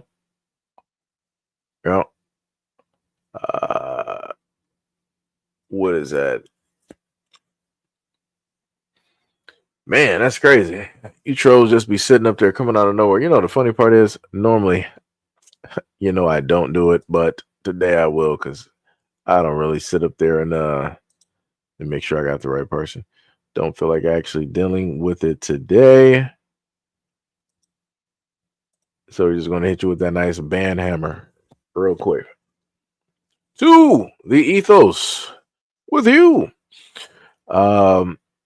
Princess said Caucasian moms teach their children to hate us. Yeah, that's facts. Tippy said, what did I miss? Woman, you missed everything. We've been going for a nice, it's crazy. It's actually been going for like 4 hours. I was talking through a lot of these videos. Let me tell you, going through a lot of talking and technically, eating at the same time, on mute. But yeah, went through quite a few videos there, Tip, because I was actually calling you out early. I told people like this is obviously your day off because you wasn't here. You ain't get. I'm like, yeah, they not here. They're not about that life today. Tippy always be leaving me hanging. For shame.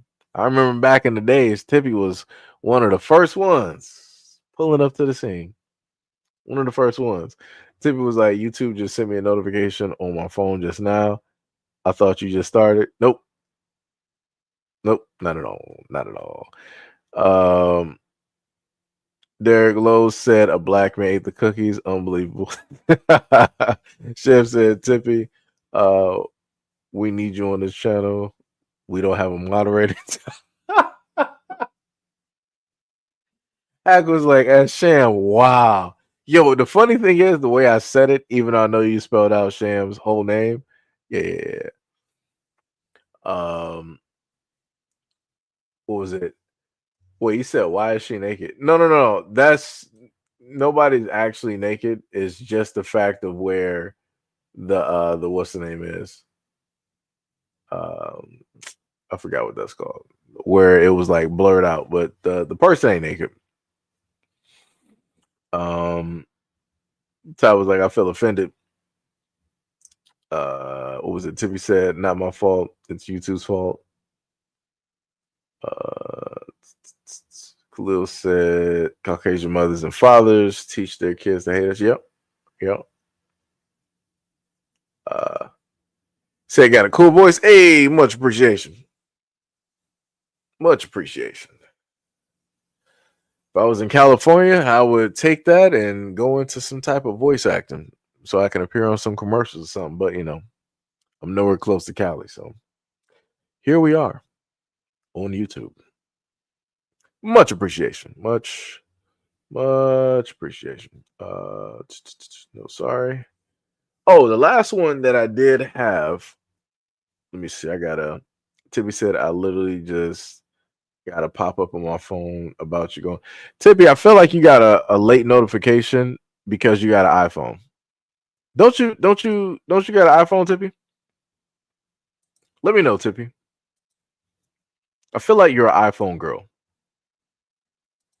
I feel like that's why your notifications came late.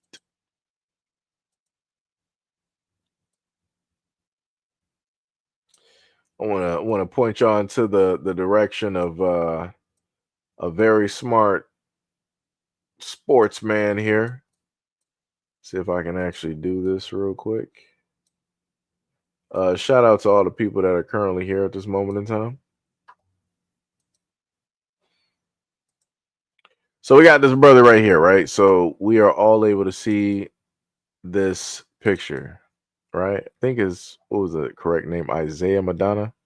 I forgot his name. Let me see if I can find the picture. What in the world?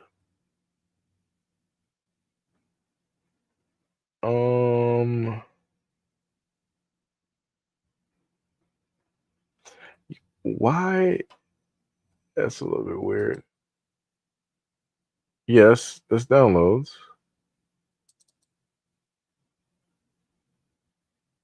It wouldn't be yesterday, correct? Okay, it was. Let me see. So now I can read this to you. So this is what the post said, right? It was Israel Adesanyana's ex-girlfriend, I probably mispronounced his last name. I probably butchered that. His ex-girlfriend, who was the white girl that you see in the image, Charlotte Powdrell, cries her eyes out after having to pay him $500K for taking him to court after their breakup. Charlotte and Israel never got married nor had kids, but Israel broke up with her. She took him to court demanding, and he's again UFC champion. She took him to court demanding half of his estimated $15 million fortune, arguing that they dated for too long, which is 1 year, and he ought to have married her. So after following the investigation on the case for over a year, the court finally passed judgment that she should be given half of Israel Adana's wealth, but it was discovered that Israel's net worth is $0 and he has never owned a bank account his whole life. And since she is worth 1 million, she is significantly richer than her boyfriend. Her own money had to be split among them equally, leaving Israel with $500K. It had been alleged that Israel's entire $15 million is being managed by his mother, Tai Wu, and she has been managing his finances since the beginning of his career. That is the smartest man on the planet. Smartest man on the planet. Smart man. That man made sure no matter what he did in life, he was like, hey, you might be going to dibble and dabble directly in the snow. He was like, even if I dibble and dabble in the snow, I'm going to have my skis. I'm going to have a snow blower. I'm going to have a snow remover. I'm going to have some salt. We ain't going to be slipping on no black ice directly out here. I got this. And he does. That was the smartest move I think I've ever seen a man in sports ever make. But the most craziest thing directly about the story is the fact that the courts were like, okay, yeah, you guys dated, you don't have kids, we're never married. Yeah. He owes you money. Where are these courts at? These people, this person or whoever never needs to be a judge ever. That's the most ridiculous thing I've ever heard in my life. So because he was with her for a year, she deserves money? What? That's crazy. You got women out here that can't even sit up there and get child support from the actual fathers, the men that they actually had children with. But this woman, if he did even have money, he would have had to given up over half of that directly to her because all they did was date. That's crazy. Like I said, only women can do this. Men cannot do anything like this, no matter how rich. No matter how rich he is. Just want to be real. That is insane. I ain't never in my life.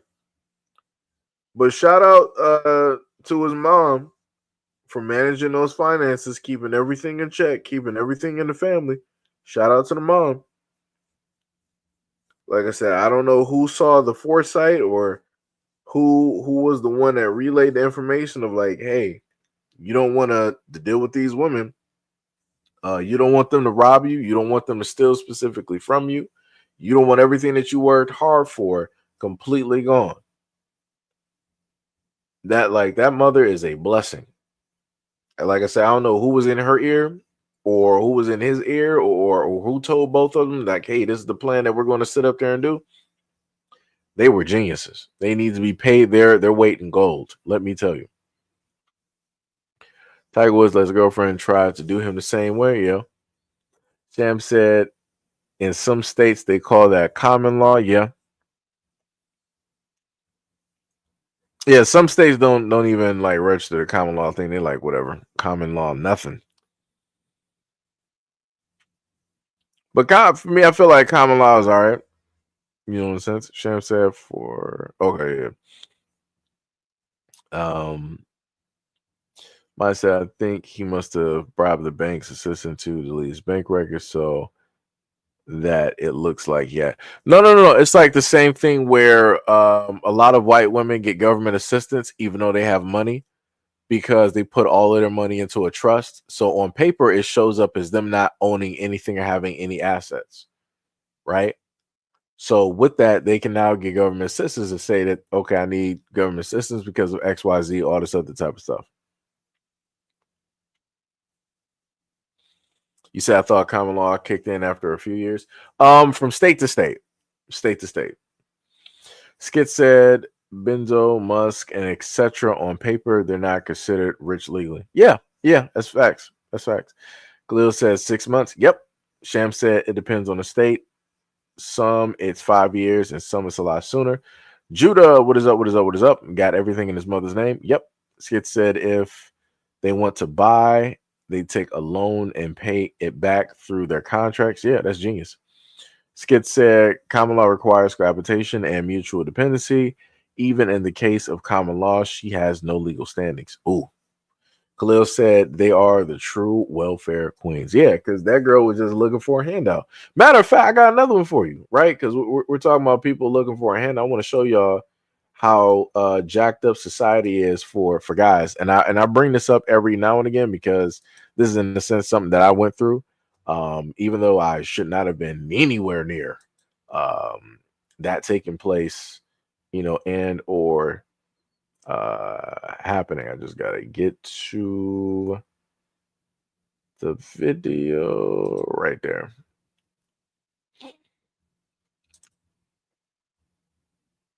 $40 a week. Okay, if you guys are taking $1,100 from me, how is anybody looking for support with me? Like, if I can't, I'm not going to be able to support my kids if I can't support myself. And Your Honor, I was making the same amount that I was making 4 years ago. So I don't understand how it's up more when I'm making less, because I was working. That's all overtime. Everything it was all overtime, and I'm working none. And this calculation is based on your current employment, not your former employment. It's based on your current employment. I was making more at my former employment. You see what I'm saying? I was making more. Your Honor. Calculation, Mr. Pratt, can you explain? At the request of the court, if I put mom in at minimum wage and $800 a month in childcare, which is probably a low estimate, the support goes up to $1,504. Just so you're aware. Who's the daycare for? For the children. They go to school. Mom's got to work. Somebody's got to watch the children. They go to school. She has a husband. Okay. Well, but then they need latchkey after school in the summertime. There's two parents in the household. Yeah. So they're 11 and 7.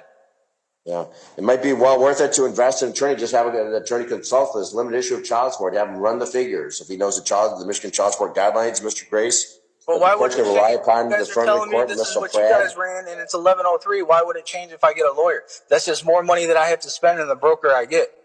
Because you can confirm with the lawyer that this is a very good recommendation.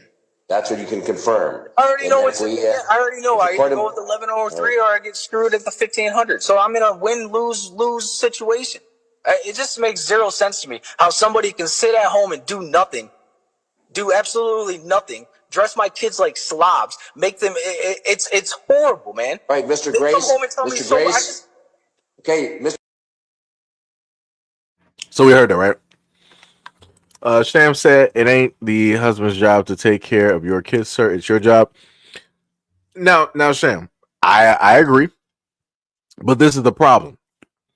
When we look up the divorce rates, right? 9 times out of 10, women are the ones going for divorce. Women are the main ones asking for divorce. It doesn't matter if people were married for a year, 2, 3, whatever it was. We can clearly, the wife is down at the bottom of the screen, and you also got the courts and everything like that. I can promise you more than likely that woman asked for a divorce, and she decided to get married to somebody else. So the father who was there, and usually in most cases when it deals with men who are married, men are like, all right, you got I'm going to leave, you guys got the house and everything like that, or whatever it is, because the kids need somewhere to stay and all this other type of stuff. Obviously, that in a sense, I guess, didn't need to happen in a sense, because she ended up getting remarried. But more than likely, a lot of men have to restart. A lot of men have to pick back up from the bottom, right? So I'm not even sure if he may be even paying alimony. We know he's paying child support. I'm not even sure he may be paying alimony or something else, right? Spousal support, whatever it is. But as he stated before, what is the what was the babysitter latchkey, whatever it was? What is that? Who is that even for? Because he stated that one of the kids, one is 11, and the other one is 7 or whatever it is, and there's 2 parents in the household. So it's like something ain't making sense. Because it's understandable if you're talking about a single mother, right? Again, I'm statistic, right? Single parent household, everything like that, right? I went to latchkey and different thing after school programs and stuff like that, right? So I get that single parent. When there's 2 parents in a household, there should be no reason for a child at some point or another. Like both of the parents ain't leaving for work at the same time. That's usually not how it goes. One is usually going to work in the morning, and then they're going to be home at around 3 or whatever it is. So be home to be on time to pick up the kids. And then around that time, that's when the other parent is going to work, probably working nights or whatnot or whatever, and then coming in the morning. And then that parent is the one to sit up there and get the kids up and take them directly to school and everything like that. That's usually how that works.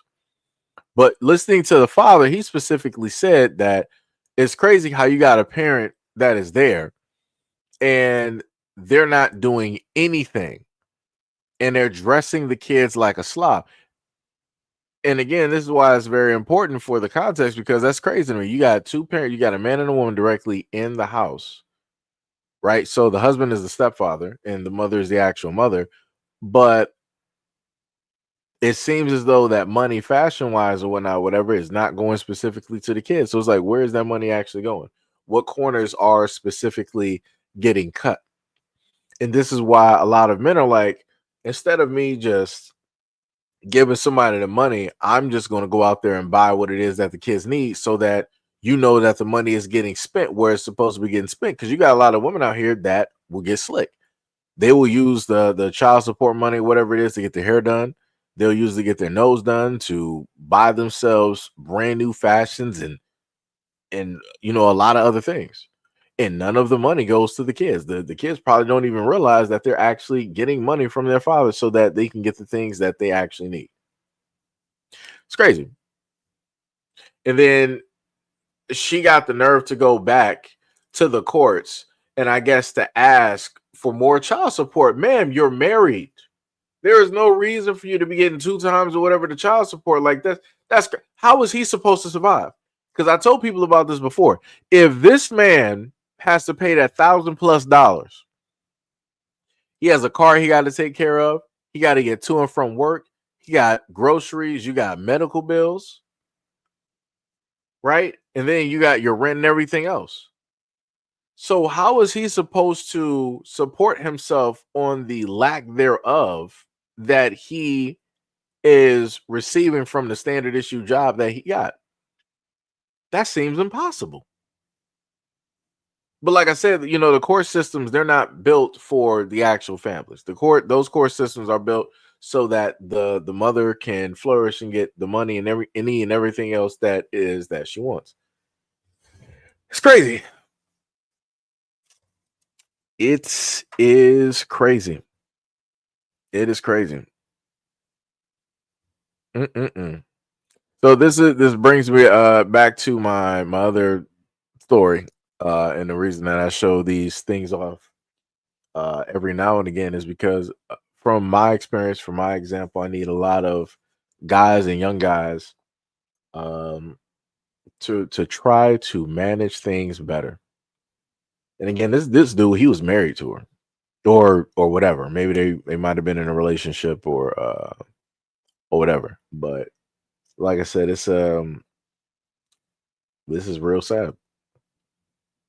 And it's stuff like this where guys start to get resentment and they're like, yo, I'm just gonna just put me on the child support and I'm just gonna pay whatever. And a lot of guys are like, yo, I don't even feel like seeing her or being around her or nothing like that because of stuff like this.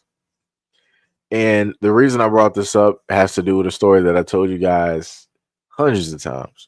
Long story short, I was younger and ended up having somebody basically state that, hey, this is in a sense, like yours and all this other type of stuff. Lo and behold, DNA test took place and happened. Ended up finding out it was not. So the person specifically lied on purpose, knowing the fact of who it is that they were with, at what time it is that they were with that person. And it was like, yeah. And the craziest part is, when things like this happen, you don't, in a sense, receive an apology from the woman's family, right? Because this person wants to put you directly through that. And it's like, and the crazy part is, I will never forget the day of going downtown. Of course, Detroit, born and raised. I never forget going downtown to the building and having to go sit there and wait for a name to get called for a DNA test, and just sitting there and to think back and to know that realistically she know who it was the whole time and still went through this whole thing is crazy. And it was like at that moment in time, after going through something like that and knowing how it is that a woman could lie to you, look you directly in the face and just lie to you, that just changed my whole perspective on women. Because I'm like, yo, my life could have been drastically different. It could have been very much drastically different. And, it's like still to this day, like that, it stays. Like it still, kind of hurts because I'm like, man, I'm like, yo, really, trust the person, really, believe the person and, and all of these things. And for all of those months and all of that time, just to, find out that it's like, yo, you just lied to me like that.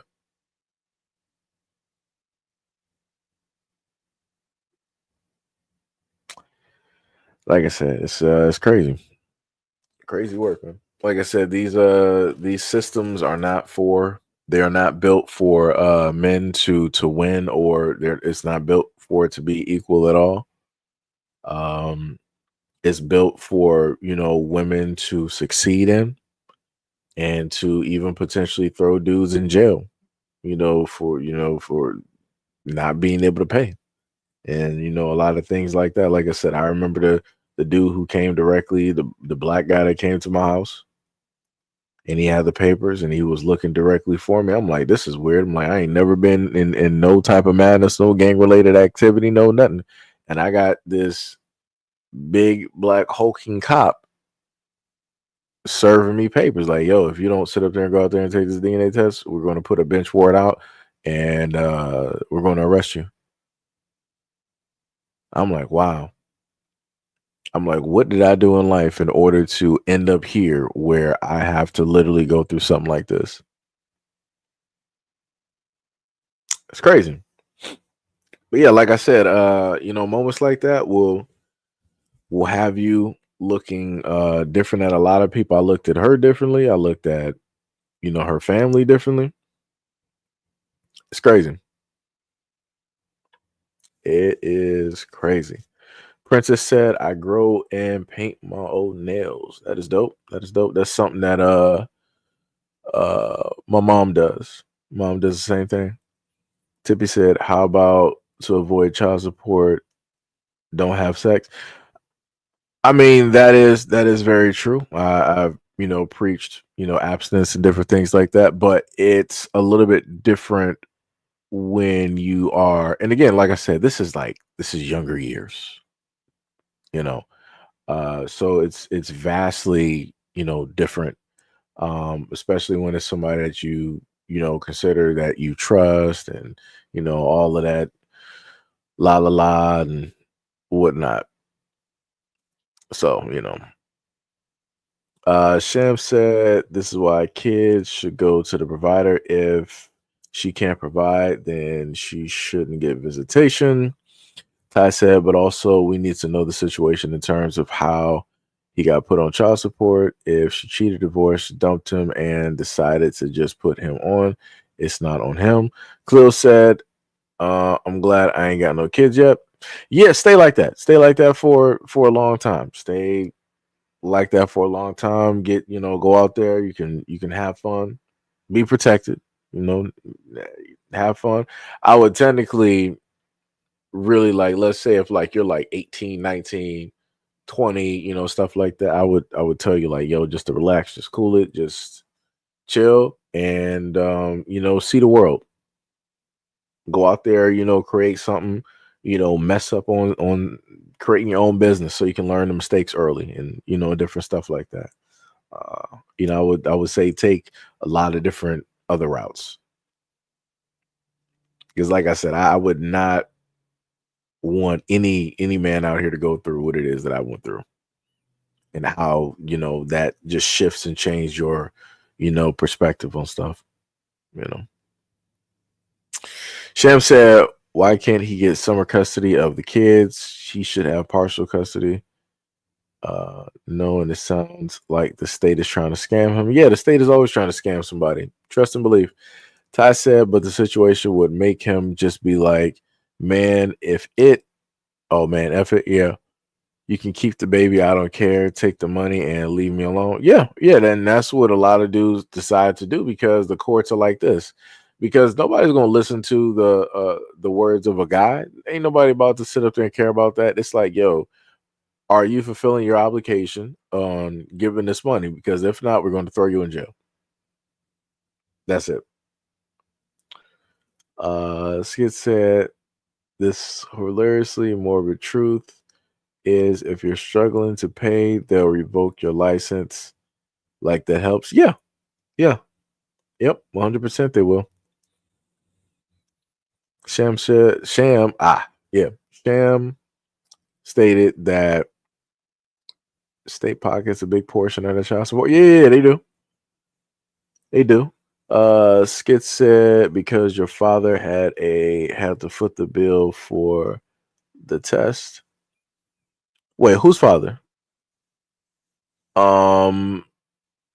When the test that I had to do had to get done, nobody was footing. That was either I had to sit up there and pay, or I forgot how it worked, but yeah, no. Shout out to the brother officer Haku, aka Brandy V World, for the $5 dono. Much love, respect, and appreciation. You said just got off work and it's time to play some Monster Hunter. Oh yeah, best believe I got you. I'm probably gonna need some coffee in a minute, but I got you. Best believe I got you. Shout out, much love and respect. I've been no life in Monster Hunter for a minute, and I told you I was going to sit up there and stream it, and I haven't because I just been like pretty much just no life in, the game at this moment. Crazy work. What was it? Let me see. Gonna pack that one directly up out of here. Like I said, y'all gonna decide to sit up there and troll? I do not. Yeah, Khalil said paternity court. Yeah. Nita said, proud get in the way of truth. D Money said I went through a similar situation. I got told it was my fault. Never got an apology. No, later on, I sat up there, I got an apology. It was just the fact, it was like, it was just like some nonchalant type of thing. It was like, oh, I'm sorry, but that's all I can do. I don't know, what more you want me to do or tell you. And I'm like, word? I'm like, that's the best that you, brother, man.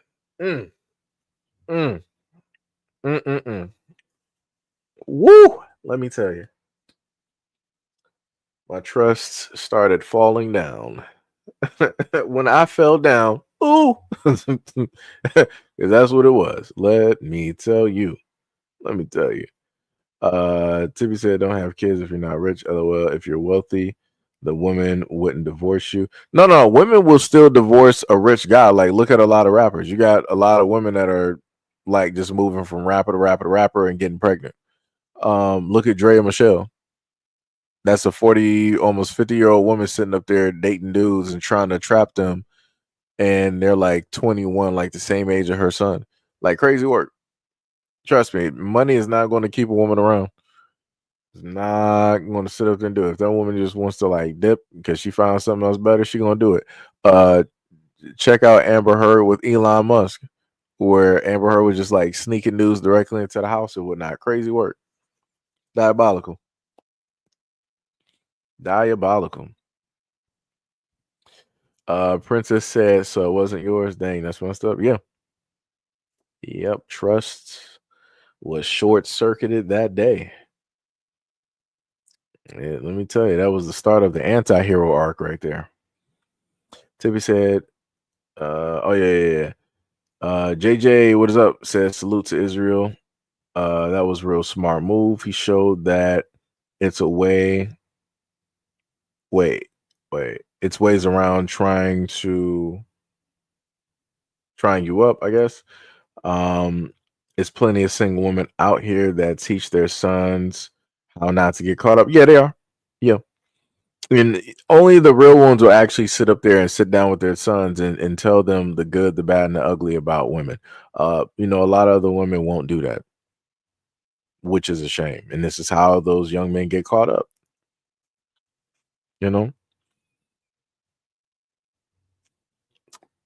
Princess said, when I have sons, I'm showing them this channel. Hey, much love, respect, and appreciation.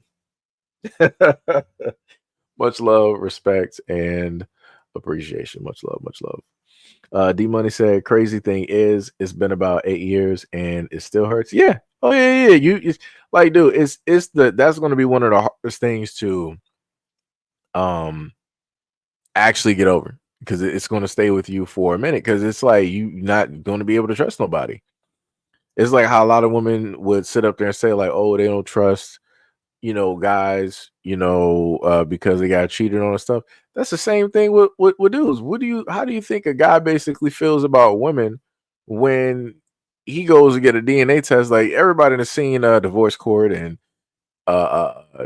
Jerry Springer and all these other types of shows where the DNA test comes back, and you got some of these dudes that are ecstatic. They're happy. They're like, I know I'm gonna sit up there. I know I'm dad and all this other type of, and then they sit up there and find out you are not the father. And you got some of these dudes crying like they are hurt, and you got some of the women out there like whatever, because they already knew exactly who it was. And that's the killing part that a lot of people don't talk about, that a lot of these women out here know who the actual father is, and they knew the whole time. They just wanted to put it on somebody that they knew who would actually be there, who would have made a good father, but they opted to be with somebody else. And now, they gotta suffer that consequence and yada yada yada. It's crazy. Sham said, still get a DNA test even if you're married. Yeah, because again, you never know. The only person in any relationship that knows who the child's actual father is the woman. A guy does not know. We live off of hope and a prayer, and hope is technically the dumbest thing because hope doesn't exist.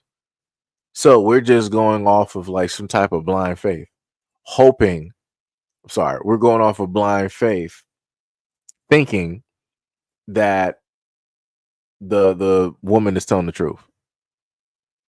Like I said, if you go look at some videos, I did a video dealing with Jamaica where their fraternity fraud is so broad out there in Jamaica. They call the kids yellow jackets. You also got I think, what was it, Nigeria? Nigeria and Jamaica was neck and neck when it deals with paternity cases and paternity fraud. That's how bad it is. Bad. It is horrible. It is horrible. Nita said, I pray we get ours together. They divide us good, right? Tippy said, I mean, I don't get it. We have kids. Anyway, if you're not rich, why put the drama on the child, right? Nita said, I do everything for myself. True to DIY. Khalil said, you don't need to be rich to have kids. Skid said kids honestly don't cost much money. Nita said that was our first command to reproduce. Skid said only rich people have kids. Different eugenics, possibly. Tippy said, yes, you do. Kids need money for their future struggles as much. I'm not saying billionaires. I'm just saying don't have kids if you're not financially ready to have them. Skid said paternity tests end up in legal fees. That's what I'm talking about. We all agree to disagree. Khalil said, just say living well off. Tippy said, we have foster care or CPS. People don't need to be having kids if they're not living well. Shem said, I mean, if raising kids nowadays is about 250 grand per child, and that's the basics. So you have about 4 and you're spending millions. So Tippy ain't wrong about being well off. Brandon said, yo, fried. What? LOL. I'm confused. Princess said, rich guys are probably more likely to get divorced. Yeah. D Money said facts. She'll get child support check until she's 60. Brandon said, shaking my head. Khalil said, if only rich people were having kids, you wouldn't exist. Yeah. Skid said, the problem isn't the idea that people should be situated to have kids, but that well off is a relative thing. I can live well off minimum and minimum legal wage, but people want their costly distractions. True. Brandon said that day all the man heard was Harvey Dent saying long live to become the villain. Oh yeah. You live long enough. Boy, you live long enough to die the hero, or you live long enough to see yourself become the villain. Yeah. Yep. I remember that day I did a whole video. I think I did a live stream later on too. I made like a whole picture sitting up there just telling people, I'm like, hey, this is what people basically want. This is what people want. You know, you give people what they want, they don't like it. It's crazy work out. Crazy work. Sam said that's cool. Says you the villain is actually better than the hero in a lot of ways. Look at your life today. You're doing real good. So you had a bump in the road. The car's still going. We're all proud of you. Hey, much love, respect, and appreciation. Much love. Princess said that is heartbreaking. It'd be like that. It'd be like that. Sam said, except for the one girl on Maury that never found out the baby father, it was sad. So many men got tested and they were not the. Yeah, because she didn't know how to close her legs. Like I said, I don't know how to sit up there and put it. Because like I said, that's wild. Like to me, that's vastly wild. Like you got to have 12 dudes tested because you just don't know how to just like say no. You don't know how to stop sleeping. Unprotected at that. Crazy work. Crazy work. Crazy work. Princess said, as a feminine woman, why would you not want the good man to knock you up instead, though? That's like the equivalent of winning the lottery. Your children will be good for life, and so will you. Yeah, that's true. You said, I don't understand why women would choose the bad man. Yeah, I don't know what to tell you either. And the craziest part is, that woman did not even go with. I'm talking about it in the instance that I'm referring to. She didn't end up even getting married or going with the dude that got her pregnant. She ended up being with somebody else totally different. And I'm like, this is just like you can't make this up. I'm like, that is crazy. I'm like, that is crazy. There's technically a lot more. There's a lot more to, the story. I might go over that one day in some later years. In some later years. But yeah, it's crazy. It is crazy. Skid said happiness makes one happiness makes one like a child, and old does love make one stupid. Yeah. Wise like a serpent, but gentle as a dove. Yeah. And that's why I happen to, talk about a lot of things as openly as I do, because like I said before, I've made mistakes. You know what? No. Let me take that back. Let me take that back.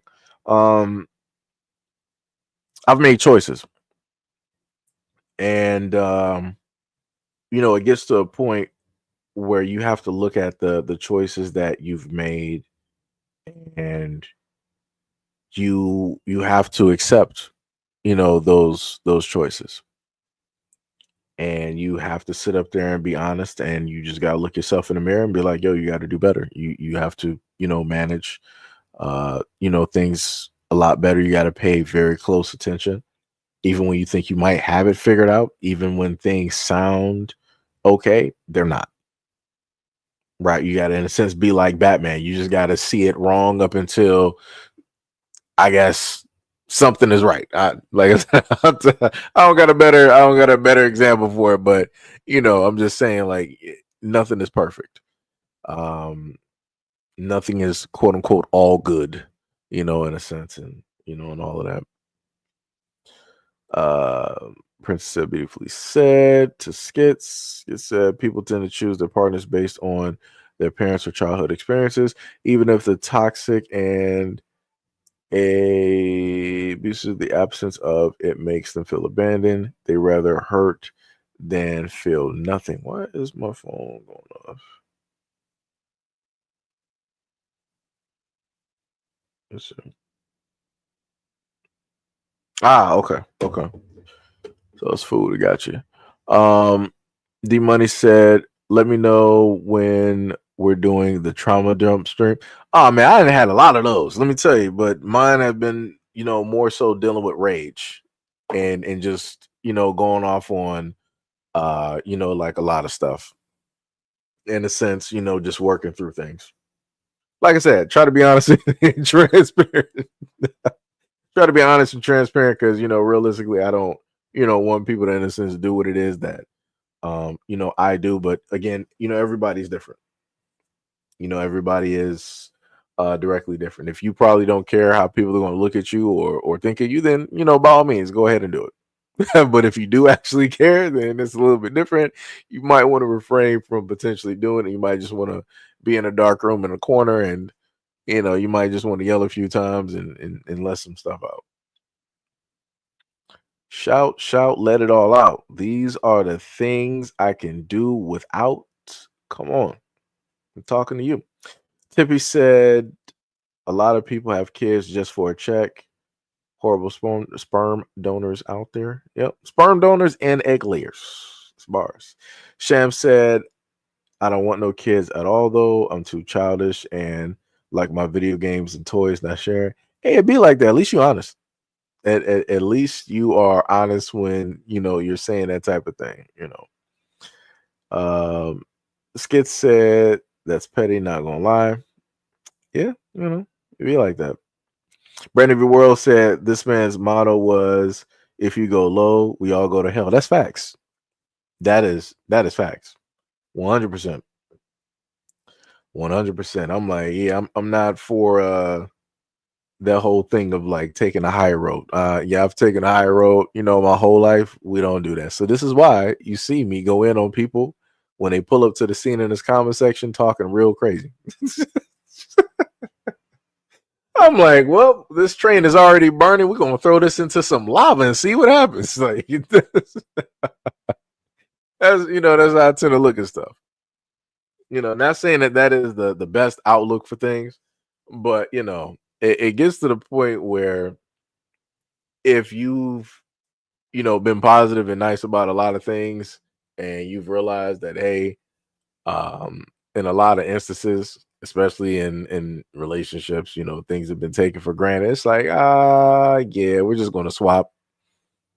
We're about to just, swap this differently. We're going to try something else. We're going to try something else real quick. Princess said that shout song go hard. Yeah, it does. It does. Like I said, a lot of 80s songs is dope. Like I still listen to them bad boys today. To this day. Still listening to them. Just saying. Sham said, I would keep my dark stuff in a corner. If I let it out, I think it will hurt others. I mean, it'd be like that. It'd be like that. I mean, you the way things, I mean, that's why I told people before, like for me, that's one of the reasons I don't happen to do. And like I said, this is no offense to anybody else that does it, but this is why I don't, drink or do any type of drugs or anything like that, because it would be a very jacked up thing for me to, in a sense, say stuff, and it's coming from a place of hurt because I feel a certain type of way. So because I feel a certain type of way, I want other people. It's like, nah, no. I go by the motto that my mother and other people have basically stated to me, like, if you don't got nothing nice to say, don't say nothing. Certain things are better left unsaid. Keep comments to yourself, that, type of deal. Because I've been in the instances of where you have hurt people and they wanted to just, vocally hurt, other people just because. And that sucked. And, I never wanted to, be that type of person. I never wanted to dish out what it is that, I, in a sense experienced, throughout my life or anything like that. So, I do my best on trying to like just maintain, a lot of, a lot of things, and then also, another thing is that you can navigate this by placing that energy, because energy can never be destroyed but transferred. So you can use that energy and place it, in a sense, somewhere else. Because in a sense, energy is energy when you just look at energy, right? Energy doesn't know, in a sense, a good or what evil is. Energy is just energy. It does what it's supposed to do. Now, whoever wields it and they decide to wield it for whatever means or deeds or whatever it is, then that's different. Those are that people giving it a label and specifying, like, hey, I'm using it for this or I'm using it for that, right? So, just saying. Princess said 80s is my favorite. Yeah, 80s is dope. 80s got some pretty dope music. Brandon V World says you tell the story about the grenade. This man. Oh my goodness. At first I was about to start singing the Fresh Prince of Bel-Air theme song, then I realized that I'm probably going to jack up the words, and I opted not to do it. So basically what Brandon V World is talking about was the short form of the story was the fact of we were in a Xbox Live party. Some argument ended up ensuing because somebody ended up having one too many drinks. Brandon V World, in a sense, didn't exactly feed into it, but did feed into it at the same time because the other person was trying to tell him to shut up, and he was like, "And if I let's just play devil's advocate." It's like, and if I don't, what's going to happen? I'm like, oh, this is not going to sit up there and make it better. So, that back and forth was in a sense, happening. And, normally Xbox Live parties, and especially if you got other people out there that's drinking, people going to start saying like slight remarks and jabs and doing all this other, type of stuff. And they got into a whole comparison thing of one person was like, hey, I do, mixed martial arts or whatnot or whatever. And Brandon Rowe was like, what is that supposed to mean? What is that supposed to mean to me? He was like, he must not know what I do for a living, right? So, the back and forth still basically takes place and happen. And then it just really gets to like a point where things are getting mentioned that just shouldn't. I'm like, oh my God, here we go. And as somebody has stated before, people being like, empaths or being able to, in a sense, absorb, give me all of your energy, being there in that moment, you just have one person that says like something crazy, like, ain't nobody gonna have nothing to say once a grenade gets thrown into the situation. And then the Xbox Live Party kind of gets like, silent.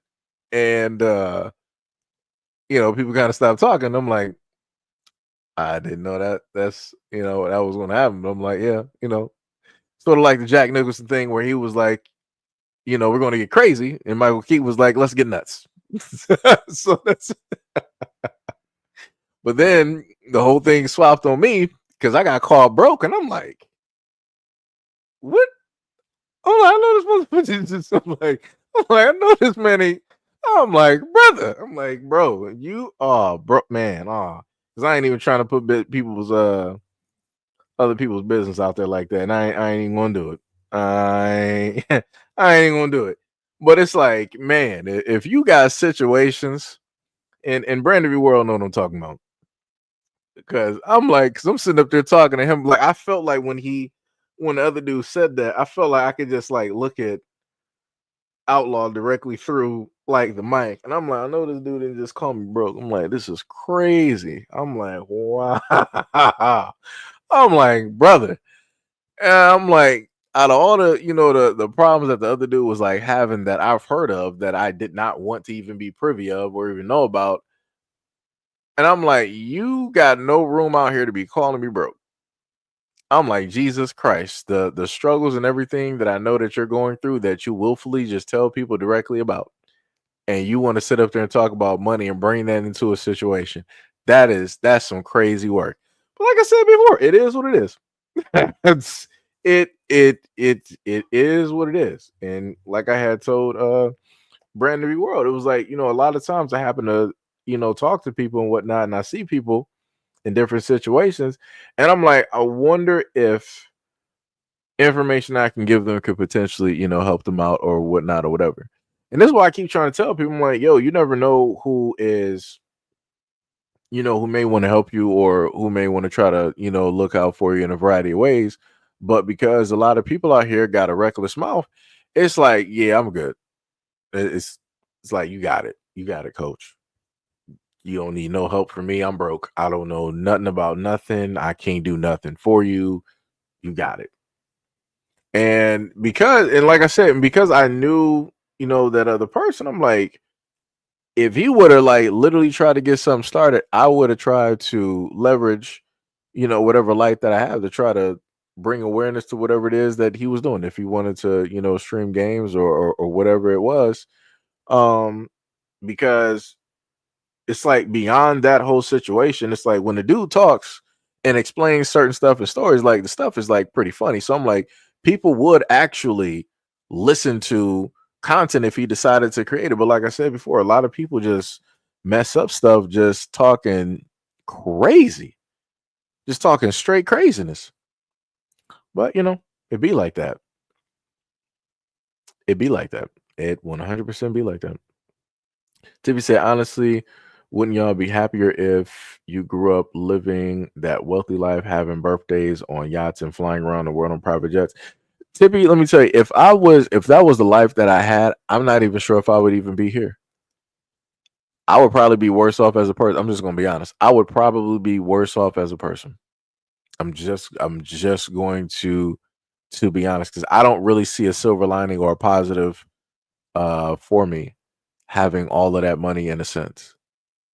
Like being like let's say like if I were to get that money like now is different because I understand money. I would actually, care. Thought process would be vastly different. If I was born into like wealth and that's all I knew, yeah, no, I would not. I wouldn't want to see that person. I would not. I would not want to see that version of myself realistically. And like I said, that's just me being honest.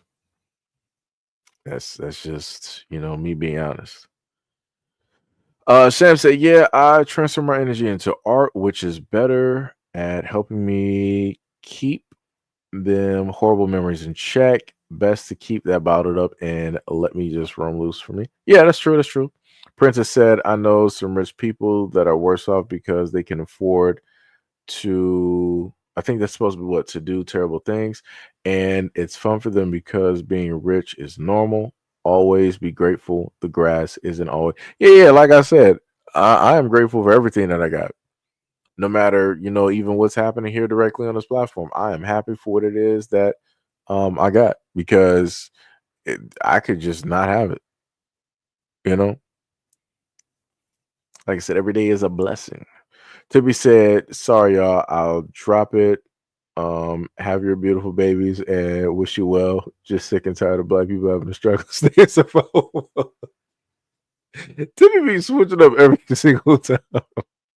Princess said, you're rich if you have wealth of knowledge or wisdom. Yeah, that's true. D Money says some people need humbling. I call it doing the Lord's work. That's facts. Tippy said palm color folks living their best lives with passed down old money while we have to figure it out. My bad, y'all. I'm sorry. Tippy is just she is going through a moment right now. We hear you, Tippy. We hear you. This is actually the first time that you came into the live stream and you didn't tell me to notice you and to acknowledge your comment. That is the first time. Let me tell you, that is the first time. What was it? Sham said it's okay with not being rich. Look at P. Diddy, J.E., Bill Gates, and etc. I don't know a rich person that isn't evil. Tippy said, I know, I understand. I apologize. I'm grateful as well. That's where Tippy be having the moments. Let me tell you, it is all right, Tippy. We understand. You've been here for years. It is all right. All right. But yeah, I think that actually brings us to the end of our live stream. As a matter of fact, it actually was supposed to be like a full 5 hours. I think it got like that because for about 2 to 3, if not 4 videos, ended up talking for about 30 minutes each. So yeah, I'm gonna have to make sure to actually make this into a shorter form video so that people who were not able to make it, you know, directly for the live stream be here for 5 hours. It's crazy. Also, much love and respect and appreciation for everybody that was here for the greater duration of this is the 5-hour mark. We got about like 46 people here in between both channels. Much love, respect, and appreciation. Because like I said, y'all could have been anywhere else but here. I know the numbers are probably maybe a little bit different. Let me try to see what we got at the moment. I think technically I should be able to just go to analytics, right?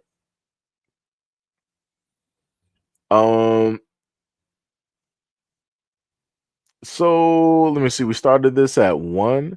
So overall, we had about 2,200 people on at least the first channel. Because the first channel don't really get views because I don't, in a sense, upload videos. Even though on my end, it's saying that the live stream got about 1,300 views. No, actually, yeah, it was about 2.2K. So that's actually pretty good. That is not bad at all. And let me go to the secondary channel. And I can potentially tell y'all what it is. Analytics. Also, shout out to those out there that subscribed to the channel. Much love, respects, and appreciation. Much love, much love. Woo, 5,000. Wait, is that just for? Nah. That couldn't be for the live stream, right? Let me see. Got to go to content. Got to go to live. Let me see what it says in the background real quick. We got active viewers 31 at the moment. It says 1,900. So then if I go to view, so yeah, we got about so the other channel got about 2,200 and this channel for about the good 5-hour duration is about like 3K. That's not bad. It's pretty good. It's pretty good. But like I said, much love, respect, and appreciation to any and everybody that pulled up to the scene. And that left you know, a comment and a like. Also, shout out to a lot of y'all that showed up to the single video that I put up, which I haven't done in a while. Because if you look at over the 20 plus videos that I've done, they've usually been multi-clipped. multi-clip form, type of videos. I really haven't done solo videos in a long time because on this channel, solo videos normally don't get a lot of views, and that video currently has about close to 2K views. So, like I said, much love, respect, and appreciation to those out there who roll through and watch the content that I have directly on the channel as well. Much love, much love.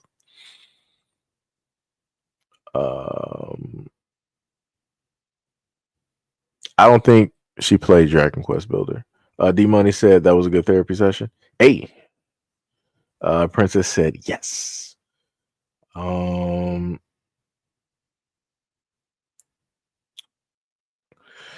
Everything is going to be okay, Tippy. Everything is going to be all right. The main thing I always sit up there and tell people, no matter how things happen to look, is to just stay positive. That's the thing that my mom always tells me, and whenever my mom is going through stuff, I tell her the exact same thing. Like, stay positive. Somehow, some way, things are going to work out because they always will. They always do. Like I told y'all before, that's why I'm here, because things in life worked out, and I'm here to be able to talk to you guys, and and different things like that. So I'm living from that example. Champ said, I hope all of my people become successful. Sometimes that's going to be a hard time because we get there. I'm sure we're all survivors. We're strong. We always made it. That's facts. Technically, I need some coffee right now, but I know I got Chinese food downstairs, so that probably won't mix well. Tippy said, I'm going to try to download it tonight. Tippy, this is what I need you to do, right? Because you got the PS4. So I need you to write down either, because I don't even know which one you respond to, either a message, either you would have to send it to like the phone or something, or you would have to go through like IG or whatever. List 5 games on PS4. Just give me like a top 5 games that you basically like, but write that to me on IG, like on IG or whatever. Don't throw them directly into the chat, because the stream is about to end. Tippy said, yeah, harder for us and easier for them. JJ says, salute, been listening. Much love. Like I said, speech is probably all over the place because I am tired. At this moment in time. And normally for these live streams, I would, sit up there and have coffee. But like I said, thank y'all for staying directly here with me and listening to me talk through, the live stream and whatnot. So hopefully, because this one is a little bit longer, if y'all need something to help y'all get through at least a great portion of your work period, you got a nice 5-hour live stream, which I haven't done in a while, that you can, listen or sift, directly through. And, there you go. And again, like I told y'all before, we got other areas that we're on as well. I'm on X. I'm on IG, even though I'm barely on there, just to be honest. So I'm on there from time to time. I'm pretty bad with, catching up on stuff out. Sometimes I think Hack Tie and Pink will sit up there and send me some stuff, and they got to remind you. It's like, yo, I sent you some videos. Yo, I sent you a message. So, work in progress. But yeah, y'all can pretty much always catch me, here and pretty much also on Xbox as well. Usually the system is probably on YouTube or something like that. Usually.